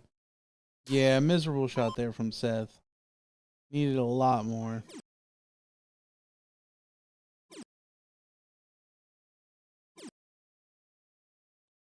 And Porterfield's starting to get fired up at himself here. Again, far from the margins, but Sid being Sid says, hey, you're all right. Sid's a guy that you'll see him be really hard on himself, show a lot of emotion in his own darts, but I've never seen him once take it out on his partner or get anywhere near taking it out on his partner.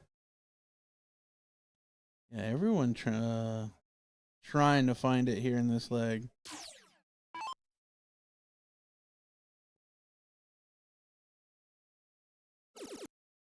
Sid's actually the highlight in this match. We talked about him being kind of the question mark, but so far, I would argue Sid playing better than anyone. Well, that's why he stole Mike Porterfield's name.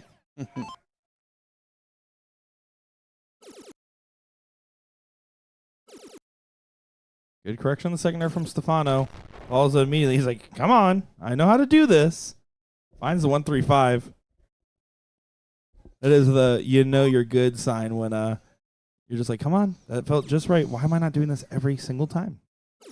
I will tell myself that darts is an easy game. Like, when I'm throwing bad or whatever, it's such an easy game. Like, and it truly is. I mean, all you're doing is just throwing an object. Like, there's nothing to it. Calm down and just throw your darts.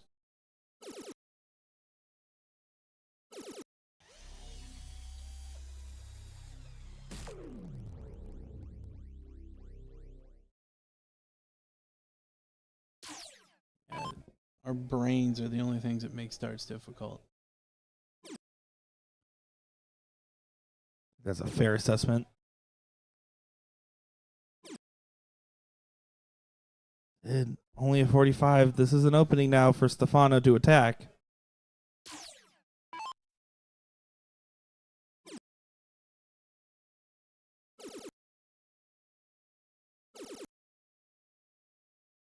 Doesn't get to a finish, just 83 on the score.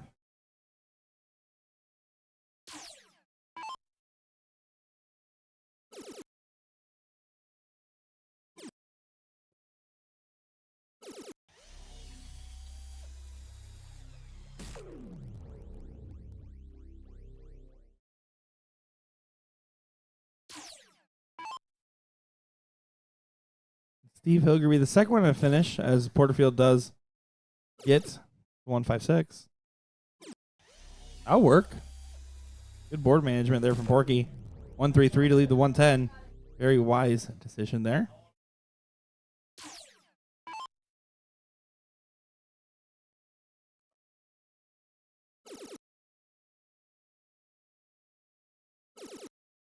Here comes Sid. Responding with 3 triples for a total of 132. Yeah, but that last dart there was trying to make sure he left it clean, but pulled it down to the trip 4. Leave a bogey. Seth with a triple can freeze. Not going to find it. So Mike needs to take out 156 here. Only one way to take this out. Has to be 2 triple 20s and a double 18. This is a monumental shot for the dichotomy of this matchup here.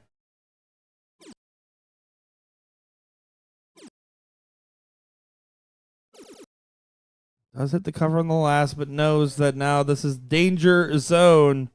Seth and Steve will have a chance to be on match point in this final. 110 for the Porkmeister. Might just stay. Yeah, he did stay, but caught the wrong side of the dart. And just pushes it on it down.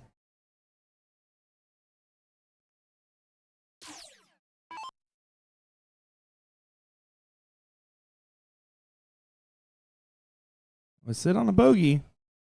It's all about trying to get set up. You couldn't freeze Stefano regardless, but now you're worried about freezing Porterfield in case it doesn't go.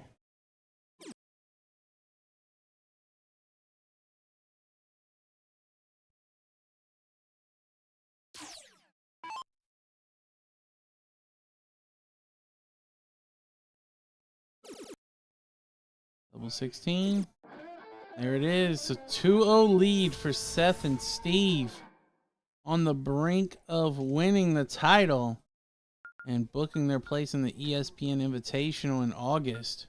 The look Seth Stefano had on his face of like that was in, right? So when that last start at the board was so funny to me.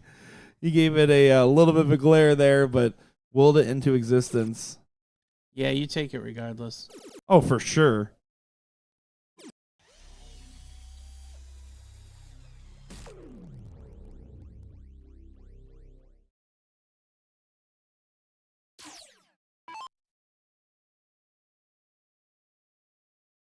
Well, doesn't get on the first, does find on the second, but Porterfield did start to correct course there. 120 on the end. The typical range we've been seeing him around is that 100, 120 in.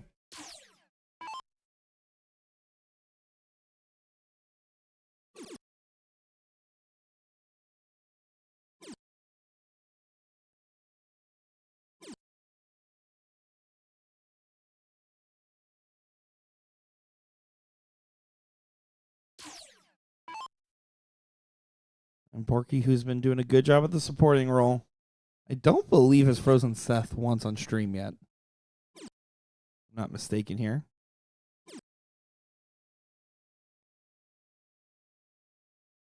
Gives things parity on the bottom side. Porterfield out in front on the top side.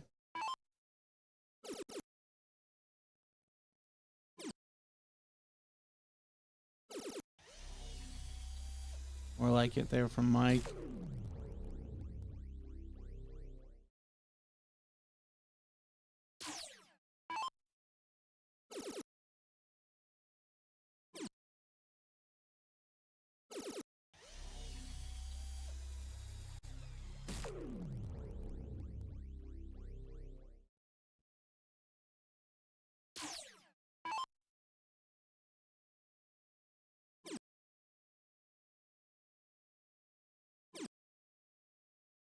Can he get through those darts? He does cut one in between over to the right-hand side of the bed.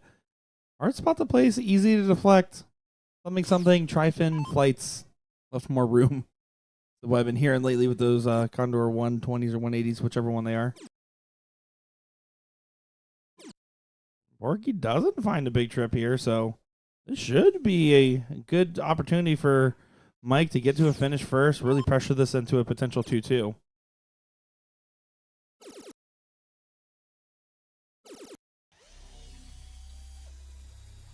Yeah, Mike's starting to heat back up. You're rooting for Seth and Steve. It's not what you want to see.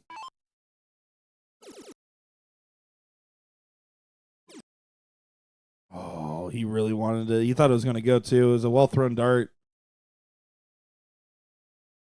See a little bit of the frustration on the face.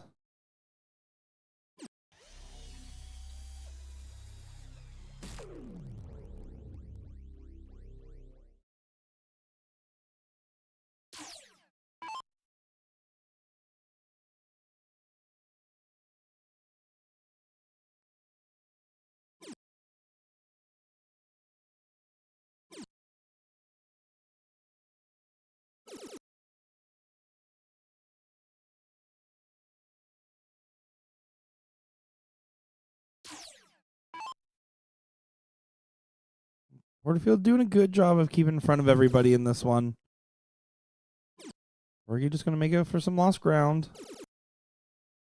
Thought it was going to be a little bit more again. Keeping chalk on the bottom of the board, though. So as the V player, technically doing your job, but Stefano just not having the same explosiveness. He's not throwing bad at a 31, but Mike's just throwing good at a 43.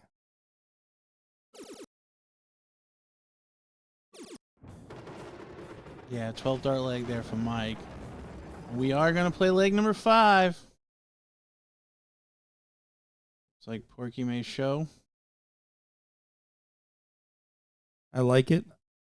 Always a fan of having the player not starting diddle if it's a pretty chalk team. And so far, the way things are playing, it's fairly close. Stefano probably having a little bit of the higher scoring power we've seen between the two. And the diddle pays off.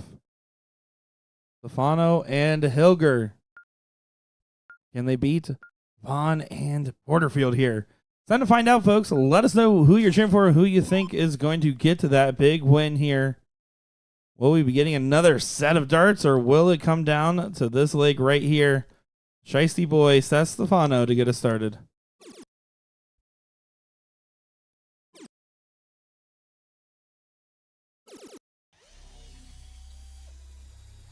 Solid open there. Switching down to the triple 19 on the last.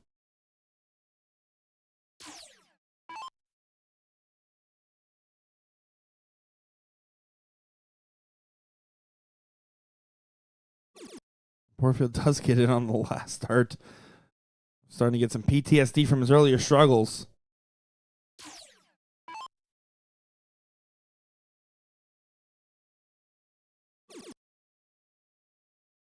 Porky loves that double 17 in.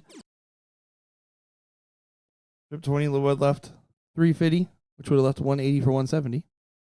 Yeah, it's a calculated throw, right? Like, he is playing for the 9. You don't see many people start on the double 17, but he's doing it with purpose. And doing it pretty consistently. And he's very rarely missed the double 17. And when he has, it's been into the double 3, which is fine for just trying to get in.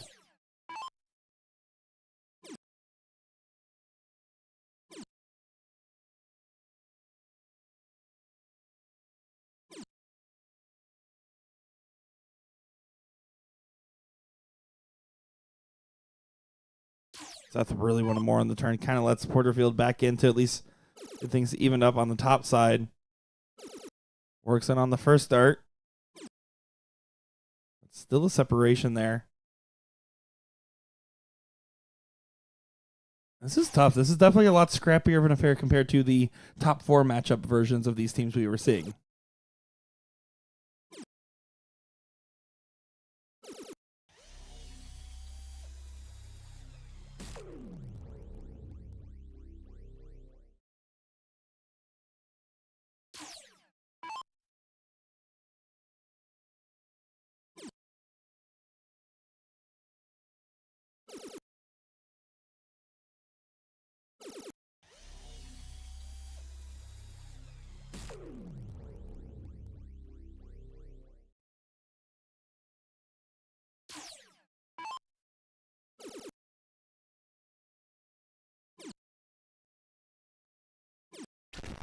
That's with a straight ton. Leading the way right now. Mike way back at 378. Going to need a big shot here. Yeah, just showing some signs of inconsistency, something that was never uttered out of our mouths on Friday night talking about Mike, or even Saturday for that matter. It's easy, like you said, to get low on gas when you have a long weekend of successful results. Those last ones are some of the hardest. Steve and Seth know that they are one leg away from a spot in the Invitational Shootout. Great recovery there from Steve. See his frustration after the triple 1, but follows it with a couple of triple 20s. Big moment for Sid. He can somehow leave a finish.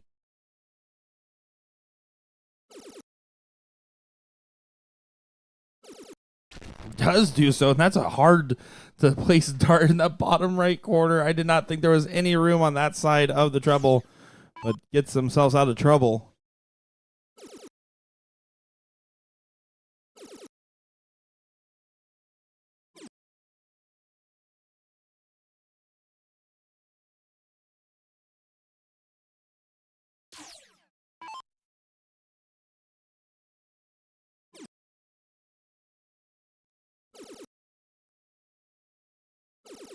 A good last start there from Porterfield. 1-4-3.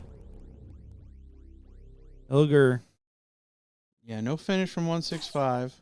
Yeah, we can just try to get real low here just in case.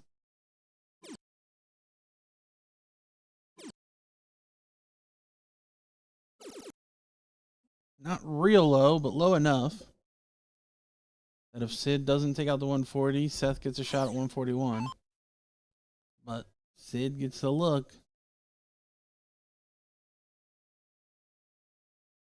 Not sure what they were discussing there. Really a pretty straightforward shot. A couple of triple 20s and a double 10. Otherwise, you're just staying there, scoring as much as you can. Yeah, really frustrated with how much the dart sunk on him, too. The thing, Sid has had these really clutch moments and shots. He can still clutch up and at least save this shot, even if he doesn't take the game here. Good recovery. That first start single one. Follows it with two big triples. Seth looking at 141.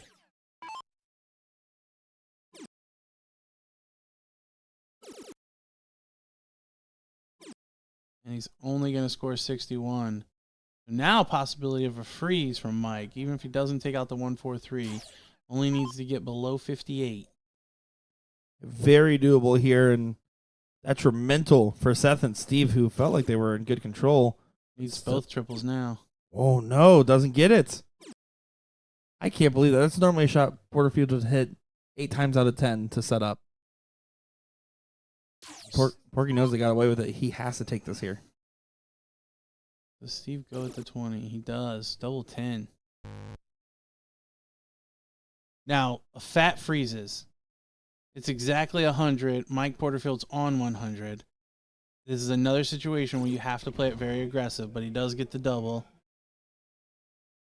And your winners. Oh, yeah, that's late. That's the third win. For Sorry. the Yeah. pro doubles matchup here. Seth. I was thinking that sends us into a decider. Seth and Steve do get the job done and get their tickets into invitational shootouts. And, of course, on the other hand there, Porterfield and Vaughn running a little bit short, but, man, they did a good run at it. You got to give them credit where credit's due. Porterfield, you can't win them all, and they gave a good run. So Seth and Porky book their place in the ESPN Invitational. Cheers to them.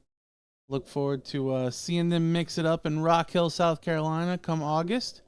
And our open looks like it is playing some, 7th, 8th? Some 5th, Yeah, we got a 6th? 5th, 6th playing and a 7th, 8th. So we're going to get the next 5th, 6th, 4th, 3rd, and final. So that's going to be our ride out for the rest there. Coming up in just a moment's time, that is going to be the team of That's BullShooter going up against either Twin Dads or, heck, I don't care, as your matchups there coming up. So just give us a moment's time. We'll be a few minutes before that match is ready, as there's no other eligible matches for us to put on that stream. In the meantime, we will put on some music here, take a look at the hall, and be back in just a moment.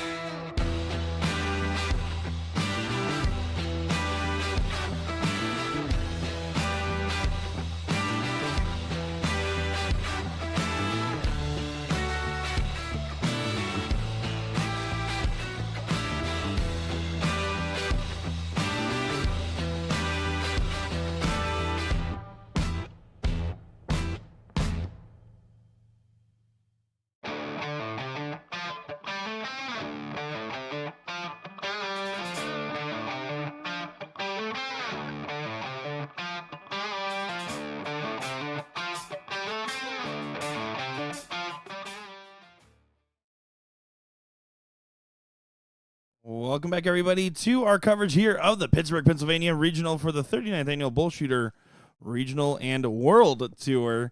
This is going to be a look at our amateurs brackets as they are now in the 4th place position. So we're going to be seeing that 4th, 3rd place, and finals on our stream. Looking forward to taking a good look at some new promising talents, and especially to try to get on the pro list. You got to win this match. I'm Nick Shera, joined by DJ Sayer in the booth. Yeah, I think the twin dads were our winners in yesterday's doubles, right? So they are already on the pro list. This is our first look at Russ and Anderson. Where's Mark saying, yeah, you're right. I already did get that pro card. I'm going to show it by starting off with a hat trick.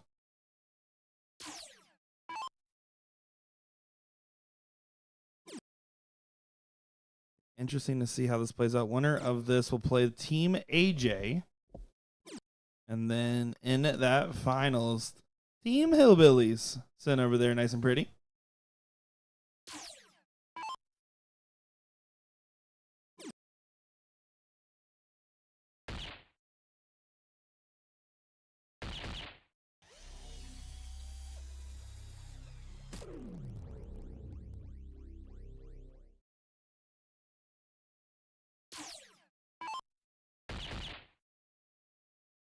You can see Russ start off with a load sign, trying to follow that.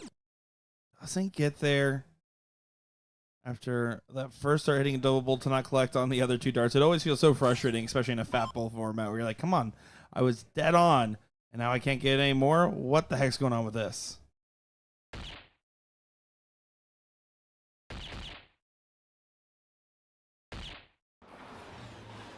Mark follows with a hat trick. Staying perfect.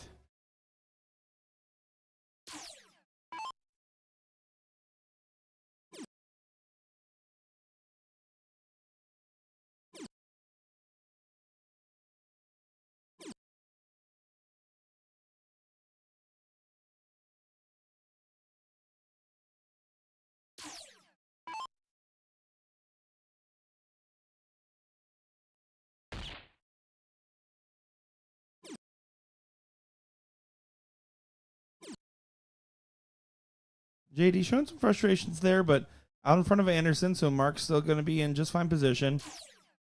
Russ here going to look to leave a finish of his own. Can't use a bull on the last. Stayed there. 166 is no good, even in, open out. Got to make sure to leave a finish just in case.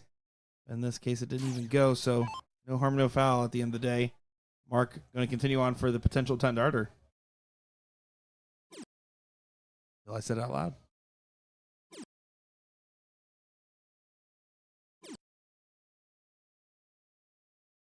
I'm feeling frustrated with only 50, but a 10 darter is the same as a 12. The 10's just for, well, confidence.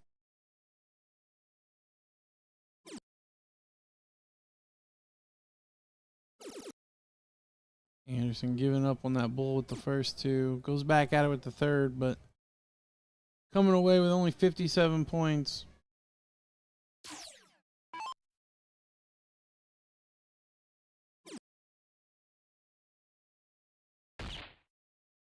Anything JD does here just continues to add that pressure to Anderson.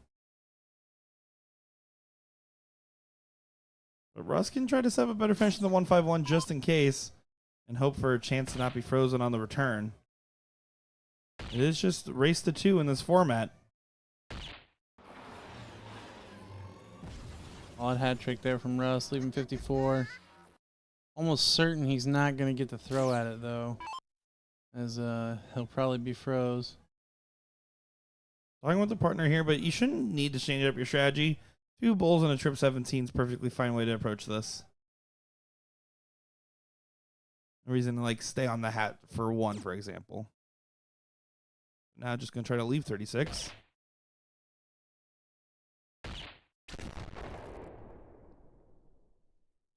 He'll take it. 2 bulls around, gets the money.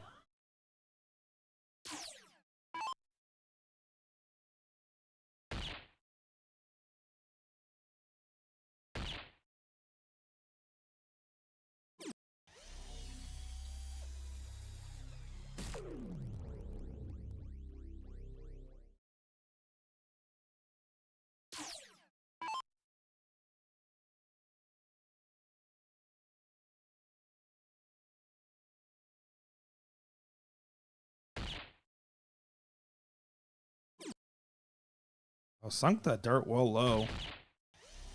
Good recovery in the last for the 1-2-2. 54 can't go as you predicted. So bull to leaf 4 should be the shot.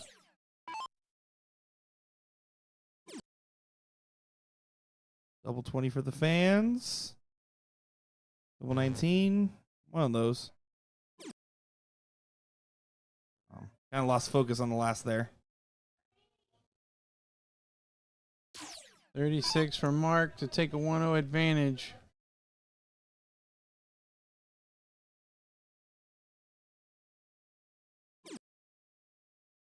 Another one of those will do. He barely sneaks it in there. Yeah, he even felt it a little bit. He's like, oh, all right.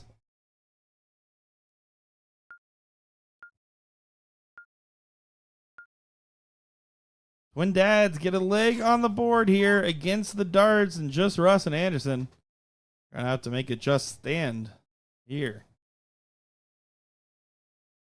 Mixed doubles is rocking and rolling, by the way, folks. We got a lot of different teams in there, a lot of different actions going on, and those matches are definitely going through quick. There's some fun stuff going on. Looking forward to seeing every bit of it.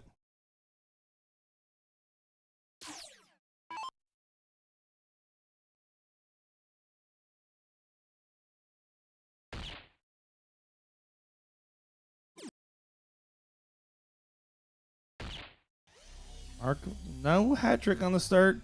Does take 2 bulls to punish the fact that only 31 points for Russ.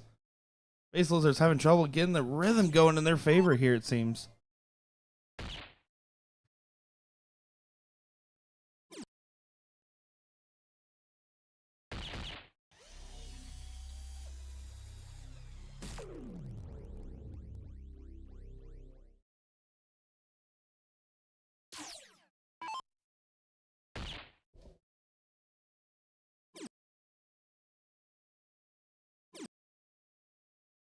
JD only got to find one. But Russ, after only scoring 31 on his first turn, going to look to make amends.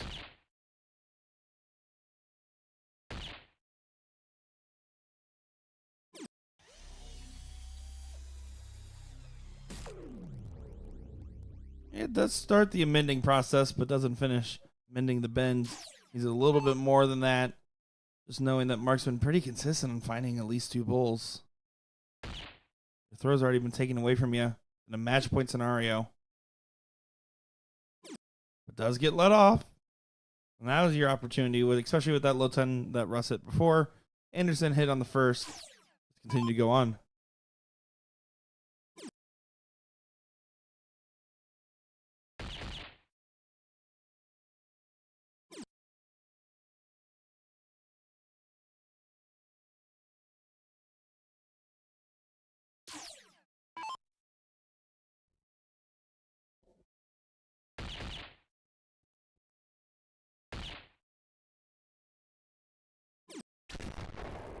JD going to follow with a low ton.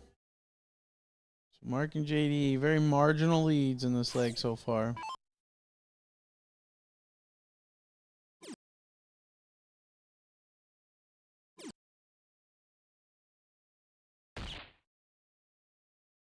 You can see Russ is showing the frustrations more and more there.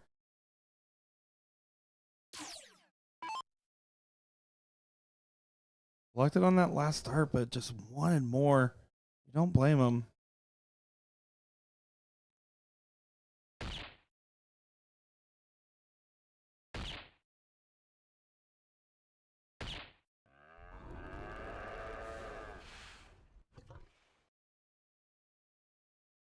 Mark leaves finish. First 2 and out. Anderson really needs to follow.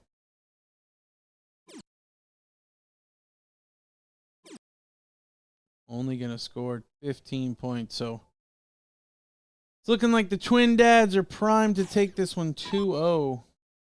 Yeah, looking likely. Yeah, barring something crazy here.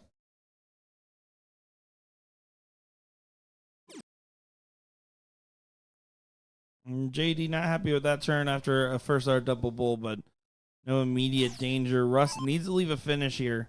That's step 1 to the let's get back into this match. Should. Does. It does. 1-3-4 is the leave, easier than 1-5-8. 1-5-8 needing a bull and 2 trips. Mark has probably been the most consistent on the board, though.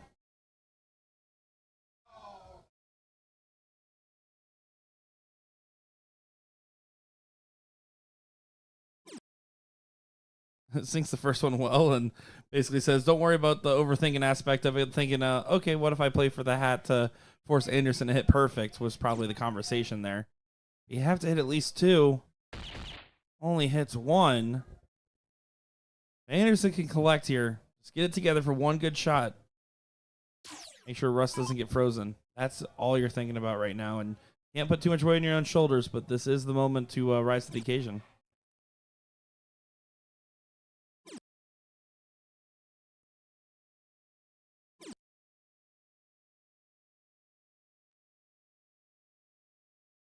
Only 53. 80. Look to freeze. Needs at least 10 points. He gets it done. Yeah, saver shot technically was the 11-14, but drills the bull, leaves a finish. That's a great shot from JD. Russ can't even take the 1-3-4.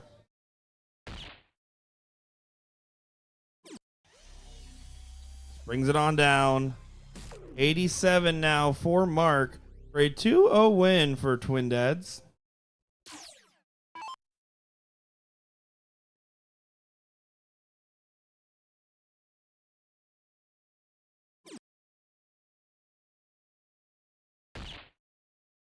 So 34 it is.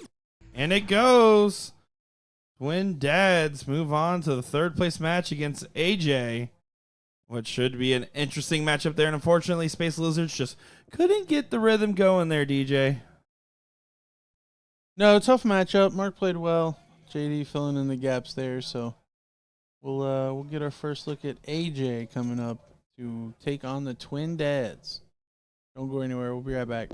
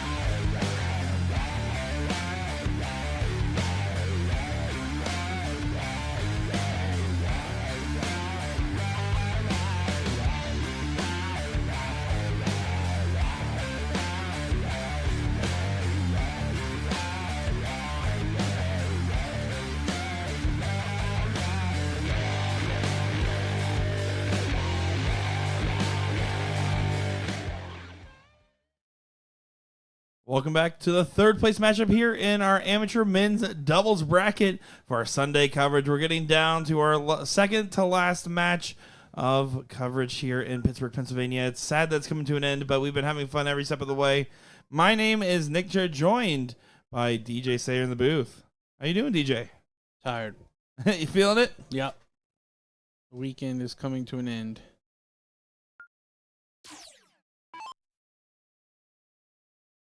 Weekend is coming to an end, and now it's the question of who's making the last streamed final to play the team of Hillbillies. Is it going to be Twin Dads making another run at it, or is it going to be AJ, which will be Jamie G's second amateur final, right? Sounds right. Did see him yesterday on the stream as well.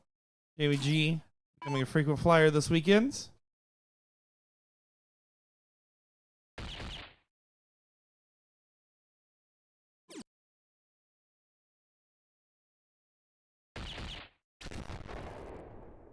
Finds a little time to get things started, keeping things chalk with Mark.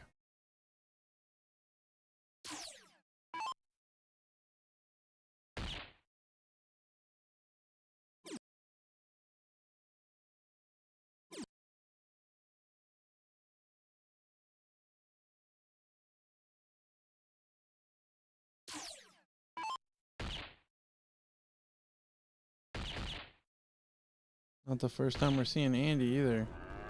He fires in a hat trick.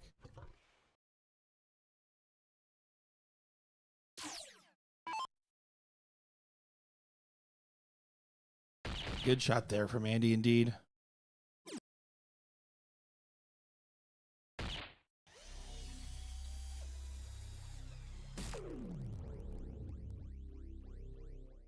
Though consistent scoring from Mark, we say 2 run gets some money. Well, that's so far the case. You're going first, even with Andy on the 10. What I really want to see here, just because you kind of assume Mark's going to hit another low 10 round, I want to see a swing at the 180 for Andy. I want to thread the 9 in the open format. That's all dependent too on JD. If he does have a lax turn here, he can get away with just going for a freeze base play.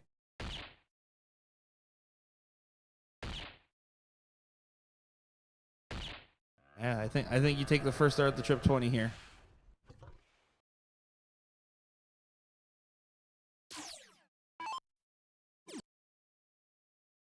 Opted to go for the bull first. Old scoring visit, but not enough to get the first starts out of look. Mark instead has that opportunity now in his hands, if he so chooses.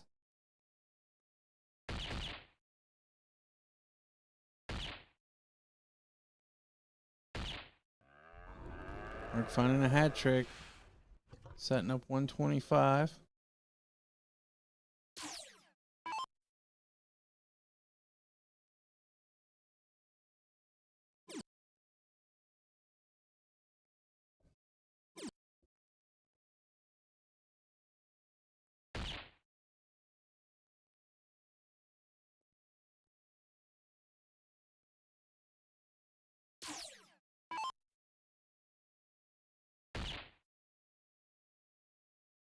JD staying steady on those bulls. Good time for a hat trick.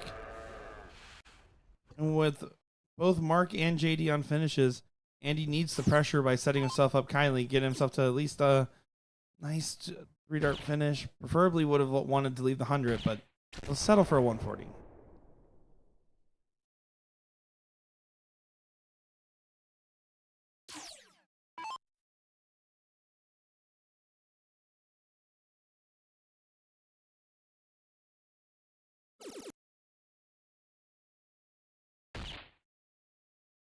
Double 15. Great out there from Mark. Taking leg number 1. When he and JD one leg away from making the final. Twin Dads is definitely looking like a tough duo. No real notes there from Mark. Like I said, the only thing that would have potentially made a difference there, and only if it went in, was if Andy after the hat trick went for the 180. That was the only option. 12 darts wasn't enough going second.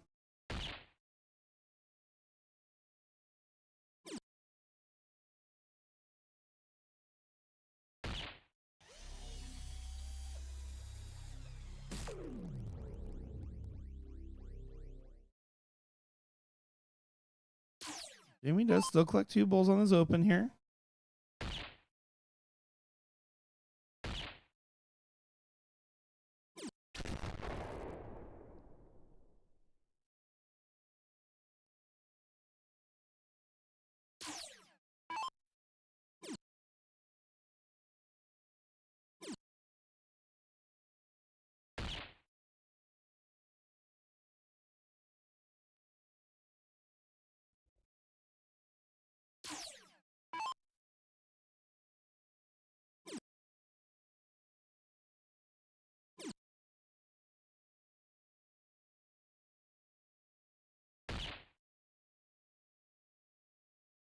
He's struggling to find one, but does get it with the third.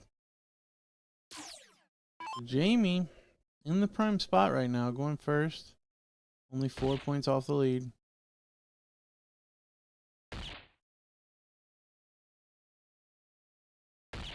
And he puts in a hat trick. Great shot.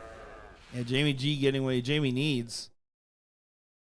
Mark now going to continue to try to find those 2 bulls around. Keep himself in line. Not a bad marker to work his way in.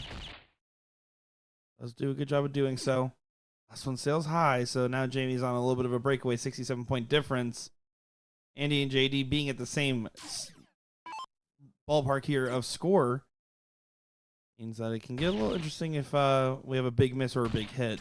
That was just a solid round from Andy. Can't get mad about that.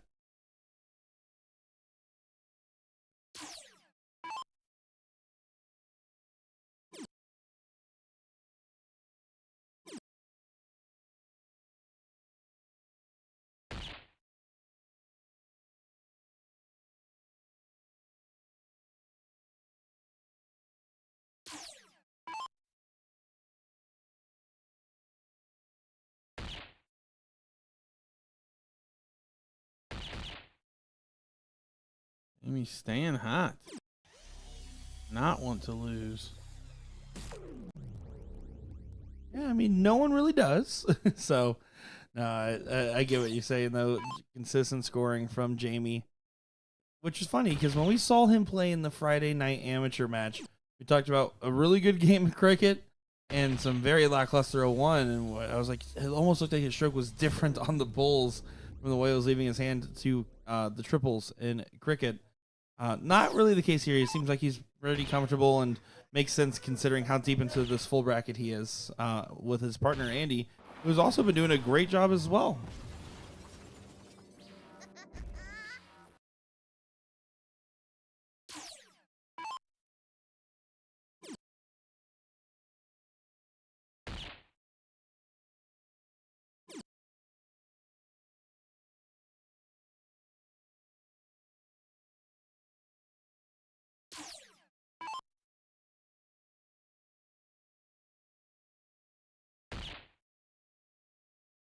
Double 17 for double 18. Back up. Good setup.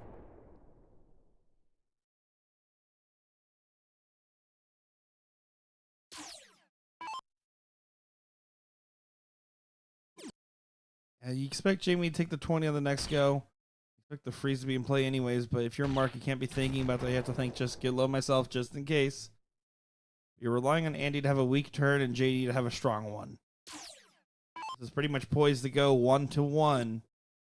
This third place matchup here.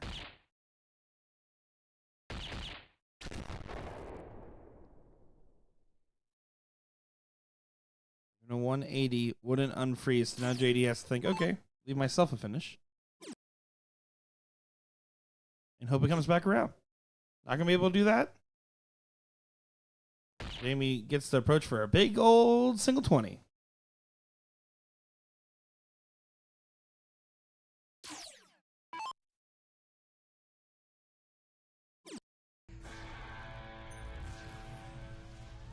Good shot there by Jamie. Tying us up at 1 apiece. Looks like Mark will show cork first.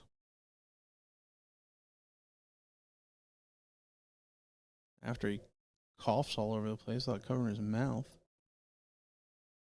Well, does find a bull there. Like the meme with like, how am I child coughs or whatever. Yeah, right. Oh, what a dart. Oh, good Jamie. shot there from Jamie. It's hard. That other bowl from Mark was placed over top. Dad was able to sneak underneath to find the double. Twin dads who were really strong in that first leg, struggled in the second. Well, momentum's now in Team AJ's favor.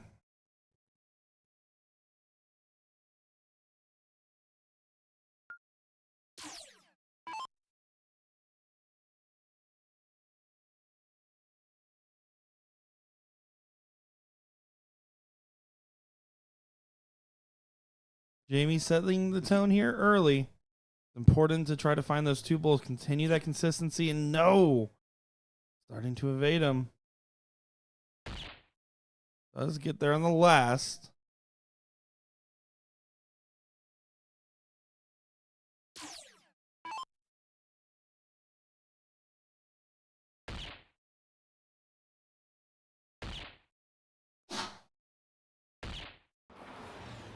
Mark with a hat trick. And a point to his partner over there, too. I love giving a little bit of stuff on it. He said, I got you, big guy. Here we go, JD. And he said, point this. Going right back at it. Finds a hat trick. No pointing or fanfare needed. He looks at Mark and says, act like you've been there before. I love a little bit of sauce. Oh, with it. I do too. Oh, I thought we were going to get 3 for 3 for a second. Instead, another one bowl round. So, Mark versus Andy and Jamie versus JD, it seems.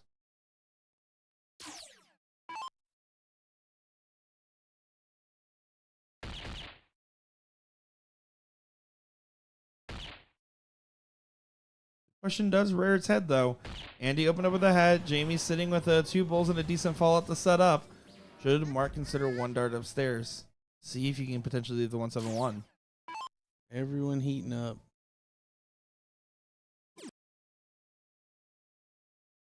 Doesn't collect on the first bowl or the second. By the way, if you go for it, you start on the 19. If you're playing for the 9, you start with the 19. Why? Because a single leads you to a 132. If you like it breaks down better. Yeah. You can still incorporate the bull. All right. Fair enough.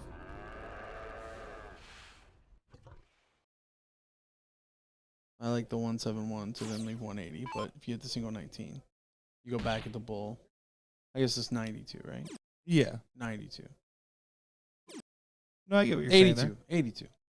I get what you're It'll saying. be 82 after 9 is what Yep. it would be, yeah. Instead of 81, where you still have to hit a triple.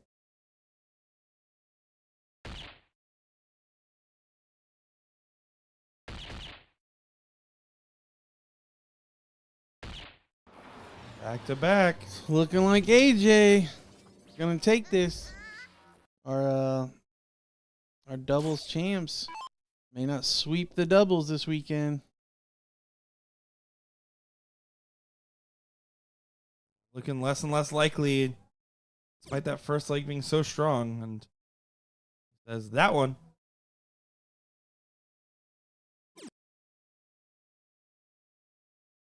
Yeah, Melanie gets it. Well, there you go.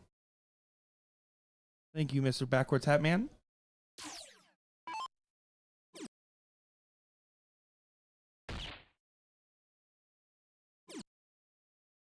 Here's a Shanghai for Andy on the return.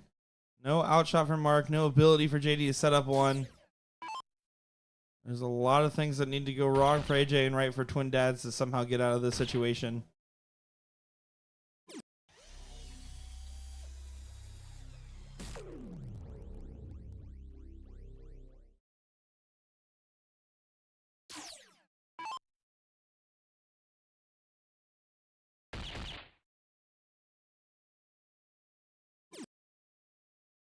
Smart gets the 3 out of the way, can set it up. Obviously not intended, but we'll leave 20. Jamie's not going to be mad about that one at all.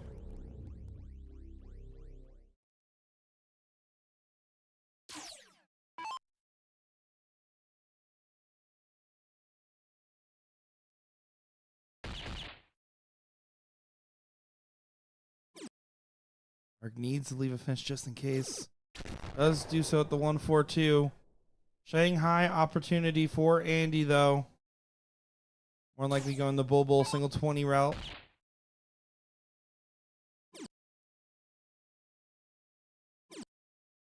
Only gets to 62. JD now needs to leave a finish. Hope Jamie misses. Hope Mark gets all the way down. And then hope Andy misses. There's that many if, ands, and or buts. You're all but in trouble.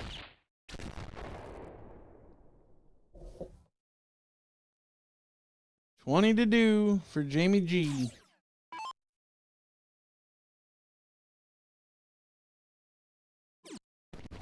There it is. Dead nuts. So twin dads have to settle for third place as AJ moves into our final to take on the Hillbillies. We will have that very quickly. Don't go anywhere. We'll be right back.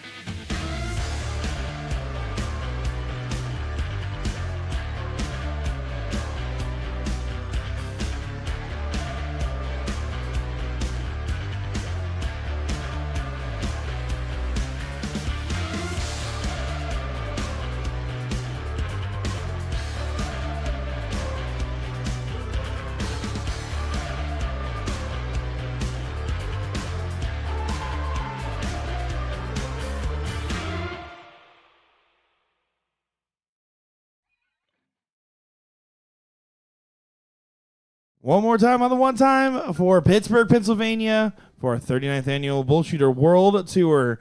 It is the final of the men's doubles amateur bracket. Team Hillbillies, our first look at them today, taking on Team AJ. What should be an interesting affair, and our second time seeing Jamie in an amateur final. I'm Nick Trier, joined by DJ Sayer. Looking forward to calling this one. Yeah, our first look at the Hillbillies. They do have the king seat. So obviously playing well today. But Jamie and Andy definitely put it together in that last leg there in the third place match. Well, and this is a rematch of the Hill, right? 2-0 of Hillbillies over AJ. So that will be interesting to see how that comes into play here. That same level of control will show its head, or if we're going the distance, or vice versa, AJ just comes out swinging. Yeah, it's going to show right away why they're in the king seat. Already giving some stuff with it, too. It's easy because that seat match was played quite some time ago relative to when this is actually happening. To just go in after sitting for a long time and nail a hat trick has to feel good, because you start to think, man, what am I going to be able to play the same? It's different if it's like an hour or less. This is one of the only times where the bracket's definitely dragged for the team that won the seat.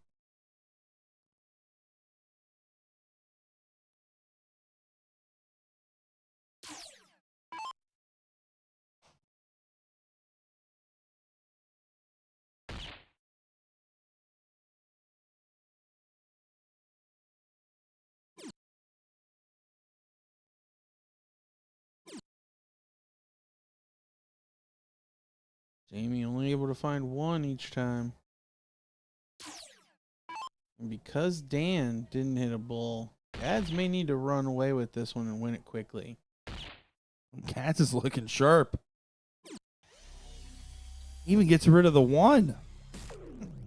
Good stuff there from Gads, though. It is one hole outside the bowl. Very tight performance so far, and you're absolutely right. You're thinking, all right, partner's struggling. Let me just keep running away and see what happens.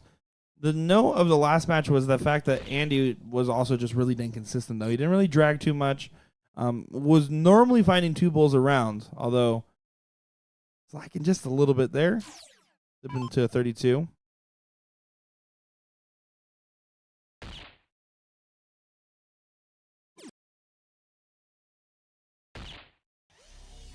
Better from Dan. Bulls kind of close to the pack. Still trailing.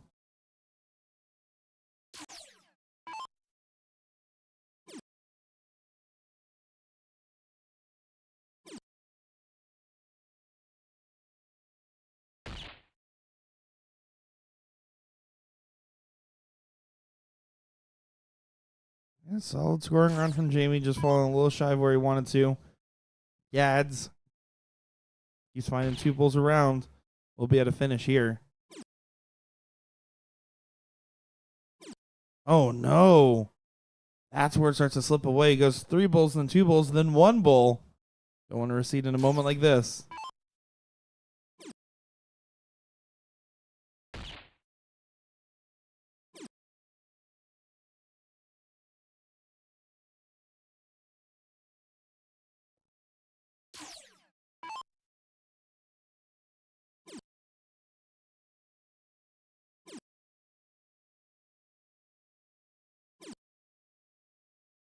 And a bit inconsistent.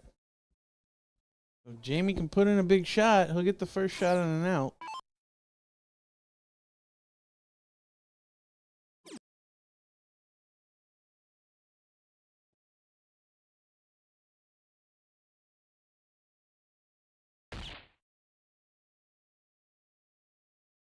He did play to leave a finish. Triple 20 would have left 162, whereas a bull leaves 172. 172 not an out. Gads trying to find that earlier momentum again.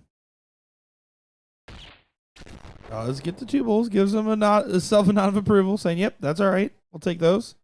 But Andy with a big shot here can put a lot of pressure on Dan.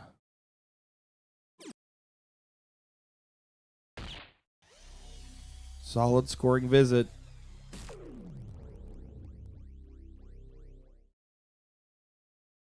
Hat trick is really the minimum here to force Jamie to have to hit.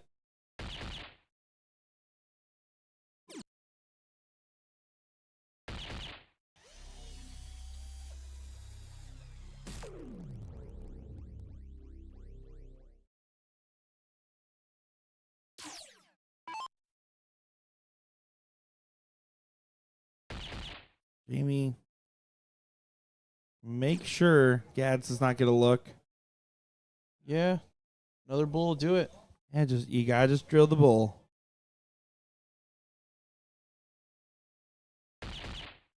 Does it. So. So 138 and 87 is 225, which is 2 points less than 227 that Dan has. So Gads is frozen.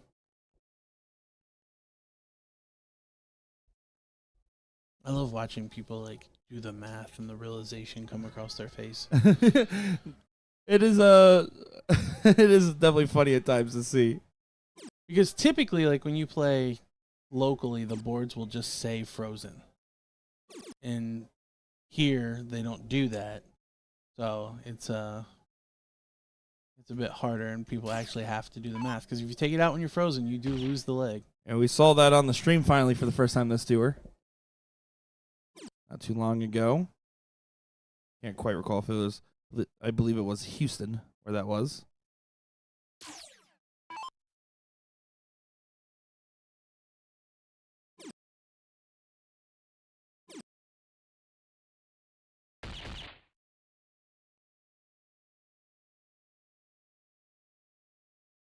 Let's get to the 152 for a checkout opportunity if given such.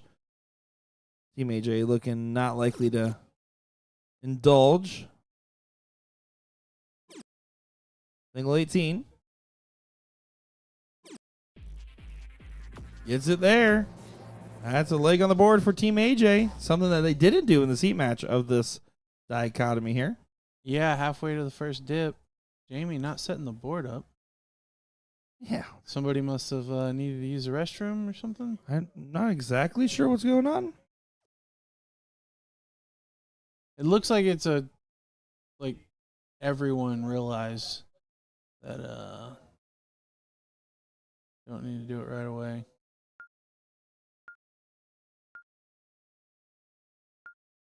No, maybe not. Maybe just a quick equipment check or something. I'm not exactly sure, but back to the match.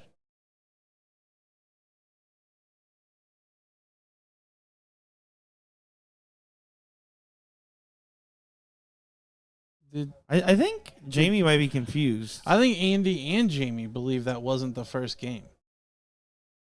This game 2 at the top, boys. God should have the start unless you were trying to change an order or something. Yeah, it's right on the board.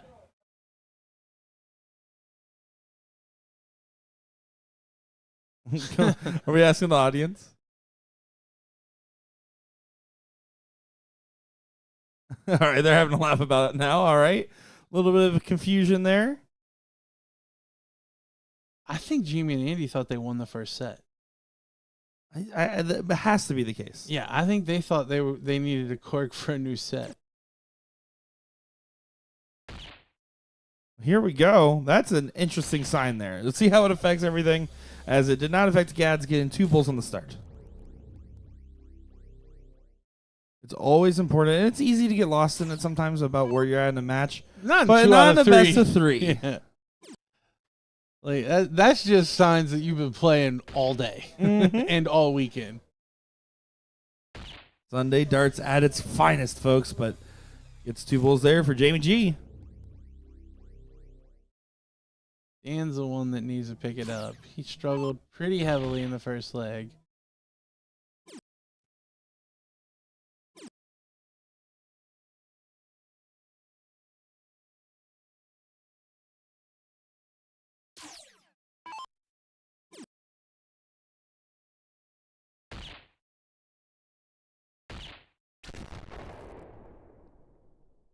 Andy following Jamie's lead and Gad's lead. 3-8-5, 3-8-5, 3-8-5. Dan just a little bit behind the pack.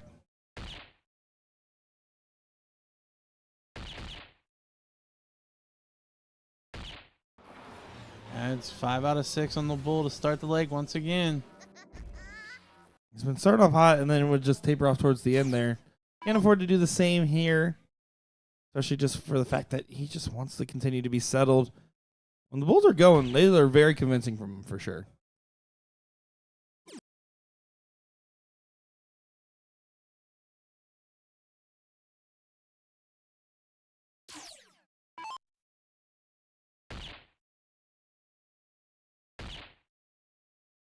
Much better from Dan.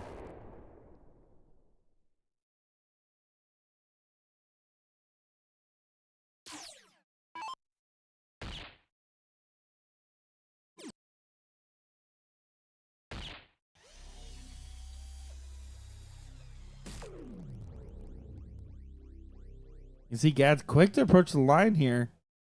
Keep yourself settled. Keep that momentum going.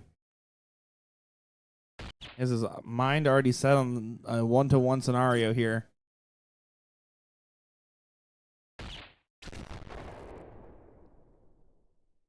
Gads leaves 124 after 9.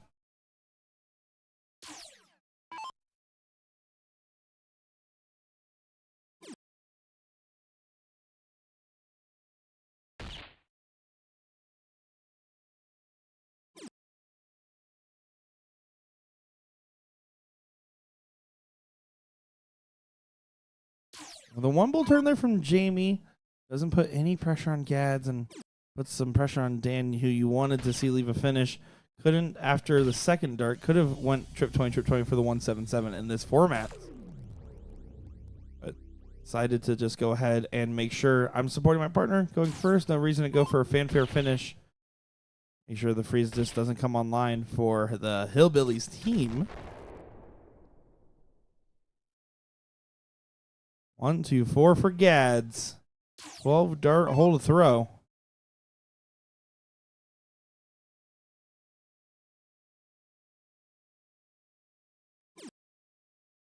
Not going to happen.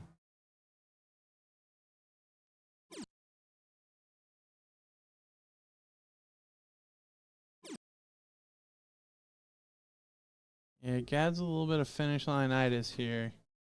Both legs struggling after the first 6.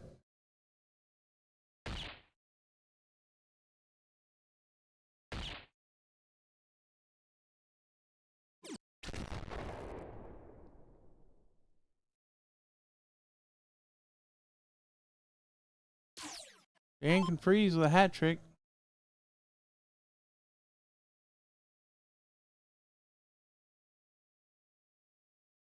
You definitely want to try your hardest there to get to that line. No reason with Gad sitting at 78 to try to go out of way to set up. Play for that freeze. Oh, he just misses it with the third. Yeah, catching the right side of the barrel, swinging down and right. We've seen a couple hat tricks from Andy. Gets the first 2. We'll be looking at that triple 19. This place is in an uncomfortable spot, and that's a very unfortunate second dart. You need to refocus. Gads needs to get to less than 15 to freeze the 144, or just take out the 78, of course.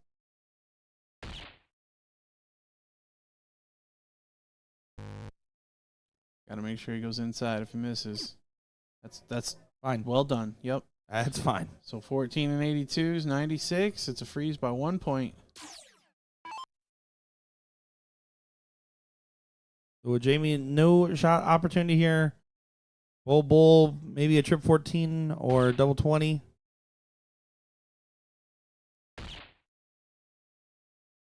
$42, yeah. Where he looked. Leaves 11. That's also fine. Yeah, no, Dan needs to take this out. 82. A bull and 2 16s. 2 darts it. But Dan definitely picked it up from leg 1 to leg 2. And we're now going to get a decider. Yeah, 1-1 here for our amateur doubles finals. Will Hillbillies win it here and call it a day for us for our live broadcast, or will AJ get the win and we go to another best of 3? Now, boys, at this point, after 2 games, you can diddle. When I saw Andy still looking at the board, I think until this screen popped up, 1-1, he wasn't willing to accept that that wasn't game 3. Gads does win the cork, and the Hillbillies will have the start once again. Starting all 3 legs in this final.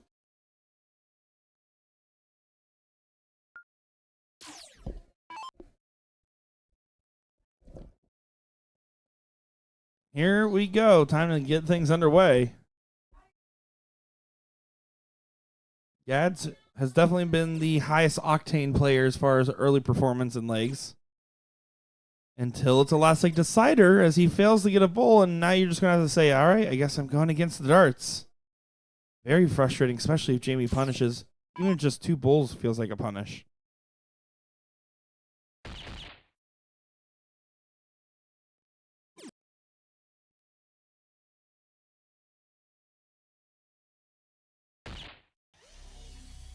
Solid shot. Good correction on the last start there from Jamie G.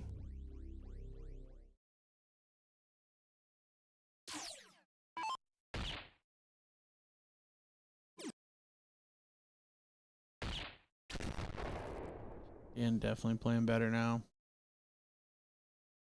Yeah, and that's good because right now Gads is finding his first real struggles, it seems. Big potential change up. If Dan continues to do the collects, he'll be just fine. But Andy said, I'm going to make sure to stay steady, make this hard on you.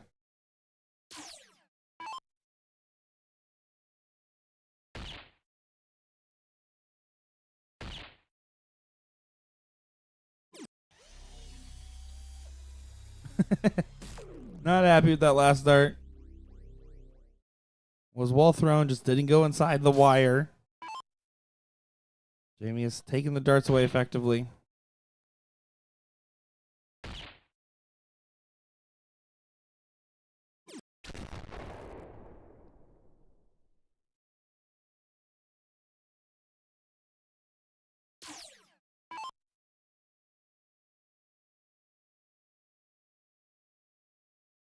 Dan can be the X factor in this matchup, though.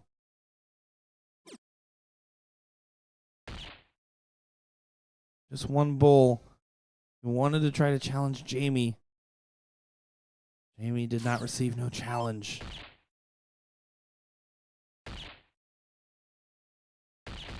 And a beautiful hat trick from Andy. But it's okay. I'll continue to spur along. Keep the AJ team moving forward with him and Jamie complementing each other quite well in this last leg decider. And Gads can't leave a finish.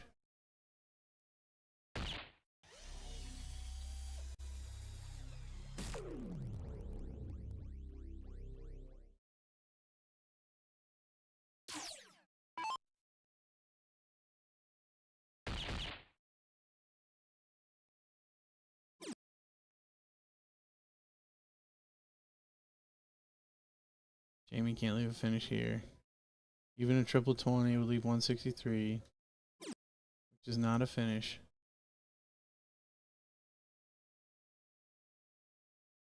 Hold down to Dan and Andy to see who may or may not get the first shot at the out. It'd be hard for Dan to leave one. Can't now. Does hit a low ton. Puts him within 10 points of Jamie. Andy set up a finish. Well, now needs to find a bull to do that and doesn't leave a finish. So still favorite Gads. Going first from 251. Especially if Gads can collect 2 bulls and decent fallout or a coveted hat trick in this moment would be a game changer.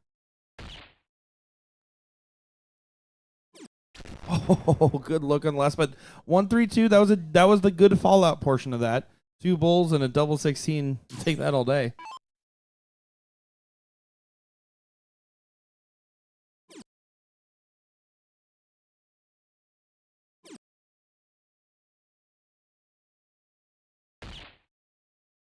And we only gonna find one.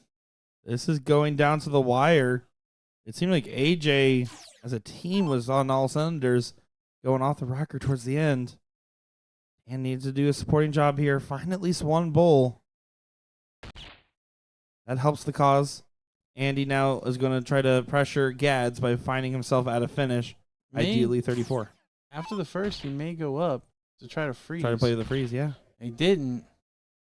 You're right. I didn't even see that freeze there. Yeah, 170 would have froze. But instead, Gads get a look at 132.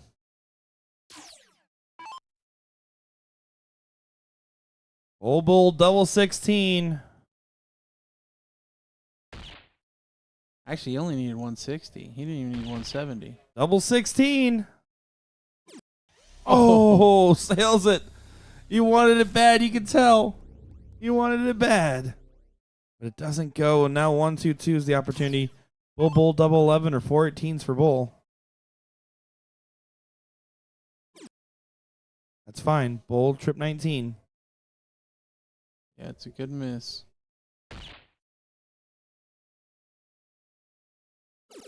And he drills it. We're going to be playing another set.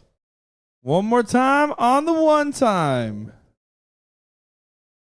We will get a reset here, and it will be a new matchup between these gentlemen.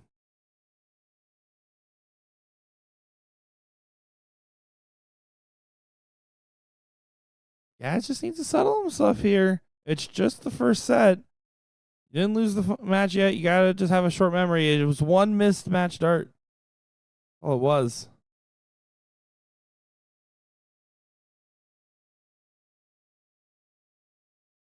Get himself resettled here now.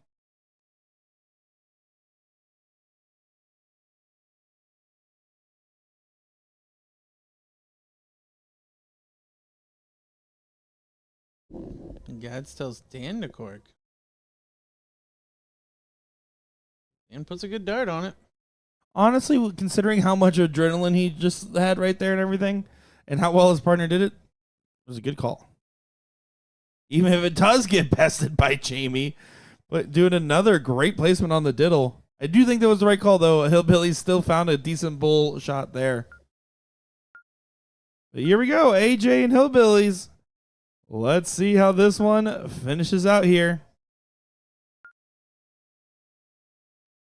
Who do you guys have in this one? Let us know in chat for our last match of the day, the final best of 3 of the day. Here it goes. Just got to make sure their team orders are correct. We're going to get that set up real quick. Yeah, it looks like it's got Dan going first. And also had Andy going instead of Jamie as well. Okay. Both teams want to flip-flop.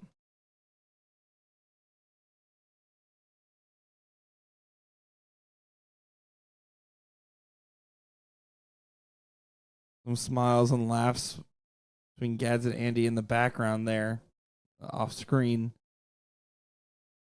There's some respect between the opponents, but they're ready to get going here. See, confirming the order is correct.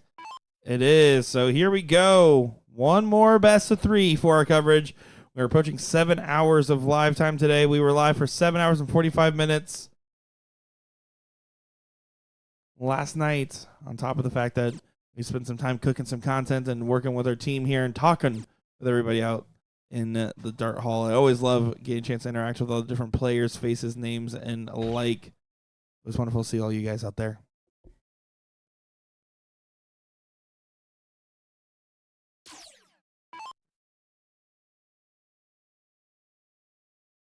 And we only one bull on the open. How do you make this matchup, DJ, for this final set? Honestly, I think it's too close to call. Both teams pretty evenly matched. It's just going to depend on who hits the shot at the right moment. And that last one could have easily went the other way.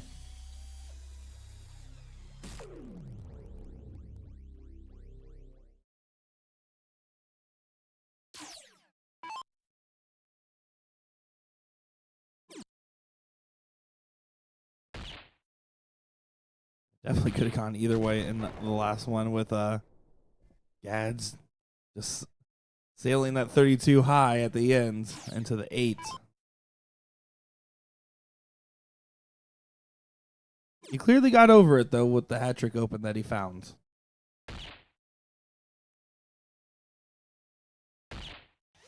either case, Gads and Dan, welcome additions to the pro list. Jamie and Andy. Jamie already there. I don't know if Andy made it. The memory is so fuzzy after 4 weeks of streaming, 3 of them being BullShooter stops. But in either case, all welcome additions to the pro list.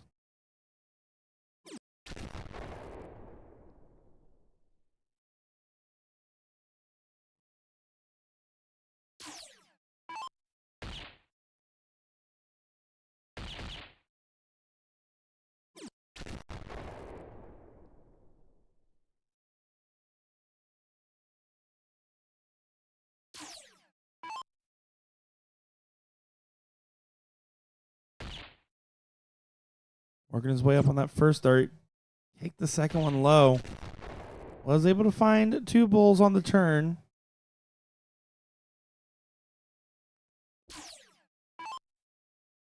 Jamie trailing in this leg. Needs to find a big shot here.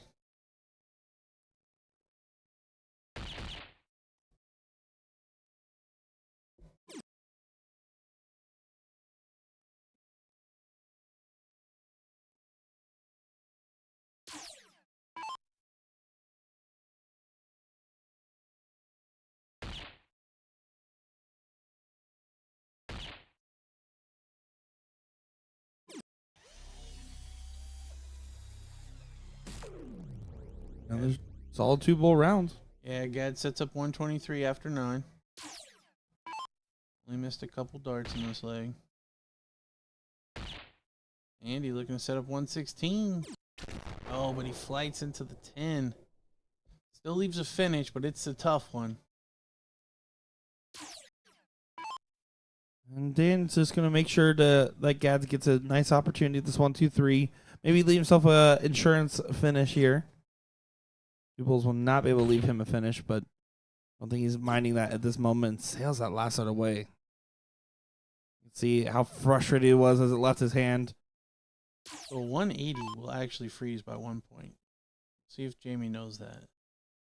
He's locked down the bull.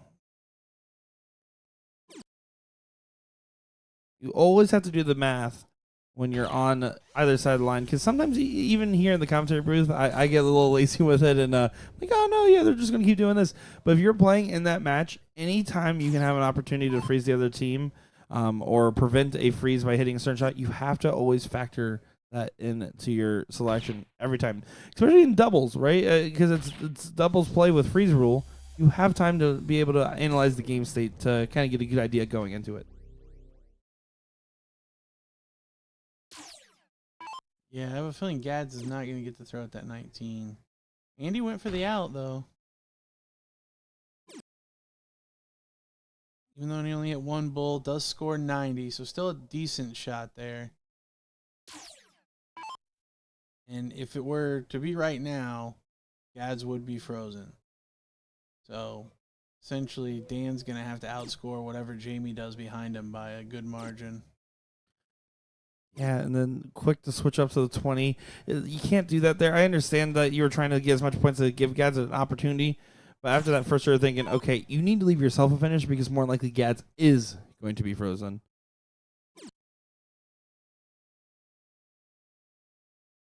$210 right now. Oh, that's such a good miss. Does he do the math? It's 193. Hitting a bull is fine, but he really just needed to score 7 points there. The left side it would have worked. Yeah, I mean, had he missed high into the 5 or low into the 3 or something, he'd be kicking himself. Just laughing that one off. Single 16. Single 15. Nope. Single whatever you want. 13? Seems to be wanting to leave 2. Yeah.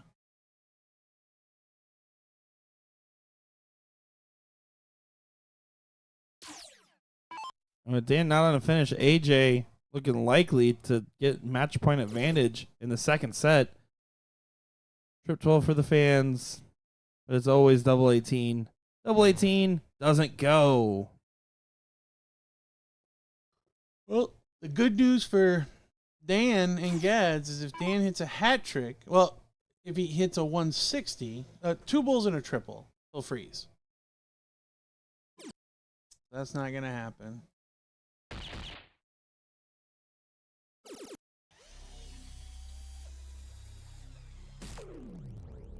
more than likely not going to be enough.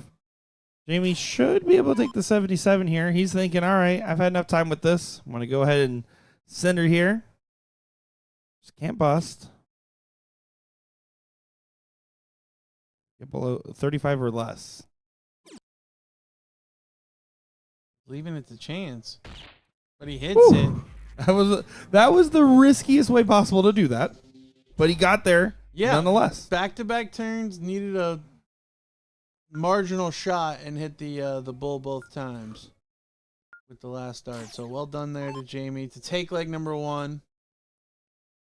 Proving that he's not afraid of bulls like we were talking about on Friday. Sometimes there's something to be said for just not thinking about it.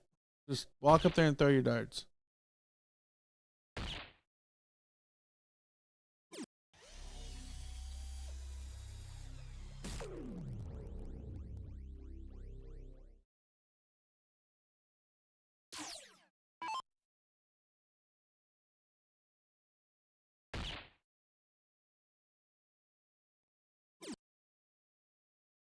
He hated how that second dart left his hand. Only gets 1 bull on the turn. Adds at the start of legs. You just can't count anything out about him.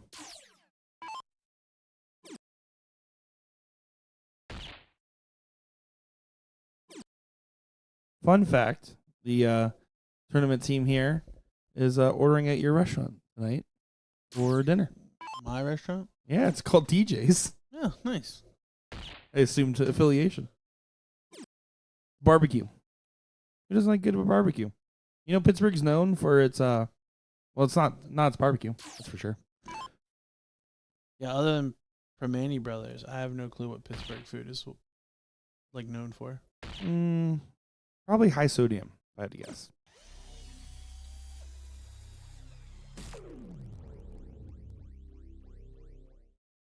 Another good scoring round from Gads, who's been solid at the start of legs. With everyone else failing to get a low ton, 266 feels like miles away.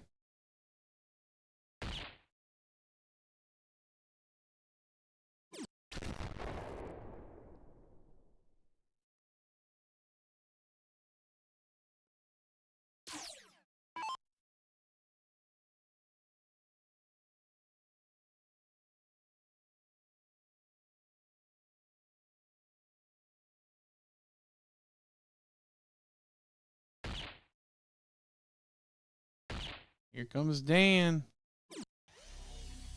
Stepping up when it's needed.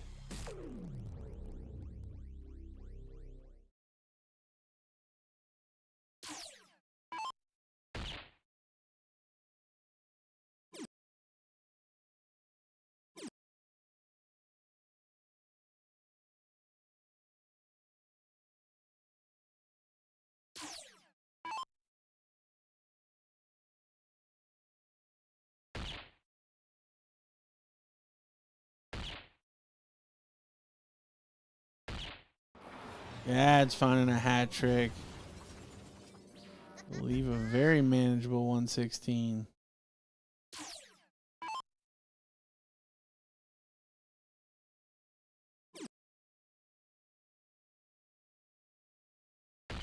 Yeah, good stuff from Gads. Just again, a consistent performer.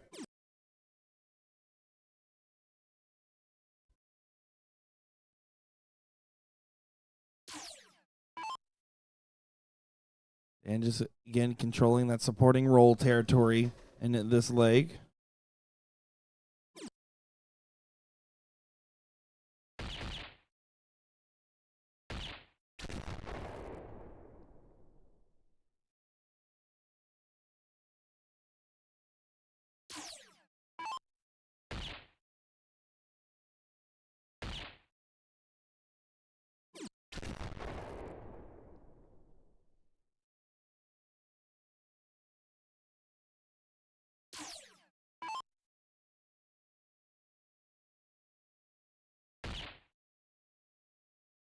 The 16 to leave the bull, or does he stay on the bull to leave the 16? He does opt for the 16 last. And he hits it to tie us up at 1 leg apiece. We're going to get a cork for all of it.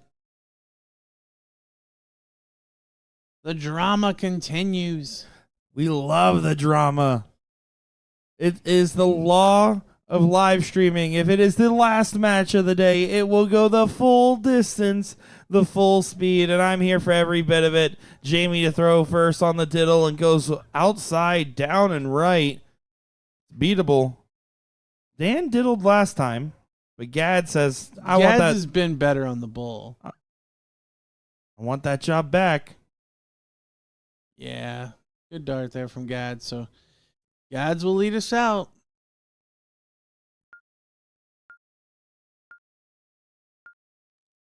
Going first once again. He put in a 12 dart leg last time. If he does that again, you got to think, barring him being frozen, they will win this. It would force the other team to have to throw a 9-darter. Which is a little bit more possible than you would think in a Fat Bowl format with open, but we haven't seen anybody even take an attempt at that yet. Gads is saying, I'm going to make sure you need to try that attempt. Starts off with a hat trick. Great open.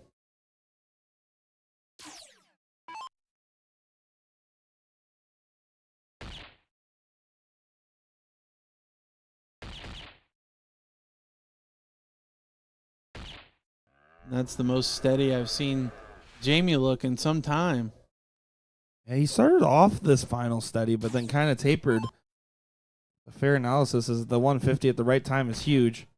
But again, it becomes the race of the Gads 10 to 12 versus Jamie, who needs to not stay in that 10 to 12. He has to try to swing that 9. Worst case scenario, you're still on for a 12 darter if you collect 2 bulls.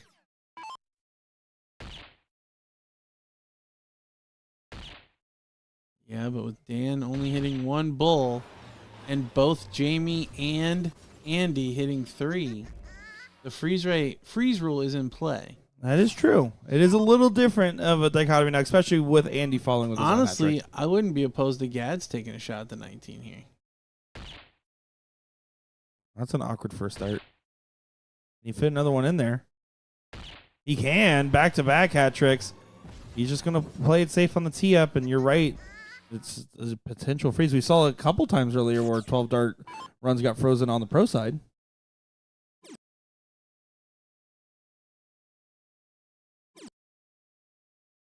Jamie going to open the door a little here, though.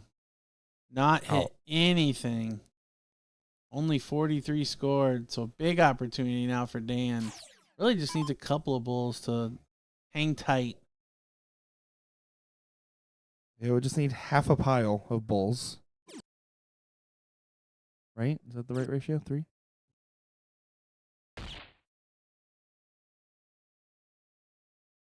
But with Gads still playing well, Andy, you have to ask the question, do you set it up? He's just choosing to go for the 10 to 12 darts. Jamie and Andy both started with a hat trick. And between them on their next 6 darts, they hit 1 bull. That's a frustrating feeling here is now Gads just needs to stay composed. It's his to lose at this given spot in the game. Other one to set up the 10. Yes, Now, sir. Lastly, decider in the final set of the final match in the amateur doubles.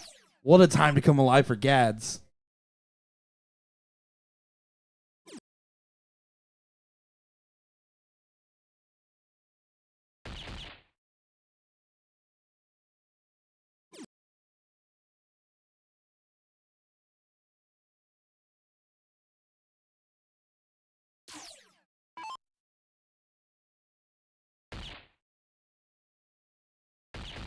Dan's feeling good about their spot, and he fires in a hat trick as well.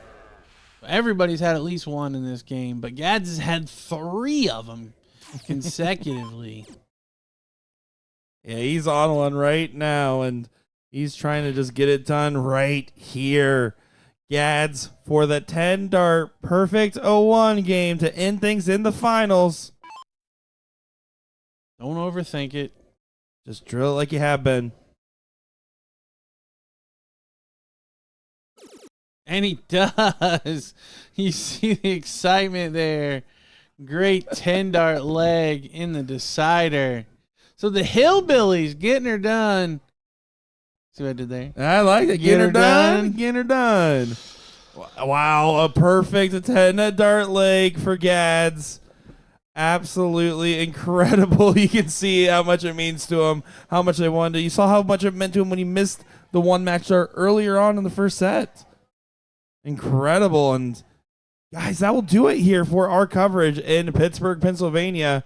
It's been a fun weekend. It's been a fun month of dart tournaments here for Arachnid. But man, oh man, we have a lot of content brewing. We have a lot of big announcements coming up here. The added money you saw in that trips is not going to be a occasional thing. We're going to be working on getting that payout formula worked on. I know there's some big changes coming that we're going to try to see out in Chicago, hopefully. And of course, with the 40th Tour, a lot of announcements yet to come. I'm so excited for everything, and I'm excited I got a chance to commentate with you this weekend, DJ. Yeah, I had fun. Glad to be back in the booth. It's been a while. Just glad to be back in darts, honestly. I had quite a bit of time away, and it's nice just to get the exposure again. Well, there you go. Well, thank you all for following us around. It's been a good time, everybody. My name is Nick Scher, joined by DJ Sayer. Make sure to go over, give us a follow right now, and go over to BullShooter.com to find out more information on the 39 Tour. Have a good night, and thank you all for tuning in.